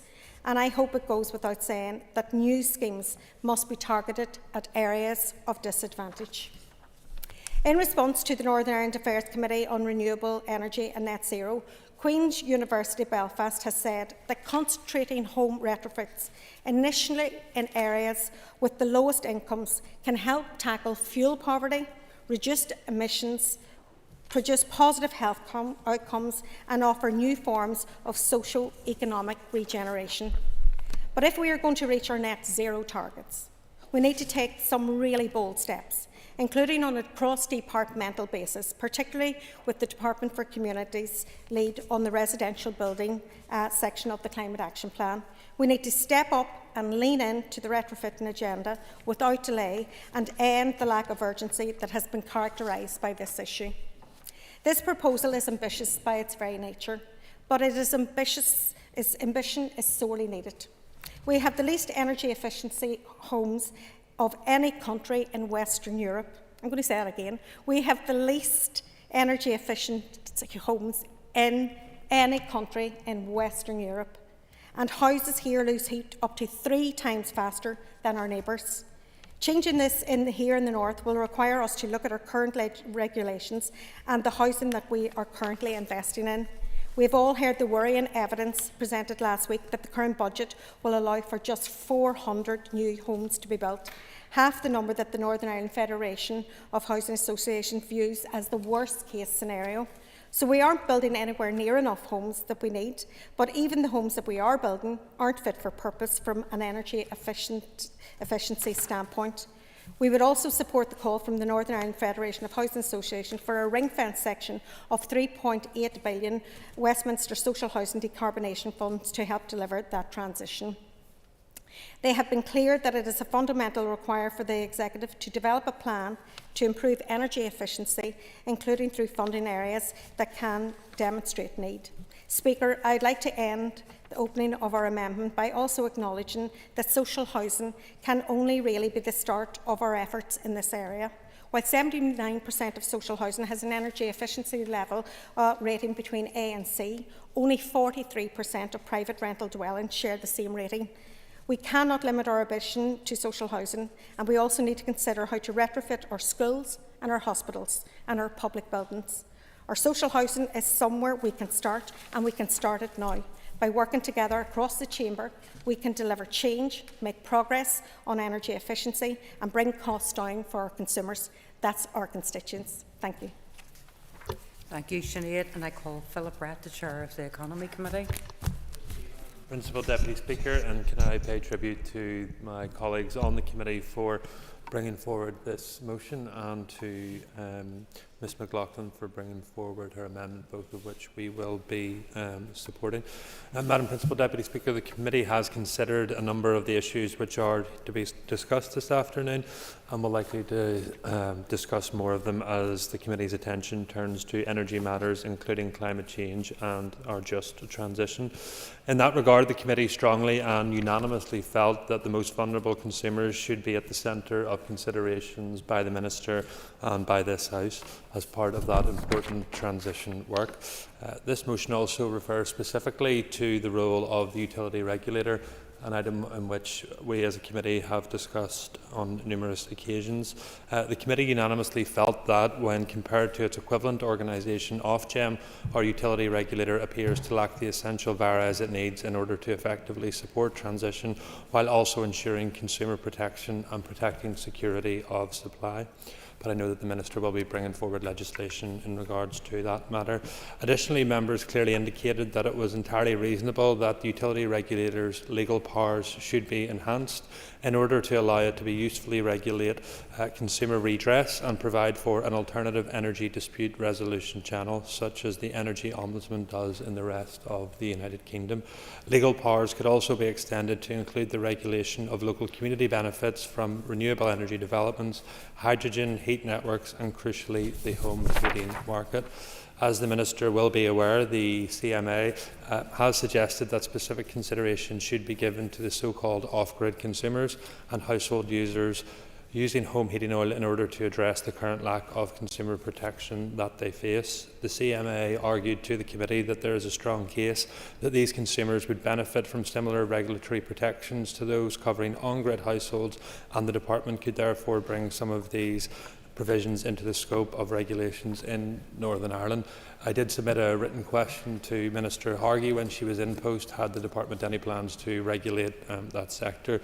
The Minister at the time said that the Department currently weren't exploring that option, but perhaps Minister Murphy later in his contribution could clarify if the Department do intend to look at that matter. In respect of heat networks, the CMA contends that Northern Ireland consumers should be given a comparable level of protection to consumers of gas and electricity. That organisation has called for the sector regulator to be given formal powers to introduce regulation and to monitor and enforce compliance. Madam Principal Deputy Speaker, it is therefore hoped that when the Department launches its anticipated consultation on heat networks, it will include consideration of these matters. Finally, the committee was previously briefed on the utility regulator's support for decarbonisation preparation bill, and members noted with some surprise that the bill only dealt with interactions between the Economy Department and the utility regulator. The committee was further surprised to learn that the Economy Department had no plans at that time to include provisions dealing with other departments, as officials assured us that it was up to those departments. But I'm sure the Minister could give us an assurance that his department will work with other executive colleagues to ensure that the utility regulator has the support that it needs from all executive departments. The utility regulator is clearly critical to the delivery of a regulated and fair energy transition, and extra legal powers are certainly needed, and I believe the committee is ready to scrutinise and support the Minister in a constructive manner as he brings forward his legislation. Just turning quickly then to my role as MLA for North Belfast, Madam Principal Deputy Speaker, I would be keen to hear more from the Minister in terms of his ongoing work in terms of green jobs. The Minister has on a number of occasions given a commitment to the House that the focus of the enhanced investment zone in Northern Ireland will be on that very factor, and I know the Minister is working hard with his critical friends to progress those matters, but they would be keen to get a bit of an update on that if the Minister has time in his remarks. To follow up on some of the remarks made by Ms McLaughlin, the retrofitting of homes across my constituency in North Belfast is a major issue. Those of us who are privileged to represent North Belfast, Madam Principal Deputy Speaker, will know of the fuel poverty that are inflicted upon our constituents. Retrofitting schemes that have taken place have made a huge difference to those in the most vulnerable and those on the lowest income. But for me, private rental sector is somewhere where there's still a long way to go. We have families who are forced to pay huge prices for rent but don't want to raise the issue of energy efficiency in case they're evicted by their landlord. But on that, Madam Principal Deputy Speaker, I support both the motion and the amendment brought forward today. Thank you. Thank you. Philip, I call Philip McGuigan. Gurmagad, pre last can call you. To this point, just following on from the chair of the committee, I think it's important to say that the Economy Committee and the members of it have had a good working relationship, and that has been reflected in the numerous motions that we have debated in this chamber within the remit and focus of the Economy Minister, in that there's been broad consensus, and I don't expect that to differ today. So I want to thank the Alliance members for bringing this motion to the chamber. It is an important subject worthy of discussion. Undoubtedly, the significant increase in the cost of energy has had an adverse impact on many households and businesses and deepened the cost of living crisis. While there have been a number of global factors at play, our over-reliance here in the north on fossil fuels has made us particularly vulnerable to price rises and at the mercy of major corporations. Corporations who, whilst claiming that the volatility of the market meant they had to cover their increasing costs, have yet managed year on year to make record profits, whilst families have struggled to heat their homes, fill their cars and keep the lights on. Short-term interventions such as the energy support payments, which were and are both needed, are necessary, but they're not sustainable in the long term. So as we look towards addressing the growing rate of fuel poverty and with the ultimate ambition of eradicating it and meeting the targets within the Climate Change Act and the path to net zero energy strategy, it's clear that we need to progress at pace towards clean, renewable and affordable sources of energy. This will not only assist us to protect and improve our environment, but also provide us with reliable and sustainable forms of energy.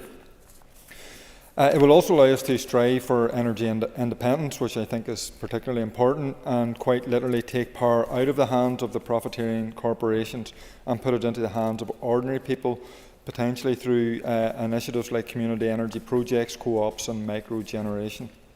Additionally, there are a wealth of opportunities to be found, as others have said, within the green energy sector, and with proper investment in addressing some of the recognised challenges that have been identified, such as planning, storage and capacity, we do have the potential here on this island to become leaders in this field.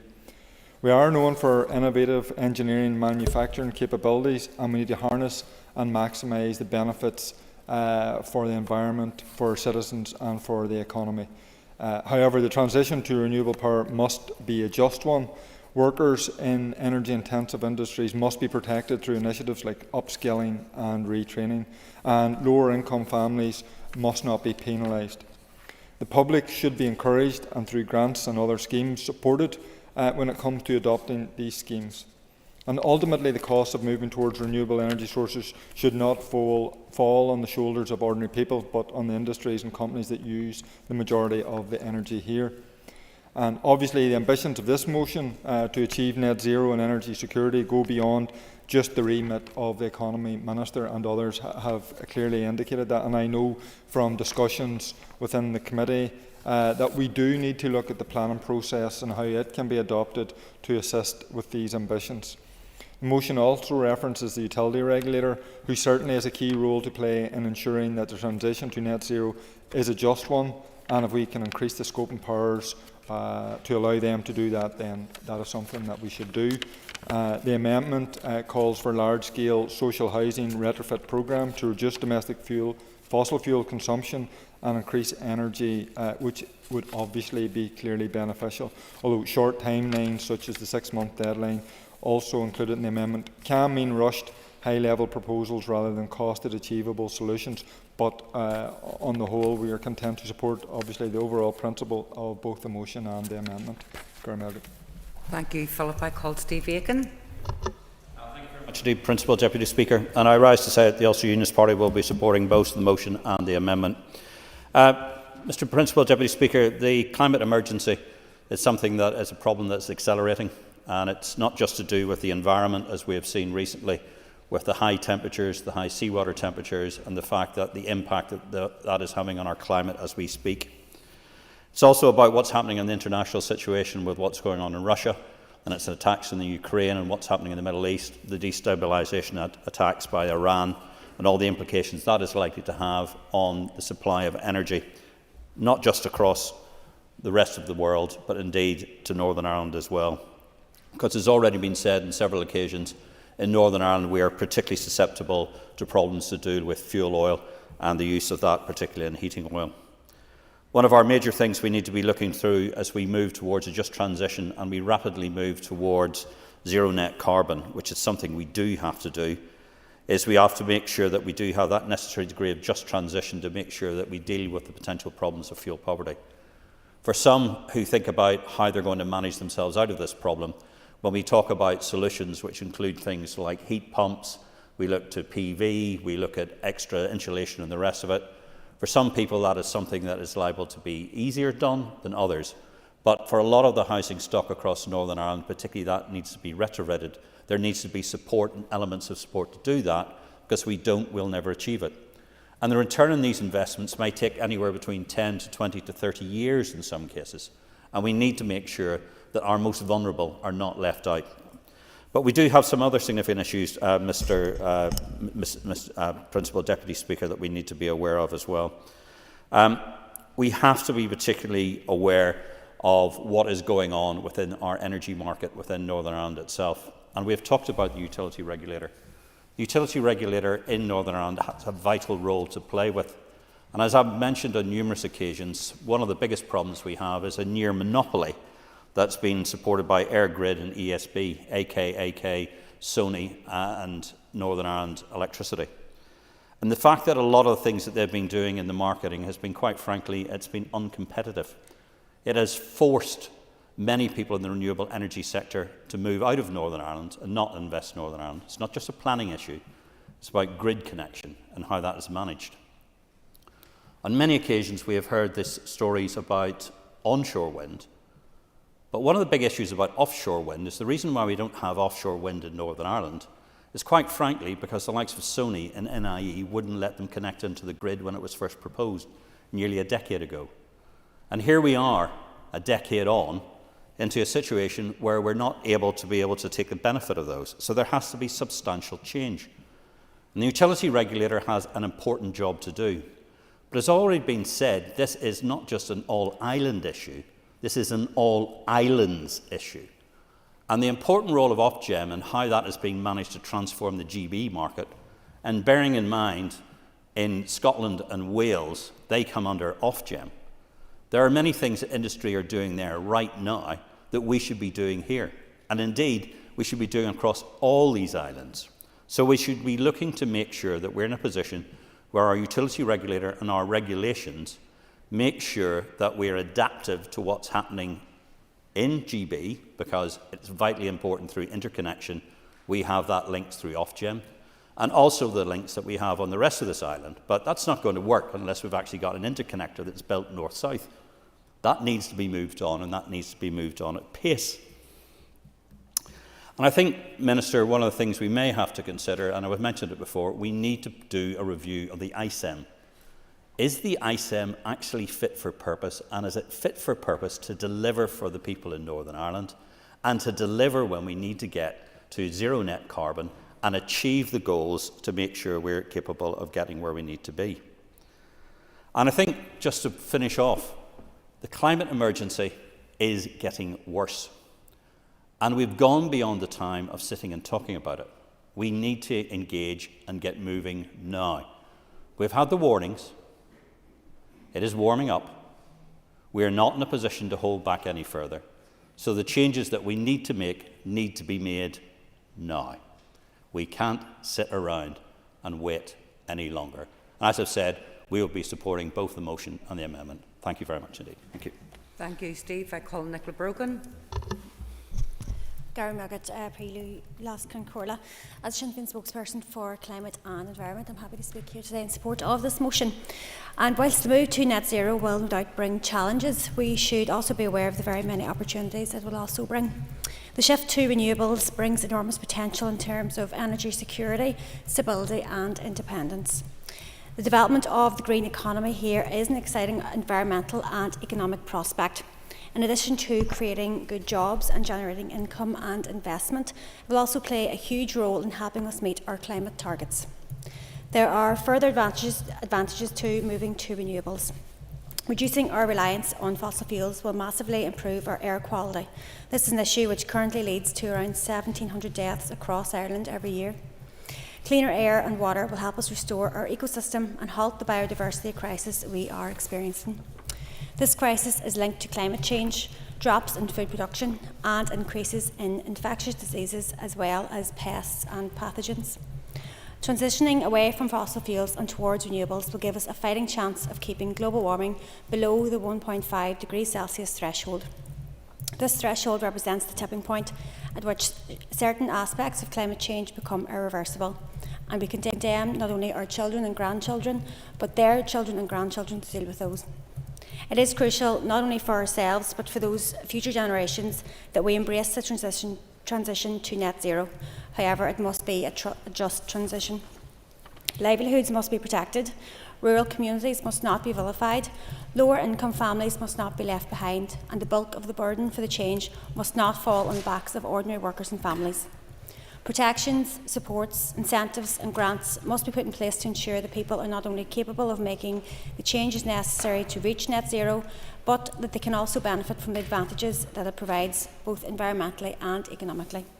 The task we face is enormous, but we should not lose sight of the incredible gains and opportunities that are available to us if we can rise to it. So I am happy to support the motion here today. Thank you, Nicola. Call Saoirse. Thank you, Principal Deputy Speaker, and I just want to echo what my colleague David Honeyford said so well, and indeed many members right across the House have said during the course of the debate. We find ourselves at a moment in time when the goal of net zero is being undermined, unfortunately, by some. But I am proud to put my name to this motion, especially now. I understand terms like green energy, net zero and just transition can at times be wide-ranging and sometimes difficult for people to resonate with. Therefore, it is essential that as we push the transition to renewable sources of energy and retrofitting our housing, we discuss more openly why we are doing it. What we are really talking about is lower energy bills, ending fuel poverty, making homes warmer and more comfortable for people. And I'm thinking about so many people have mentioned today their constituents who are sitting struggling in homes that are inadequate at the moment. And I'm thinking of the people going into the likes of B&M and those places constantly buying wee dehumidifiers, wee things to sit in their windowsill because they've literally got water condensation running through the inside of their homes, and it's making their clothes smell and it's making their children ill. But we have an opportunity before us today. We are talking about jobs and opportunity, cleaner air and of course climate change. But we cannot allow people, businesses and organisations to again be exposed to the price increases that we have suffered because of conflict or crisis, and indeed Mr Aiken has already alluded to those many and varied geopolitical crises that are impacting on that. I fully accept that to achieve a transition to renewable energy and to reach net zero will take a huge amount of investment, but we simply can't afford not to do it. In the midst of all the incredibly difficult financial position we find ourselves in, and with all of the challenges we face, from healthcare to education, what I believe the public want most from us is to know that things will get better. And I believe a key element of that is doubling down on our ambitions to transform our energy sources. It can offer new and secure jobs, opportunities to gain new skills, warmer homes, cheaper bills and cleaner air. But to achieve these ambitious goals means front-loading as much work as possible. We need to give ourselves the best chance of reaching net zero by 2050, and the next 5 to 10 years will be crucial in reaching that. The Climate Change Commission has outlined just how difficult it's going to be. For example, by 2030, for homes off the gas grid, all new heating appliance installations should be zero carbon. This is 2033 for those on the gas grid. As we know, this has huge implications for our electricity networks, and we have spoken about the importance of planning within that. Industry will also need to reduce fossil fuel use by 45% by 2030, requiring huge efforts to switch to low carbon energy. Underpinning the actions we need to take are policy decisions, and indeed our motion touches on a number of the key ones that my colleagues will focus on, such as planning reform, which others have mentioned as well, cross-departmental working and the role of the utility regulator, which I believe has been mentioned by most people. I will focus on something that isn't explicitly mentioned in the motion, but is indeed absolutely fundamental to all of what we are discussing, and that is people and skills. And my colleagues on the Economy Committee will know that I sound like a broken record in this regard, but improving our skills policy is really key to this, because we can have all the plans we want, but unless we're actually making sure there are people there to do the jobs, it won't happen. Now is the time for a complete step change, an urgency that I feel is currently lacking. And whilst I acknowledge the Minister has outlined some plans, much greater clarity around actions and timelines are needed, as this is how we can all measure success and hold the responsible departments to account. For example, we need to understand what reforms to our education sector will take place in light of the 14 to 19 strategy, the independent review of education, and the research into RFE delivery, which Ms McLaughlin has indeed mentioned plays a crucial role in this. I am very glad to see the Green Energy Skills Industry Reference Group in place and delighted that they will deliver an action plan, but I believe this should be brought forward and fully costed. We need much greater ambition in terms of the promotion of apprenticeships, something I am very passionate about, and the number of people choosing this training route. And indeed, I was delighted to recently visit NIE Network's training facility in Lurgan and get an overview of their training. They were a group of all different ages and backgrounds and were clearly incredibly capable and fully aware that the career they were undertaking was going to be of huge importance to our community. This motion is about placing the focus of this Assembly back on one of the absolutely essential policy and legislative areas for this mandate. If we are to achieve our targets, now is the time, and I encourage everybody to fully get behind this. Thank you, Principal Deputy Speaker. Thank you, Saoirse. I call Andrew McMurray. Thank you, Madam Speaker. And yes, green energy production is a key Alliance policy, and when I'm driven to speak to this chamber and use my time here to progress through the Assembly. Energy is central to all our lives, that is a given, but as obvious as it seems, we cannot rely on a finite resource to supply our energy needs into the future. We need sustainable forms of energy, not just for ourselves, but for our children, our environment and our planet. To do this, we must remove ourselves from the old fossil fuel-based ways of energy production. Northern Ireland can and should be an ambitious world leader in energy, efficient, clean and net zero technologies. Indeed, as one economist has put it, what Saudi Arabia is to oil production, Ireland has the potential to be for offshore wind production, energy production. We are an island nation. We have many industries which are built upon engineering and getting to sea. We are also adept at developing and maintaining industries which are based at sea. We need to see focus from this Assembly to assist and help us in this regard. By working alongside established industries, further and higher education institutions, it will not just be a reduction of emissions, which is of benefit, but the upskilling of our workforce and developing our economy. And I thank my colleague for highlighting this. Unfortunately, we also have to deal with the legacy of a failed renewable energy scheme, which has seen, and albeit an understandable, institutional reticence to support new schemes focused on renewable energies. And while I accept there's an element of renewables being developed because it's the right thing to do, the brass tacks of it are that financial incentives are needed in order to expedite the development of renewable energies.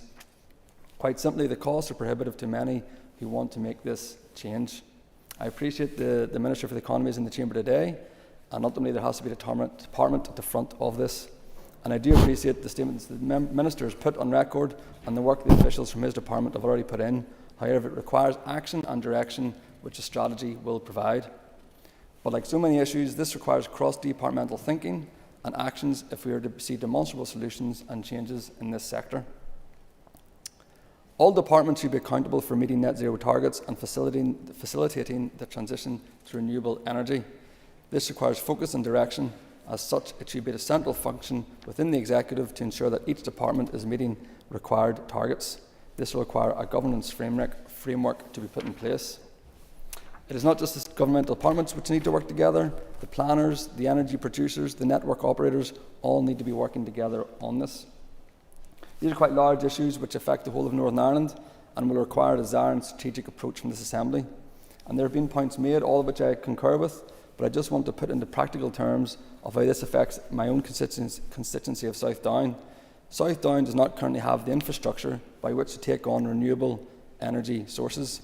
Indeed, as one engineer put it to me, if the go button were to be pushed on developing renewable energy within South Down, it would be 4 to 5 years between the process starting and getting renewable sources of energy production up and running. Likewise, there are projects and solutions within my constituency which cannot get operational as there is not the required infrastructure. This needs addressed in any strategy forthcoming. As such, it must again be reiterated that cross-departmental workings must be to the fore in order to achieve a transition to cleaner energy. And there are solutions out there: solar farms, wind turbines, potential for offshore development, battery storage solutions, but all this needs to have the grid infrastructure by which to support it, and at the moment this is lacking. In conclusion, I'm happy to support this motion and look forward to working to see it progress through this Assembly. Thank you. Thank you, Andrew. It's time for the Minister for the Economy, Conor Murphy, to respond. A ministry of 15 minutes. Thank you. I want to thank the members for bringing the motion to the floor. It's an important issue, and I welcome very much the opportunity to speak on it. As members will be aware, I'm moving quickly to deliver on my economic plans which I set up when I took up office. And these plans have our energy ambitions at their core, obligations which are moral as well as legislative. The cost of living crisis is exacerbated by a cost of energy, and this reflects the direct cost of reliance on fossil fuels, and this cannot be allowed to continue. Hence my focus on reducing our carbon emissions as a key objective of my economic plans, and a move to sustainable renewable energy sources. The Consumer Council recently confirmed that the biggest issue faced by 31% of all households was the cost of their energy bill. The research also estimated that 51% of households here are in fuel poverty. A move to local clean energy supplies will help us break a chain which tethers us to global factors. I am keen that we become self-sufficient in our energy market, using the natural resources we have in abundance on this island to generate affordable renewable power for local people and businesses. I support the concept of energy transition proofing for all public policy and legislation. I support the inclusion of the development rights for green infrastructure, which rests with the Department for Infrastructure. And Minister O'Dowd's department and my own are already working very closely. Yesterday we met with our respective officials to discuss a number of issues, including how planning and development can support delivery of green infrastructure. I would expect all departments to prioritise environmental issues, and the Executive is behind this approach. The delivery of a net zero affordable energy is key action for all ministers, as is outlined within the Energy Strategy and the subsequent Climate Change Act. My department is playing its part in making this ambition a reality and seizing the economic opportunities that transition into net zero will provide. Since taking office, I have introduced a moratorium on onshore petroleum licensing, which will be followed by a legislative ban. I have launched a 5-year capital energy efficiency and renewable energy support grant for local businesses. I have committed a further £25 million to Energy Invest to Save projects across the central government estate.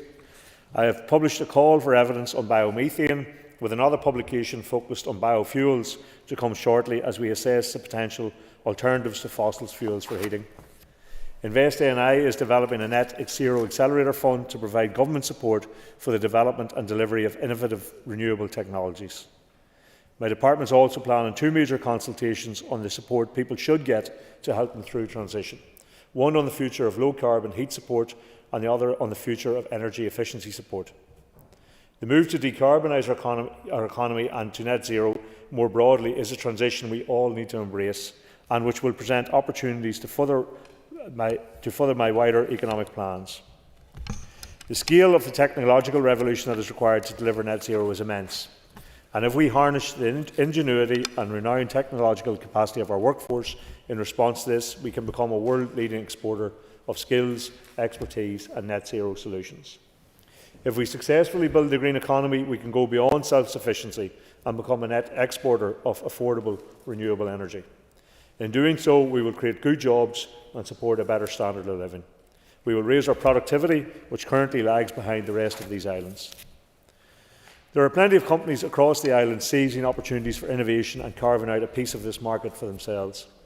Whether it's Wrightbus in Ballymena, Ionic Technologies in Belfast, Octopus Energy and Plaswire in Mid-Ulster, Glen Dimplex in Uri, or Monarch Cement with Insirc pioneering the green hydrogen valley in Fermanagh, our businesses are already rising to the challenge and meeting it head on. This motion acknowledges the value of constructing and retrofitting houses, and the amendment references the need for a large-scale social housing retrofit programme. While I agree it is important to acknowledge that responsibility for social housing lies within the Department for Communities, my own department co-chairs a residential decarbonisation coordination group along with the Department for Communities, which has set out a high-level pathway for policy related to decarbonising homes in line with each department's area of responsibility. The Housing Executive has a responsibility as the Home Energy Conservation Authority to promote high standards of new house building and to provide social housing whilst targeting social need.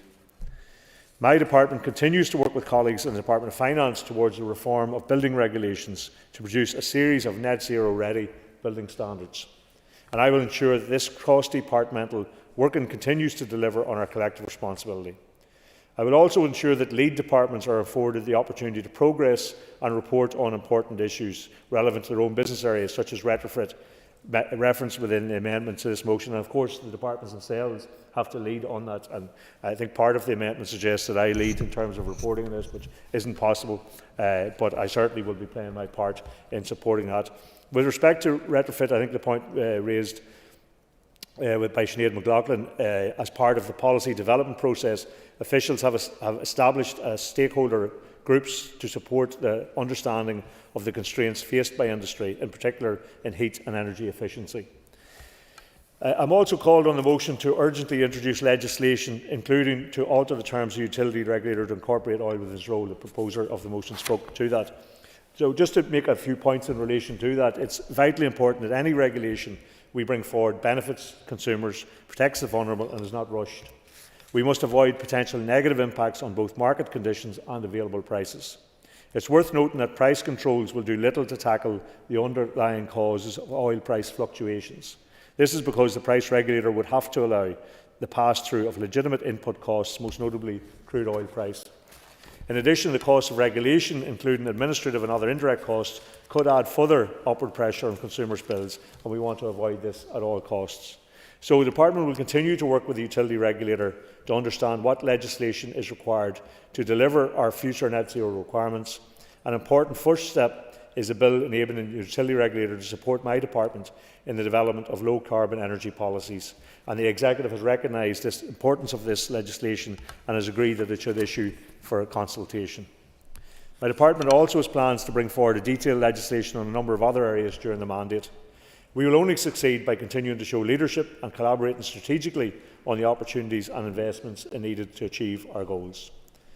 By co-designing our policies along with those involved in a single significant transition across multiple sectors, we will make sure that businesses and consumers are at the heart of this important change.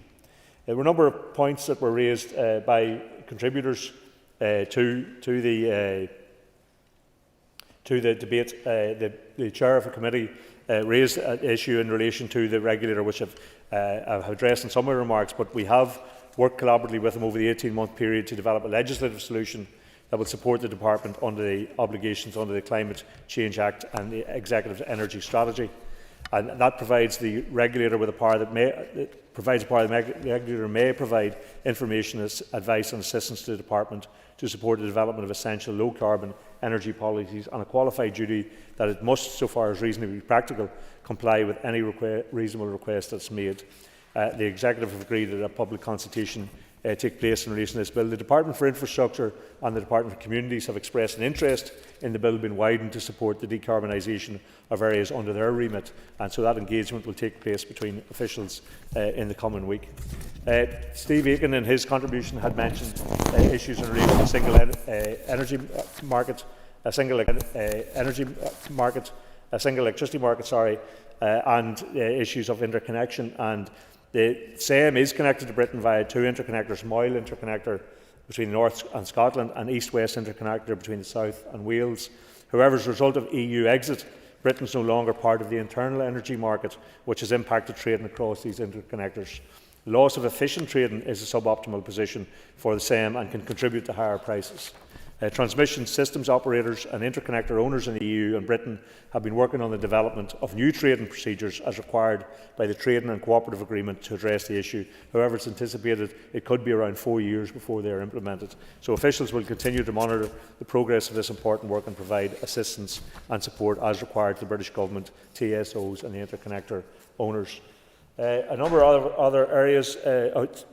Mr. Steve Aiken mentioned the issue of offshore wind as well, and an update of the previous strategic environmental assessment is in progress, and we will soon intend to consult on potential areas for offshore development. One of the other areas mentioned by Saoirse Eastwood in her contribution, and was mentioned by a number of people, was in relation to the area of skills. The Department have established an industry-led Green Skills Delivery Group. This group will look at skills across several areas in energy transition. and the Green Skills Action Plan is due to be ready by September. So we hope to be able to report on that. I think there were a number of other issues that were mentioned in relation to skills, which I hope that we have addressed and will address in terms of having that action plan ready at the end of the summer. There were a range of other contributions made, which I agree with. I'll not repeat them. Prevlas can caller. Suffice to say that there are some points, certainly in terms of the utility regulator and in relationship to how that we need to consider. I'm not averse to doing that, but I think it needs to be considered in the round. There are more issues at play there than perhaps appear on the surface. And in relation to myself leading on some of this, that will be a challenge because it's all the Minister's responsibility. But I'm happy to support the spirit of what was intended in terms of collaboration. Collaboration across departments is going to be key in relation to all this. We've already started work with infrastructure. We will be working, of course. I did a meeting yesterday with the Minister for Agriculture and Environment.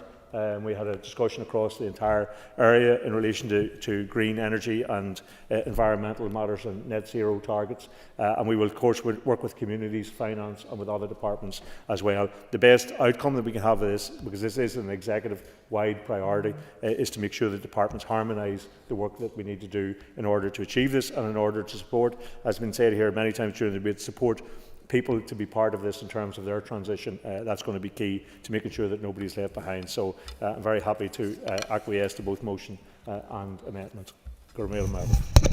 Thank you, Minister. I now call Mark Durgan to wind on the amendment. And Mark, you've got 5 minutes. It's very heartening, I must say, to hear parties on the same page in terms of energy transition, reducing costs for people facing financial hardships at this time, and recognition of the need to create a cleaner, greener energy market. In recent years, renewables, as Mr McMurray says in Northern Ireland, has almost become the he who must not be named of the energy sector following the fallout of the RHI scheme. But now, with broad recognition of the need to move away from our reliance on fossil fuels and harness the opportunities offered by our unique position in terms of renewable energy, I'm hopeful we can deliver a more magical outcome.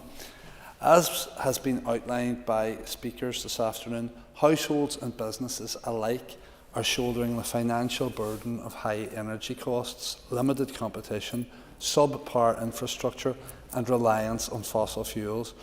This is unsustainable and it requires urgent attention. We must deliver a viable long-term renewable energy plan, one that provides security of supply, ensures affordable renewable energy for all consumers and supports the transition to net zero. The rapidly growing sector has the potential to create thousands of jobs here, guaranteeing both the improved health of our economy and our environment. The financial and practical benefits of a shift towards clean energies are clear-cut. It's why governments everywhere are investing in homegrown renewable industries. We need a whole system approach to decarbonisation, as people have said, and it's clear that planning is an integral cog within that machine of decarbonisation. There must be collaboration between government departments to ensure all the intricate parts work smoothly to drive us forwards towards a more sustainable energy market. It's frustrating to see inefficiencies plaguing the planning system, unnecessary delays, applications stuck in bureaucratic limbo, and an apparent lack of will to do things differently. Much of this is caused by a lack of resources, be it in planning itself or across statutory consultees. One solution lies in adopting a provision within the planning system for prioritising climate-friendly projects. This approach, akin to systems implemented in Norway and in Scotland, which appear to be light years ahead in terms of progressive policy, allows for the expedited processing of projects aligned to net zero goals. I'm cognisant, however, that this necessary shift in terms of fossil fuels won't happen overnight, nor can it happen without adequate regulation, which is why one of the core issues we must address within any energy policy is energy efficiency within homes. And I concur therefore with my colleague Ms McLaughlin that the retrofitting agenda must be front and centre of our discussions. The leaking of heat and money pouring from homes right across the north is one of the most important infrastructure priorities that we face. Addressing this concern would save hard-pressed families across the north hundreds of pounds every year on their energy bills, helping end fuel poverty for once and for all. Schemes to date, including the Housing Executive's Cavity Wall Insulation Action Plan, have borne little fruit. Only a fraction of properties have benefited from this initiative. Devastating cuts imposed on such upgrade and energy efficiency schemes, including the Affordable Warmth Programme as a result of DFC's capital budget, fill me with apprehension, not to mention the many tenants desperately awaiting energy-efficient measures. Implementing a comprehensive housing retrofit programme in Northern Ireland isn't merely a matter of improving energy efficiency, it's an investment in the health, comfort and financial well-being of the public. It would help to address the pressing need to upgrade ageing housing stock, reduce energy bills for households and a step towards decarbonisation. Retrofitting homes with better insulation, efficient heating systems and renewable energy technologies, we can alleviate fuel poverty, improve indoor air quality and enhance overall living standards for generations to come, and I'm glad and grateful for the support indicated for our amendment. To conclude, if we do hope to achieve climate action targets for both 2030 and 2050, a collaborative cross-border and all-islands approach and wider joined-up effort with Europe is vital. We need a change in attitude from all politicians, energy suppliers, businesses and consumers. The building blocks for change are there. It's knowing how to construct them effectively. And this is dus my liachna hebra. Na hopra talk. I call on Peter McReynolds. Right, Peter, you have 10 minutes to wind. Thank you, Principal Deputy Speaker, and can I take this opportunity to thank this afternoon's contributors for their input today in today's debate, given that it touches upon the challenges posed by the cost of living crisis facing households across Northern Ireland and the climate emergency, but also the potential solutions that could lie out there in creating a greener and more sustainable economy. And can I also take this first opportunity to welcome back the Economy Minister to his post as well. No doubt members will have read the briefing document circulated by National Energy Action in advance of today's debate, which lays out the importance of today and the potential next steps from this Assembly, but also the impact of energy prices on households here in a recent survey. Figures like, as we have already heard, 41% of households spending at least 10% of their outgoings on energy costs, 19% coping with these costs because they haven't been able to afford the cost of energy, and the grimmest of all, 1 in 10 skipping meals to ensure they have enough money to heat their homes. Principal Deputy Speaker, when I read that last statistic just last night, I was reminded of a film I saw 8 years ago, I, Daniel Blake, and the young mother in that film who skips meals so she can feed her children. These particular statistics aren't from a film though. It's real life facing many here, and it is essential that we as an Assembly and an Executive take the steps that are needed to deliver energy that is sustainable, affordable, and that no gaps exist for people to fall between. It also shows me the importance of having an Assembly again as a new Assembly member, so that when there are problems in our society, the mechanisms are there to address them. Ministers are there to take the necessary steps, and we have some strategy or framework in place to collectively work towards for the benefit of everyone here. Today's motion and the amendment contain key asks and set a direction I hope the Minister will take us in, specifically when it comes to addressing our reliance on fossil fuels, energy transition and development rights for green infrastructure. However, as a member of the Infrastructure Committee, I think it's important as well to highlight the gaps existing within our planning system, as has been alluded to in this debate, to achieve an increase in the renewable sector, a reduction in our reliance on fossil fuels and rapid expansion of the domestic energy market. This is because from April 23 to March this year, less than half of total electricity consumption in Northern Ireland was generated from renewable energy sources. We can and must do better. There is significant untapped potential in renewable energy generation, especially in wind in Northern Ireland, with Northern Ireland being one of the best places in the world to harvest the benefits of wind-generated energy, and we truly could be a market leader in this space. To do this, we need to take urgent measures to speed up the consenting of renewables, permitted development rights for green infrastructure, and priority given to projects delivering renewable and low-carbon energy in the planning system. As I've said before in this chamber, 82% of renewable developers do not see Northern Ireland as an attractive place to invest, and on average it takes over 3 years for a wind farm application to be determined, with data in July 23 showing 125 applications for wind and solar farms are pending, the earliest of which was submitted in November 2012. This is important because we will not meet our 80 by 30 target or the aims of today's motion if we do not urgently address these gaps in our planning system. A planning system that has everyone singing from the same hymn sheet about what needs done to improve it and to deliver upon the potential we have here in Northern Ireland. If we get that right, we can stimulate the green economy, but also deliver for all the people who live here while also addressing fuel poverty. And I'll now turn to this afternoon's debate. As I've said, we welcome the motion and the amendment from Ms McLaughlin on the need to increase social housing retrofitting, and I welcome the consensus around the Chamber today on this topic. It's motions and amendments like these that got me involved in politics to make a difference and to ensure that we reach everyone across our society, regardless of their community or their class. I acknowledge there is an ambition in this chamber again today, but I always remember speaking at an event while Deputy Lord Mayor in Belfast and an esteemed environmentalist, Sir Jonathan Porritt, saying to me about the need to be ambitious in everything we do, to go from there and to see where we end up. I've tried to apply this in all the approaches of my politics and to do my best for everyone.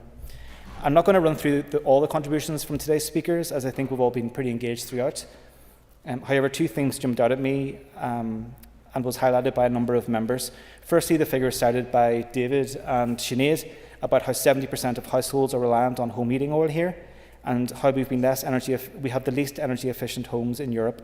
This is something I've been aware of by a handful of oil clubs in East Belfast, where I'm an MLA, which seek to buy oil in bulk to drive the cost down. And similar in the Eastwood, I've stood in too many homes in East Belfast that have walls painted black by damp, homes that have children living in them who cough from the damp in the air, or have residents wearing extra layers to get by each day. This motion and debate can go some way in making sure these never happen again. Secondly, as a sitting member of the Infrastructure Committee, it was welcome to hear the Chair of the Economy Committee, Philip Brett, and Philip McGuigan, about the good working relationship on the committee on these matters, and I'm sure it would be something that we as an Infrastructure Committee would be keen to work on jointly when it comes to planning issues and necessary reforms in the system to support our net zero targets. And it was good to hear the Minister mention that he's been engaging with Minister O'Dowd on these in recent times as well. In conclusion, Mr Speaker, Principal Deputy Speaker, I welcome today's motion and the amendment, the goals of it, and the ambition to secure that fuel poverty is something that simply isn't allowed to happen again in Northern Ireland. But it's crucial that we work together to deliver a domestic renewable energy market for the benefit of our people, but also the planet.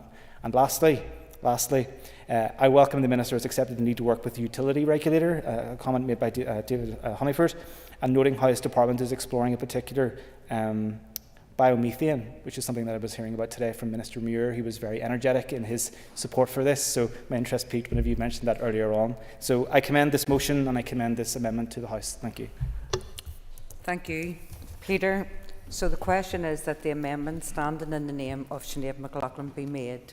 All those in favour say aye. Contrary of any noes? The ayes have it. So the question is that the motion as amended be made. All those in favour say aye. Contrary of any noes? The ayes have it. The ayes have it. Members, just take your ease for a few moments. Thank you.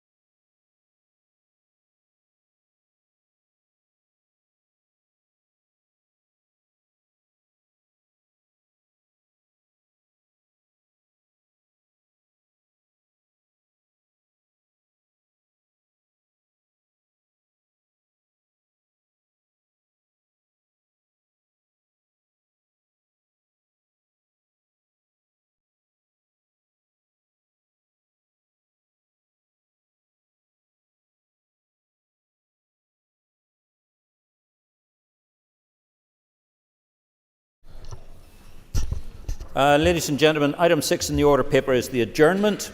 The question is that the Assembly do now adjourn, and in conjunction with the Business Committee I have given leave to Cheryl Brownlee to raise the matter of hospitality and tourism in East Antrim. I call on Cheryl Brownlee. You will have up to 15 minutes. Over to you, Cheryl. Thank you, Mr Deputy Speaker. I'm sure we are all well aware of the struggles of the High Street. They're well documented, and I know there have been a number of positive measures from central and local government to try and address the challenges. However, today I want to raise on this floor the cocktail of challenges that I see in my own constituency. This mixture has created an increasingly difficult environment to successful trade for our hospitality and tourism industry in East Antrim. I want to take a closer look at Carrickfergus, located 15 minutes outside our capital city of Belfast. You would think this would be a positive. However, in terms of tourism, what we're finding is tourist buses roll into Carrickfergus in the morning, a quick stop at the castle for a photo opportunity before reboarding the bus and off up the roads to the north coast. Carrickfergus is not being treated as a priority. We should be marketing the seaside town as the gateway to the Causeway Coast, whereas at the minute we are simply a toilet stop. The Department's failure to capitalise on this unique positioning is having a detrimental impact to the prominence of our tourism offering. Carrickfergus Castle, for example, is one of the most unique and historically important castle garrisons in Northern Ireland. Another significant factor which must be recognised is a major reduction in available bed nights, with the closure of 2 prominent local hotels in recent times.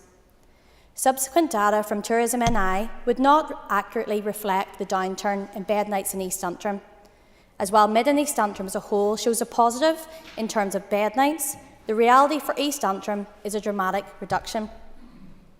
We all know that a reduction in bed nights results in a reduction of tourists staying and spending within the area. We're seeing and hearing more and more that the lack of available facilities is now directly impacting upon local hospitality businesses in the surrounding area, some of whom have seen a reduction in footfall of over 30%. Footfall counters purchased to monitor trade in Carrickfergus have shown a constant discrepancy between the footfall in Carrickfergus Town Centre and the NI average. For example, in October 2023, the average footfall across Northern Ireland increased by 2% in comparison with the previous year, compared to a shocking 23% reduction in footfall in Carrickfergus. The added difficulty with Carrickfergus Town Centre is our location within the conservation area. While the preservation of history and heritage is absolutely key moving forward, we must strike a balance between conservation, preservation, and a town that is open and adaptable and able to utilise our unique heritage as a vehicle for success. Conservation areas have various planning stipulations to ensure that areas are in keeping with the aesthetic of the appropriate time period. Unfortunately, this also comes with its own set of challenges. I give you the example of my own constituency office. Located in the heart of Carrickfergus Town Centre in a conservation area, I, like every other member of this House, applied for planning permission to erect a sign, a very basic sign that would have caused no issue in almost any town or village across Northern Ireland.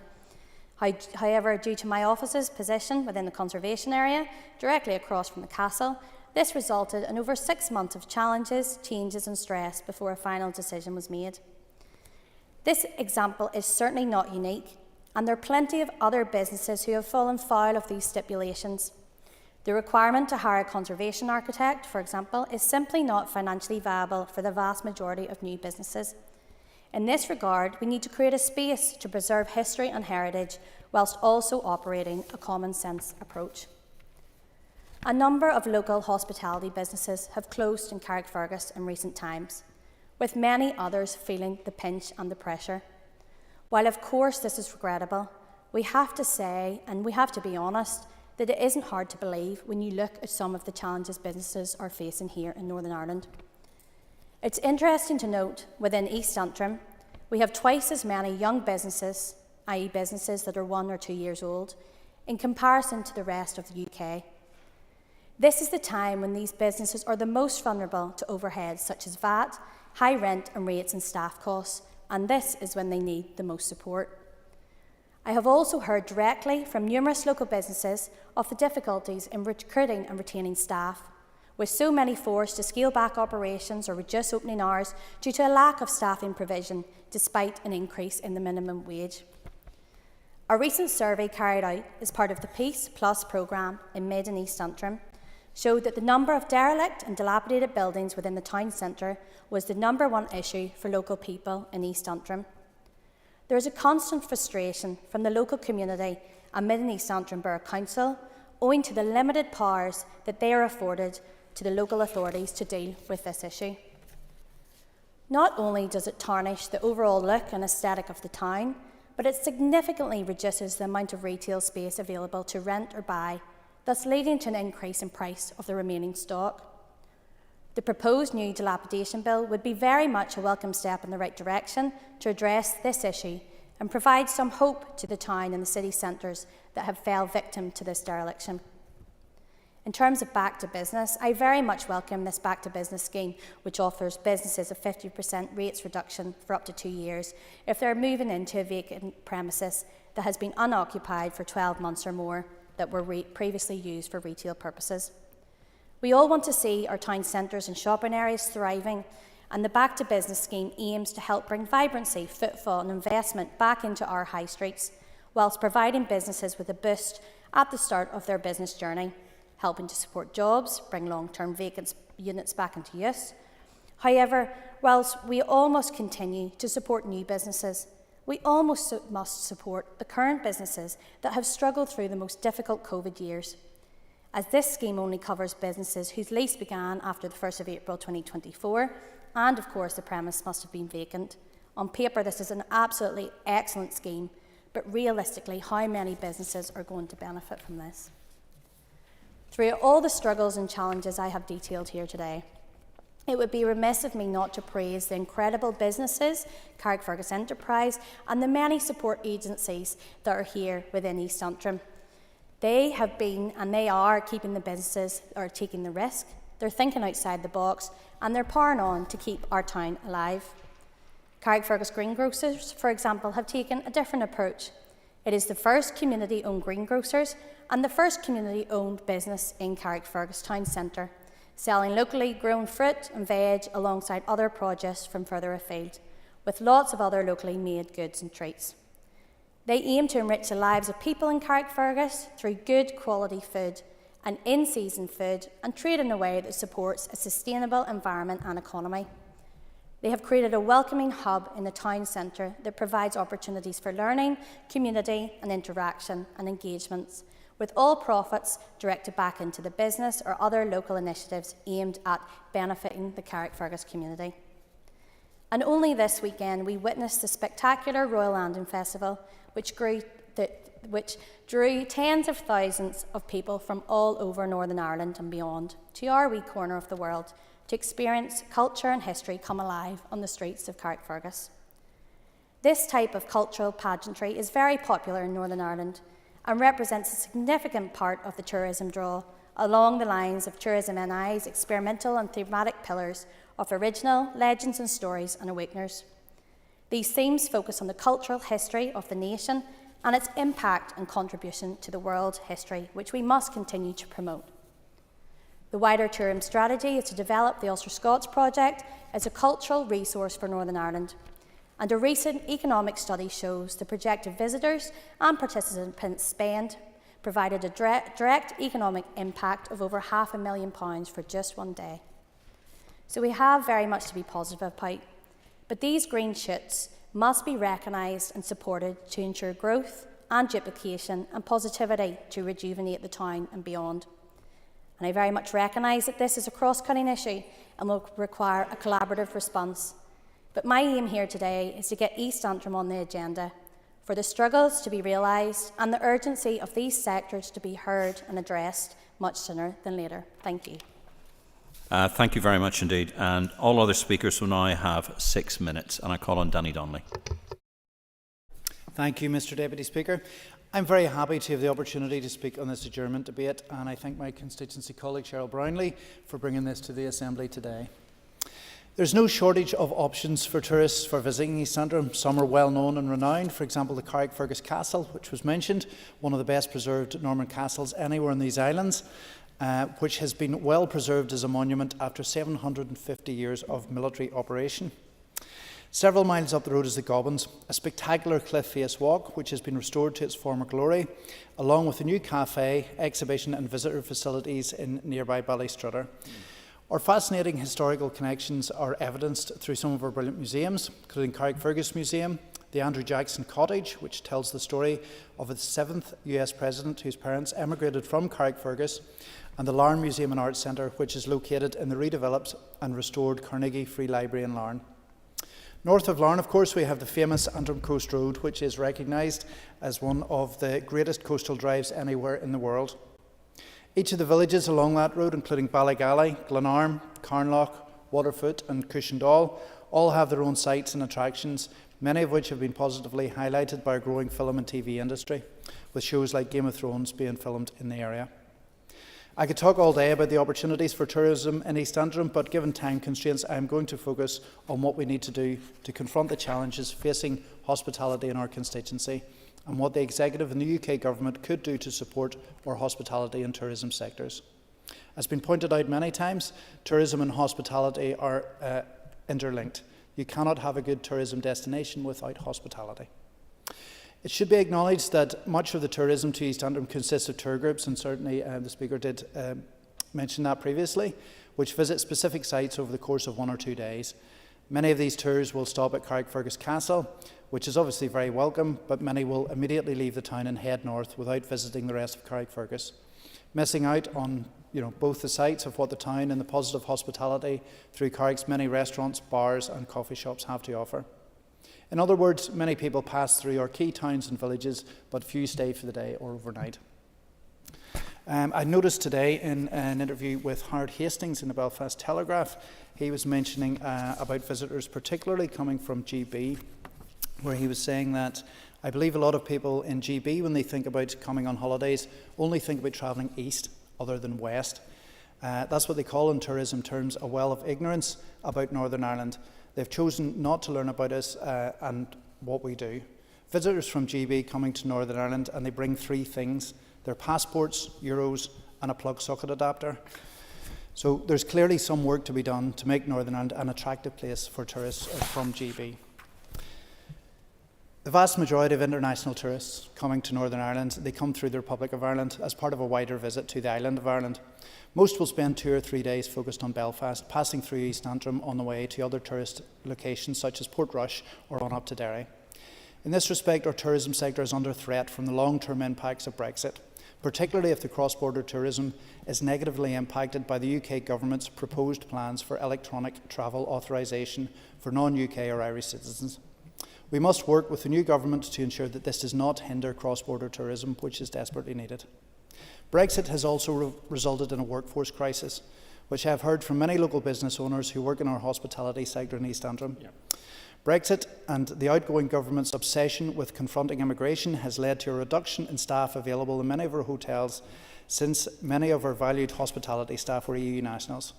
Also, the loss of EU funding will diminish opportunities for future planning and restoration, which was not the case in the past.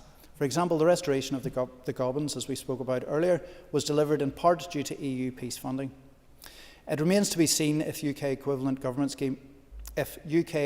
schemes can deliver, but it appears unlikely so far. We must do what we can to link our tourism attractions that we have within East Antrim to the local economy, so that visitors who do visit them will also then benefit our local economy and our local businesses. More widely, the workforce crisis in our hospitality sector has led to shortages for many local businesses such as bars and restaurants. Many can only open on certain days now and are restricted the days that they're open. For example, only on weekends or only on evenings. Some have reduced menus as a result of not having significant resources. This decline is sadly evident in East Antrim and across Northern Ireland. It also reflects the difficult reality for many families with the cost of living crisis that they cannot afford to eat out or pay for increasingly expensive meals. There are other financial issues that require the intervention of either central government in the UK or the Executive here. From speaking to local B&B owners, many have said to me that the current rate system is not working for them, increasing their costs during an already difficult cost of living and cost of doing business crisis. Some of the larger hotels in the constituency are similarly concerned about VAT and would welcome an urgent review of VAT for hospitality, saying that the margins of doing business at the minute are very, very slim. And I note that this was one of the suggestions that was made by Trade NI in their economic report, the Prosperity Dividend, which was launched last year. I look forward to hearing from the Economy Minister on what his department can do to improve the prospects for tourism and our hospitality sectors. I appreciate that much of what I have mentioned is outside his responsibilities, and indeed we need a coordinated approach from several departments, including finance in respect of any rates review, infrastructure in terms of ensuring effective transport links, particularly along the Belfast to Larne railway line, and communities in terms of working to enhance our local heritage, including local campaigns to restore and improve historic buildings and other sites. But I would like to ask the Economy Minister... the member draws remarks to a close, please. No problem. I agree with the proposer. We have great potential and we must do what we can to harness that for the benefit of our businesses. Thank you. Thank you, and I call on John Stewart. Deputy Speaker, can I start by thanking the member for East Antrim for bringing this forward today. I think it is a really important adjournment debate, and also, Deputy Speaker, to declare an interest as a family. My family has owned businesses and continue to own businesses in Carrickfergus Town Centre for over 60 years now in the shoe trade, and know all too well the pressures that the member referred to. I also want to thank the Minister for coming along today, although to be fair it could have been one of any four ministers given the litany of issues that affect tourism and hospitality, whether that's the prohibitive rate system. Your colleague could have been along. We talked about dilapidation, and no doubt Communities Minister could have played a role in terms of looking at vesting powers and whatnot, and we've discussed that before. Also the Infrastructure Minister in terms of the prohibitive areas around planning, and the member originally referred to that around the difficulties in the conservation area. So I do agree with the proposer that a collaborative approach is no doubt needed, and it's also needed in cooperation with local council who have a key role to play in this as well. Whether that is promoting the amazing tourist offering that we have in East Antrim, or just promoting East Antrim in general. The previous speaker, Mr Deputy Speaker, spoke about the amazing tourist offering that we have, and I remember referring to that in my maiden speech, whether it is Carrickfergus Castle, which is a phenomenal asset, not just for East Antrim, but for Northern Ireland in general, or the Andrew Jackson Centre, the US Rangers Centre, the Gobbins, Carnfunny Park, or the drive up to the gateway of the Causeway, which is just phenomenal. I think it was described by Michael Peelin as one of the most amazing anywhere in the world, and it's quite sad and almost limitable in a way that it took Timmy Mallet to come here and put East Antrim back on the map, and it wasn't the fact, and he did it for the whole of Northern Ireland, let's be fair, in such an amazing way, Mr Deputy Speaker, that those assets that we have are not as regularly promoted as they should be, and I think too often we look outside of Northern Ireland and out of our own constituencies and forget just how good those assets are.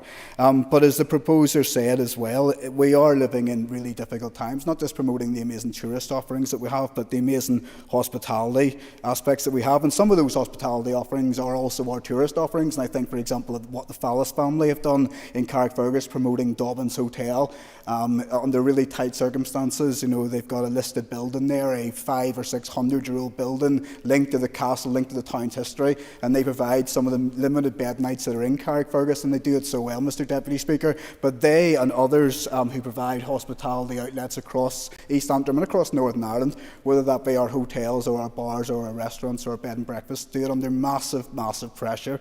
And the reality is, for example, if you take our bars and our hotels, they're currently benefiting, if they were in England and Wales, from 75% of rate relief up to £110,000, and 100% of rate relief if they were defined as being in rural areas.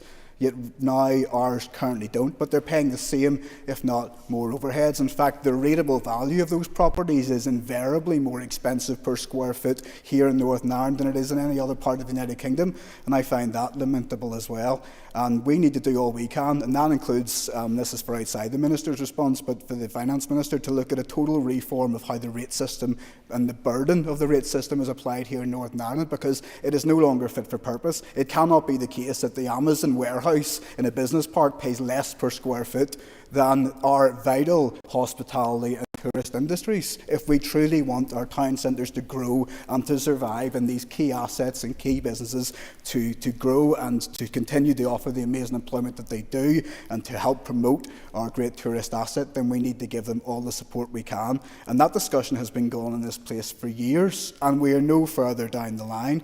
So that needs to be looked at as well, Mr Deputy Speaker.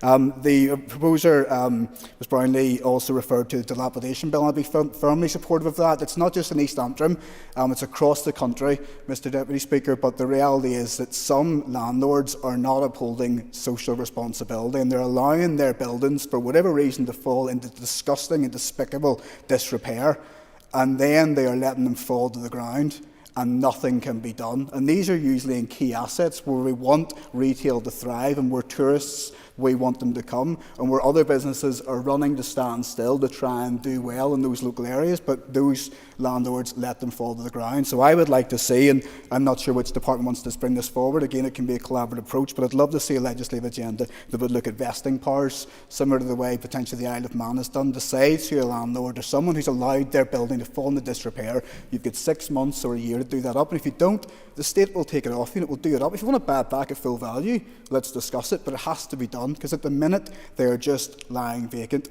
The proposer also referred to the amount of hospitality is closed, and one of those is, as you know, the big Swift complex down at the harbour, a key asset right beside Carrickfergus Castle in a conservation area, lying absolutely derelict and falling into the sea, and nothing can be done to ensure the upkeep of that building.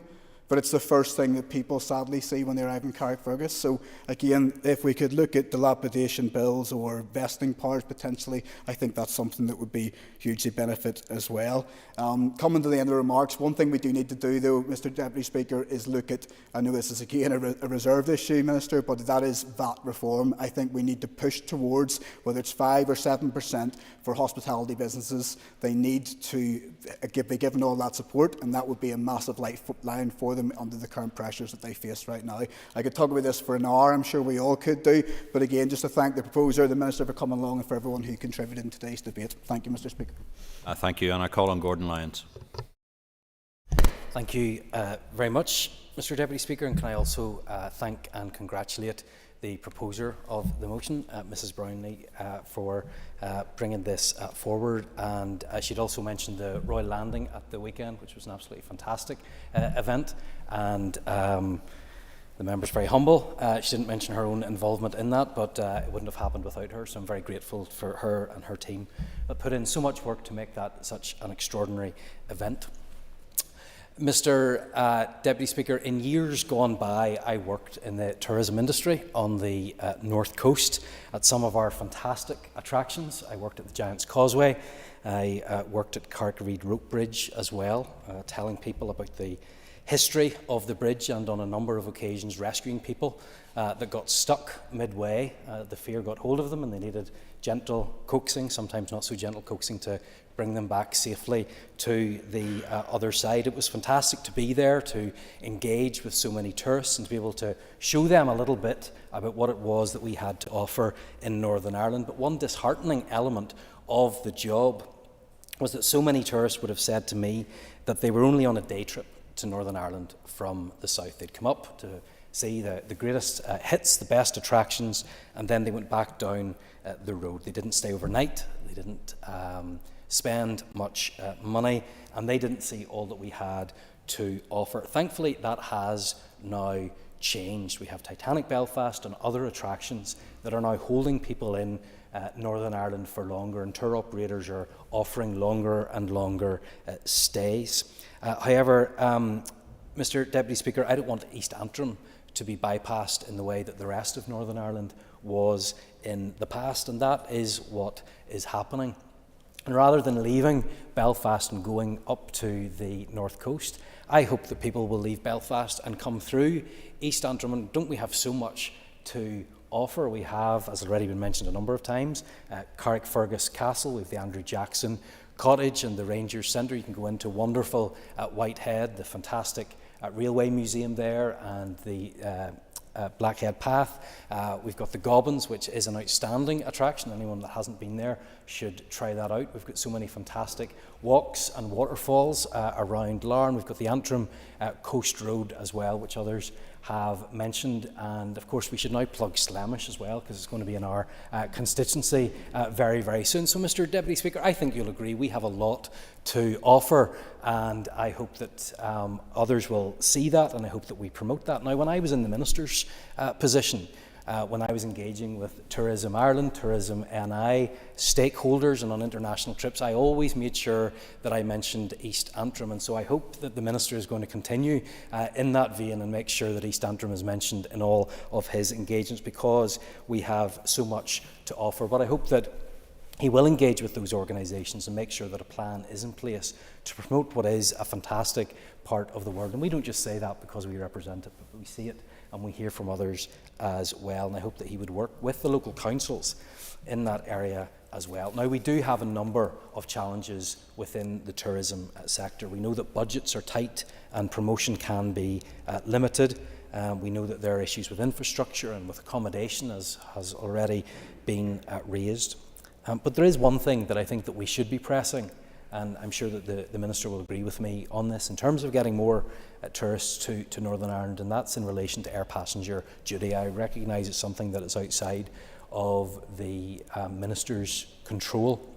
However, we should jointly be lobbying the UK Government on that issue. There is very clear economic data that shows the benefit that the removal of air passenger duty can have. We saw it in the Netherlands, and we have also seen it in the Republic.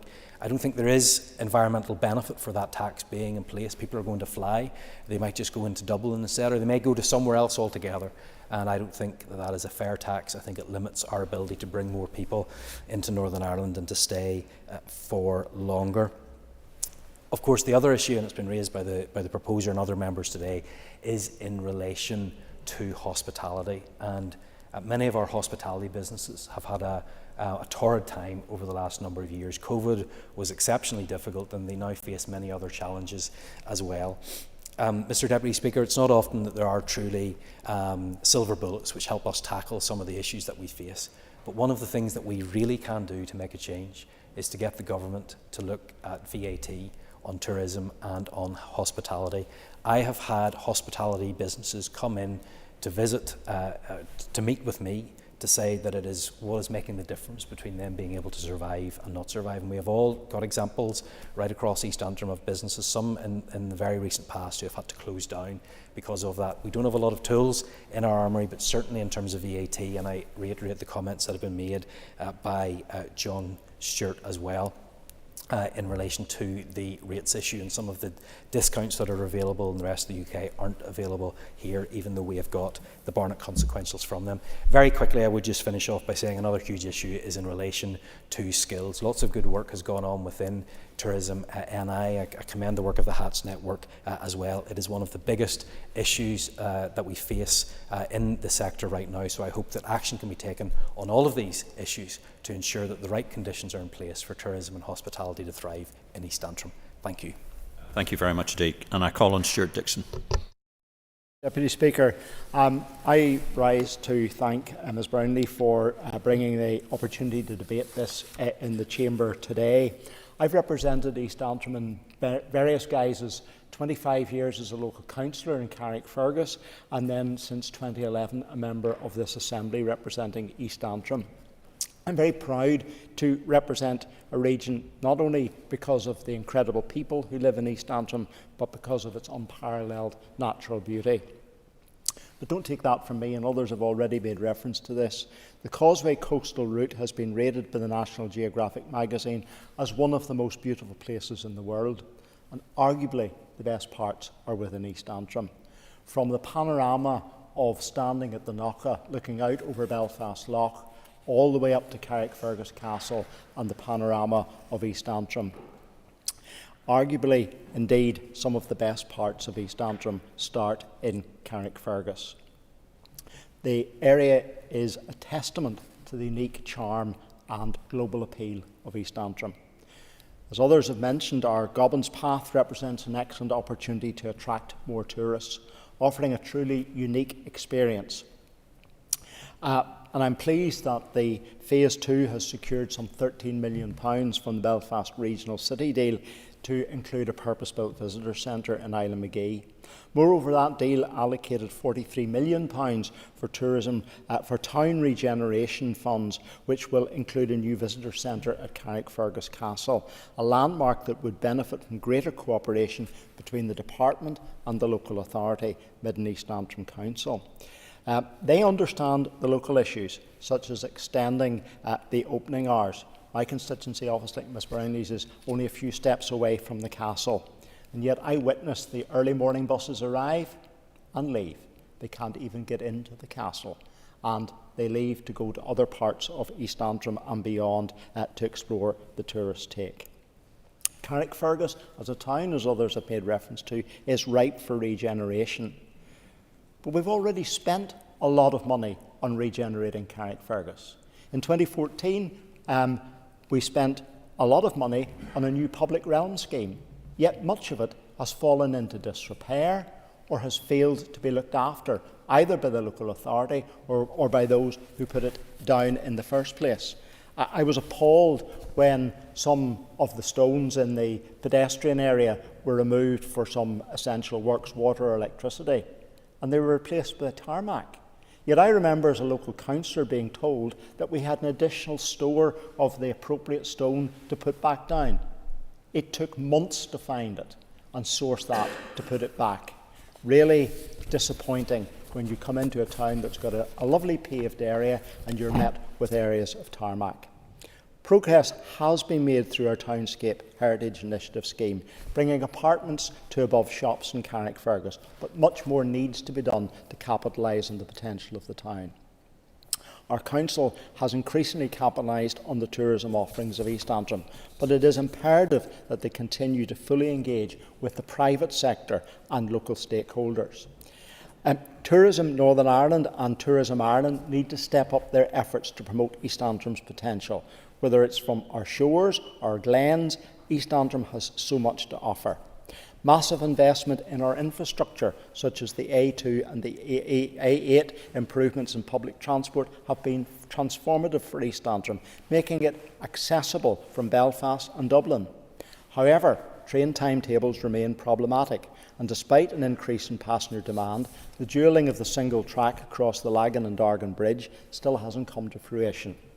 Increasing the frequency of transport services is necessary to match the efficient services tourists expect. They get it everywhere else in Europe, but they can't get it here. And I fear the recent fare increases will deter passengers even more. Moreover, support is also needed for our Railway Preservation Society Museum, which is based in Whitehead. That's the Railway Preservation Society of Ireland, a major tourist contributor to that particular niche area of tourism. Yet, bogged down in rules and regulations that they cannot provide drivers to get out, steam trains out onto the main line. Disgraceful, Deputy Speaker, when you think that one of the major refurbished steam engines from Whitehead is currently operating in the Republic of Ireland. It's coming to the end of its licence, it needs its boiler replaced. And the only way to get it back to Whitehead, which is the only place on the island of Ireland where it can be repaired, is to put it on a road loader and bring it back. That's disgraceful. Departments need to get energetic and get these sort of issues resolved as quickly as possible.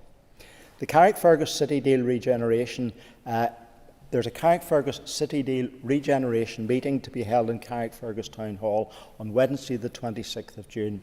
I would encourage anyone, including all of our members here, to come along to that session and to see what we can do together to give our support to the town of Carrickfergus, our support to the local authority and our support to the traders and businesses in the town that are crying out for the help of this Assembly and for the local authority. Finally, Deputy Speaker, I want to place on record my thanks to all of those who work in the hospitality trade across East Antrim. Thank you. And I call on Philip McGuigan. Very good, last Concollia. And it's a timely opportunity to debate tourism as we head firmly into the busiest time of the year for our tourism and hospitality sector. So I thank Ms Brownlee for bringing the debate to us, specifically in relation to East Antrim. I'm obviously not an East Antrim MLA.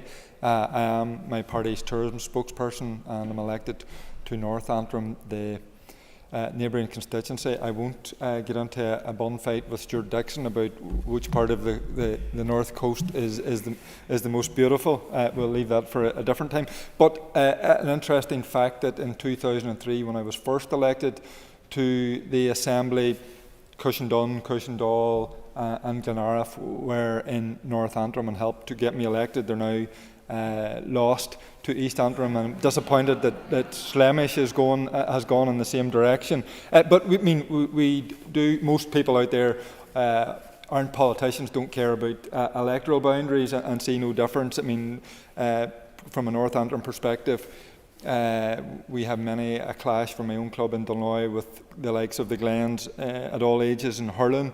And I'm pretty sure they would consider themselves North Antrim in spirit as well. I mean, one thing as well as being lucky to represent any part of County Antrim as an elected representative, I'm also lucky enough to be healthy, to be able to cycle some of the places that we've talked about on a regular basis into all parts of County Antrim and along the North Coast. So I'm not going to argue with anything anybody has said about the unique landscape and nature of that part of County Antrim.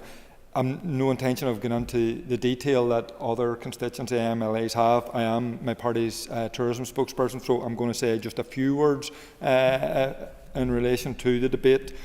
East Antrim obviously does have plenty to offer in terms of tourism, and some of that has been talked about: the Gobbins, Cliff Walk, the Causeway Coastal Route, Game of Thrones filming locations, Glenara Forest Park, to name a few. Golf tourism has some potential, and I know from my own discussions that there are other exciting opportunities for additional golf tourism opportunities within East Antrim. Tourism in general, as we know, has a key role to play in driving economic growth, addressing regional imbalance and creating jobs. Can also be an enabler for community wealth building, giving communities ownership of their economic development and ensuring tourism is sustainable and in harmony with the local community and environment. It is therefore important that we continue to keep a focus on tourism and explore all possible opportunities to ensure it can realise its full potential in East Antrim and North Antrim and everywhere across the north. One such opportunity that I have spoken about before in this chamber and will mention again today is the compelling case for the extension of the Wild Atlantic Way into the North Coast, including East Antrim.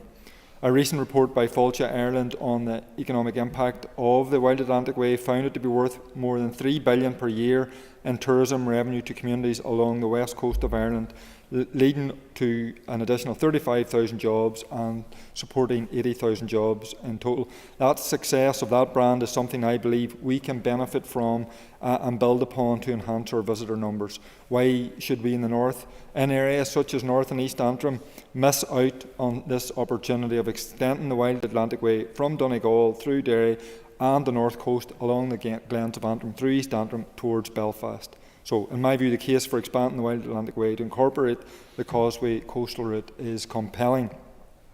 We also know from a recent report, Tourism on the Island of Ireland, that there has been significant increase in day trips and short stays from the south to the north. So, there are growing numbers of international visitors flying into Dublin who are adding destinations across the north to their holiday itinerary, and we should be, as others have said, ensuring that all parts of the north can benefit from that. The potential for growth is clearly there. The natural, historic and unique attractions that we have need to be shown, and that they are both innovative and resilient. There are, of course, challenges, as others have indicated: the electronic travel authorisation policy from the British Government, increased cost of overheads and the recruitment and retention of staff. So I welcome the Minister's recognition that tourism and hospitality sectors do require investment and support when he announced his intention to put together a tourism implementation group and create a tourism partnership board. So, last Collier, to conclude, I just want to commend all those who contribute to our fantastic tourism and hospitality offering, particularly, as I said, as we head into peak holiday months of July and August. I hope we see many tourists and our businesses see many benefits, and wouldn't it be great if we get the weather to match? Thank you, and I call on Sinead McLaughlin. Thank you, Speaker. I'd like to start by welcoming this debate today on hospitality and tourism in East Antrim, and thank you to Ms Brownlee for bringing it forward. I know she is passionate about her constituency, as I am about mine, and when you visit East Antrim, It is not hard to see why. East Antrim, from Cushendun down to Carrickfergus, has some of the most breathtaking views that you will see anywhere in Northern Ireland. And like my own beautiful city of Derry, culture and history also rhyme in Carrickfergus. It is an area of profound natural beauty that I think encapsulates some of the most beautiful areas, as I said, across the north. When people visit the Glens of Antrim, it is no exaggeration to say that the views they find are some of the most spectacular on this island. It's a favourite spot for day trippers as well as those staying longer, and we need to get people to stay longer when they do come to Northern Ireland. Of course, the hospitality sector is absolutely fundamental to success of that offering right across East Antrim, and in particular to the success of the tourism industry. It's the lifeblood of a thriving economy in any community, generating and driving wealth as well as social inclusion and improving well-being. In fact, every £100 spent in the hospitality industry generates added value to the local economy of about £58, and that is a really impressive return of investment. Tomorrow, the Economic Committee will be pleased to hear evidence from Hospitality Ulster about the challenges and opportunity of the sector, and I have no doubt that they will be stating some of the challenges that you outlined in the opening of your motion. And how its growth can help every part of Northern Ireland to thrive, not least East Antrim, which already has a lot to offer. But I have no doubt that we will also hear, as I said, about the challenges, especially as a result of the lingering effects of the pandemic and indeed the rising cost of business itself. Challenges, as I say, you've already listed. Those challenges include the need for support for recruitment and retention in the sector, including the development of hospitality skills that are badly needed. 17% of businesses in the hospitality industry have reported they are at risk of failure in the next year, with intervention needed as a matter of urgency on small business rates relief and the cut of VAT, which has been mentioned across this debate this evening. And of course, the tourism sector as a whole across the north is one of the biggest success stories of our peace process. However, the sector, as I say, faces challenges, including the need to support businesses that are driving the sector's growth and the lack of a coherent approach from the government. We can also not debate the challenges facing tourism in any part of Northern Ireland without raising the crucial importance of the need for mitigations when it comes to the electronic travel authorisation scheme. The sector has been crystal clear that the ETA is unworkable here. And in fact has the potential to be deeply damaging, and we need to see ministers in Stormont stepping up and marshalling the opposition to its implementation. The SDLP has been resolute in calling for a tourism strategy and action plan that is fit for purpose and that includes the investment we need to see that commits concrete and tangible measures and targets for these industries. In conclusion, Mr Speaker, we must back up the warm words that are often said in this chamber on hospitality and tourism with action that East Antrim and every other constituency needs to see.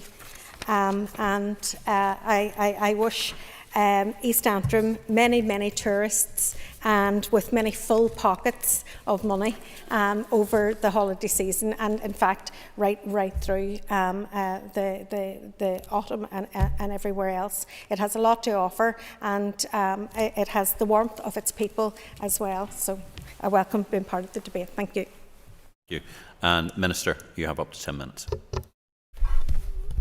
I thank the member for securing the adjournment debate, and I also thank all of those who contributed, and particularly the representatives from the constituency with the passion they spoke about East Antrim and the tourism offering there. I have on separate occasions stayed in Cushendun and Cushendall, so I can attest to all of the attractions. And as has been outlined, there had been much to contribute to tourism offer within East Antrim, such as Carrickfergus Castle, the Gobbins, Glenarm Castle Estate, as well as its stunning coastline and of course the Glens of Antrim. The area is an integral part of the Causeway coastal route, which for many years has been a key attractor for both local and international visitors and which is strongly promoted by Tourism NI and Tourism Ireland. These tourism experiences slow visitors down on their journey, encouraging them to spend more time and in turn inject additional revenue into the local economy. Since 2020, Tourism NI has invested over £1 million in the Mid and East Antrim and Antrim and Newton Abbey council areas as part of their experience and market development funding programmes. The investments help to fund experiences such as the new visitor centre and trails at Glenarm Castle, the development of Glenarm Marina, the provision of bikes and tours in villages such as Whitehead, Glenarm and Island Magee. And businesses within the constituency have also benefited from the initiatives which Tourism NI put in place to support the industry's recovery from the impact of the pandemic. Tourism NI regularly promotes the East Antrim area through its seasonal marketing campaigns across the island, and the Causeway coastal route features heavily in Tourism Ireland's promotion of the island to overseas audiences. In recent times, my department and Tourism NI have been working closely with Mid and East Antrim Borough Council on the development of the new Gobbins Phase 2 project as part of the Belfast Region City deal, as been mentioned by a number of speakers. The contract for funding, which was signed last month with the Mid and East Antrim Council, will see my department contribute £12.6 million towards the cost of delivering the project. This will result in a newly engineered staircase creating a circular closed-loop pathway which will unlock the full potential of the existing attraction and enhance overall visitor experience. And once complete, the project should see visitor numbers increasing to over 400,000 per year, bringing with it a substantial increase in tourism spend right across the constituency. Tourism NI has also been providing ongoing advice and support to the £42 million Carrickfergus Regeneration City Deal project. This will see a much-needed investment in Carrickfergus Castle, enhancing the visitor experience in the castle, as well as delivering improvements to the public realm around Carrickfergus town. Last year, a joint application by Tourism NI, Fáilte Ireland and Tourism Ireland to the Shared Island Fund was successful in securing €7.6 million as part of a brand alignment project involving the Causeway coastal route and the Wild Atlantic Way, I think referenced by Philip McGuigan in his contribution. Pre-development work has already begun, and this brand alignment project will help improve the discovery points and visitor experience along the Causeway coastal route. It will also ensure that it is a consistent and high-quality driving route sitting alongside the Wild Atlantic Way. Members will be aware that discussions are ongoing to progress the extension of brands such as the Wild Atlantic Way and Ireland's ancient east into the north. Tourism has a major role to play in delivering a greener, regionally balanced and productive economy which provides good jobs. And my officials and I look forward to working with the local councils, the wider tourism industry in East Antrim to ensure that the area can fully benefit from the realisation of the economic plans. Just to refer to a number of points that were made a number of times by different speakers, but just to try and pick them up in order. The hospitality support, and I think Gordon Lyons expanded that in terms of talking about the skills needed, and we are working closely with the hospitality sector, both in terms of a tourism strategy, but also we had a direct meeting them last week in terms of the skills agenda and how they can try and tap into that. And there is a very strong need within the hospitality sector, because we can attract all the tourists if we do this well enough, but we need to have people working in the sector to be able to service that. Issues in relation to town centre dereliction, back in business, dilapidation, of course, as people acknowledged, responsibilities of another department, but I do believe, having been in that department once, that the issue of rates relief for dereliction is something I think should be revisited, because I think that might take some time to bring legislation through to try and enforce disposal of that, but certainly the lack of a rates bill in relation to derelict properties doesn't encourage anyone to do anything with them. The other issues were rated in relation to VAT rates issues as well. Again, air passenger duty, again issues for the Department of Finance, but issues which in my time there we raised consistently with the British Government, and I would hope and I would expect that the current Finance Minister will continue that with the incoming government to see can we get some more joy in relation to that. And of course I recognise that while those are responsibilities of other departments, we have collectively a responsibility in all of these areas, and I'm very happy to work with the Finance Minister and other ministers. Infrastructure and other issues have been mentioned to ensure that we work together to try and promote the tourism industry, which is a key part of our economy here.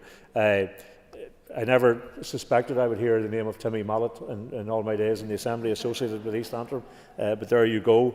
I'm very interested in the Community Minister's experience as a tourism promoter there, particularly his experience at Carrick-Reid Bridge, and I have to think that coaxing people from positions in which they find themselves reluctantly. It should serve him well in his political life as he goes forward.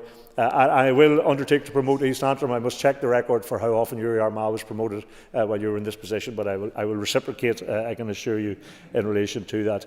The other point was mentioned with the electronic travel issue, permit issue, and that is something that I have myself raised with British Government ministers, and of course we will take the opportunity with the incoming government to continue to raise that issue. I don't think it's fully understood in terms of the impact on this island that such a policy would have, and it's something which clearly the tourism industry as a whole are very exercised about, and we will continue to raise that. So just in conclusion, Last Concord, I thank the members for raising that. I've learnt more about East Antrim in the last hour than I had previously, even though I stayed in it. But I just assure people that we not only will continue to work with yourselves in promotion of all of our areas, including East Antrim for tourism, but we will also work collectively together as an executive, and I'm sure the Community Minister could concur with that. We will work collectively to try and ensure that we do our best for our tourism sector, which, as I say, is a key part of our overall economic product here, and particularly in relation, as the member has brought forward the motion, in relation to East Antrim. Thank you. Thank you very much indeed, and it would be unremiss of me to actually point out to the fact that I will be enjoying the hospitality of East Antrim this Sunday at Lawrence Swimming Club's barbecue, a bit of an advertisement at Macramorn, and where we're supporting some of our Olympians. Just get that out there. You members of East Antrim, you're more than welcome to come along. And at that point, may I say,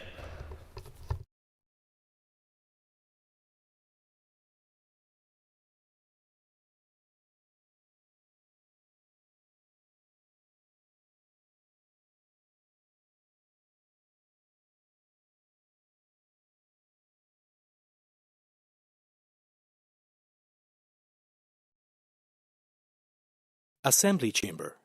Sound.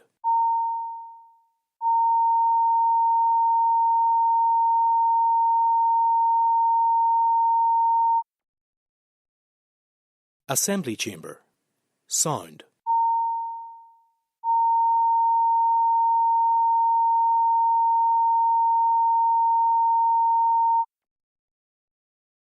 Assembly Chamber.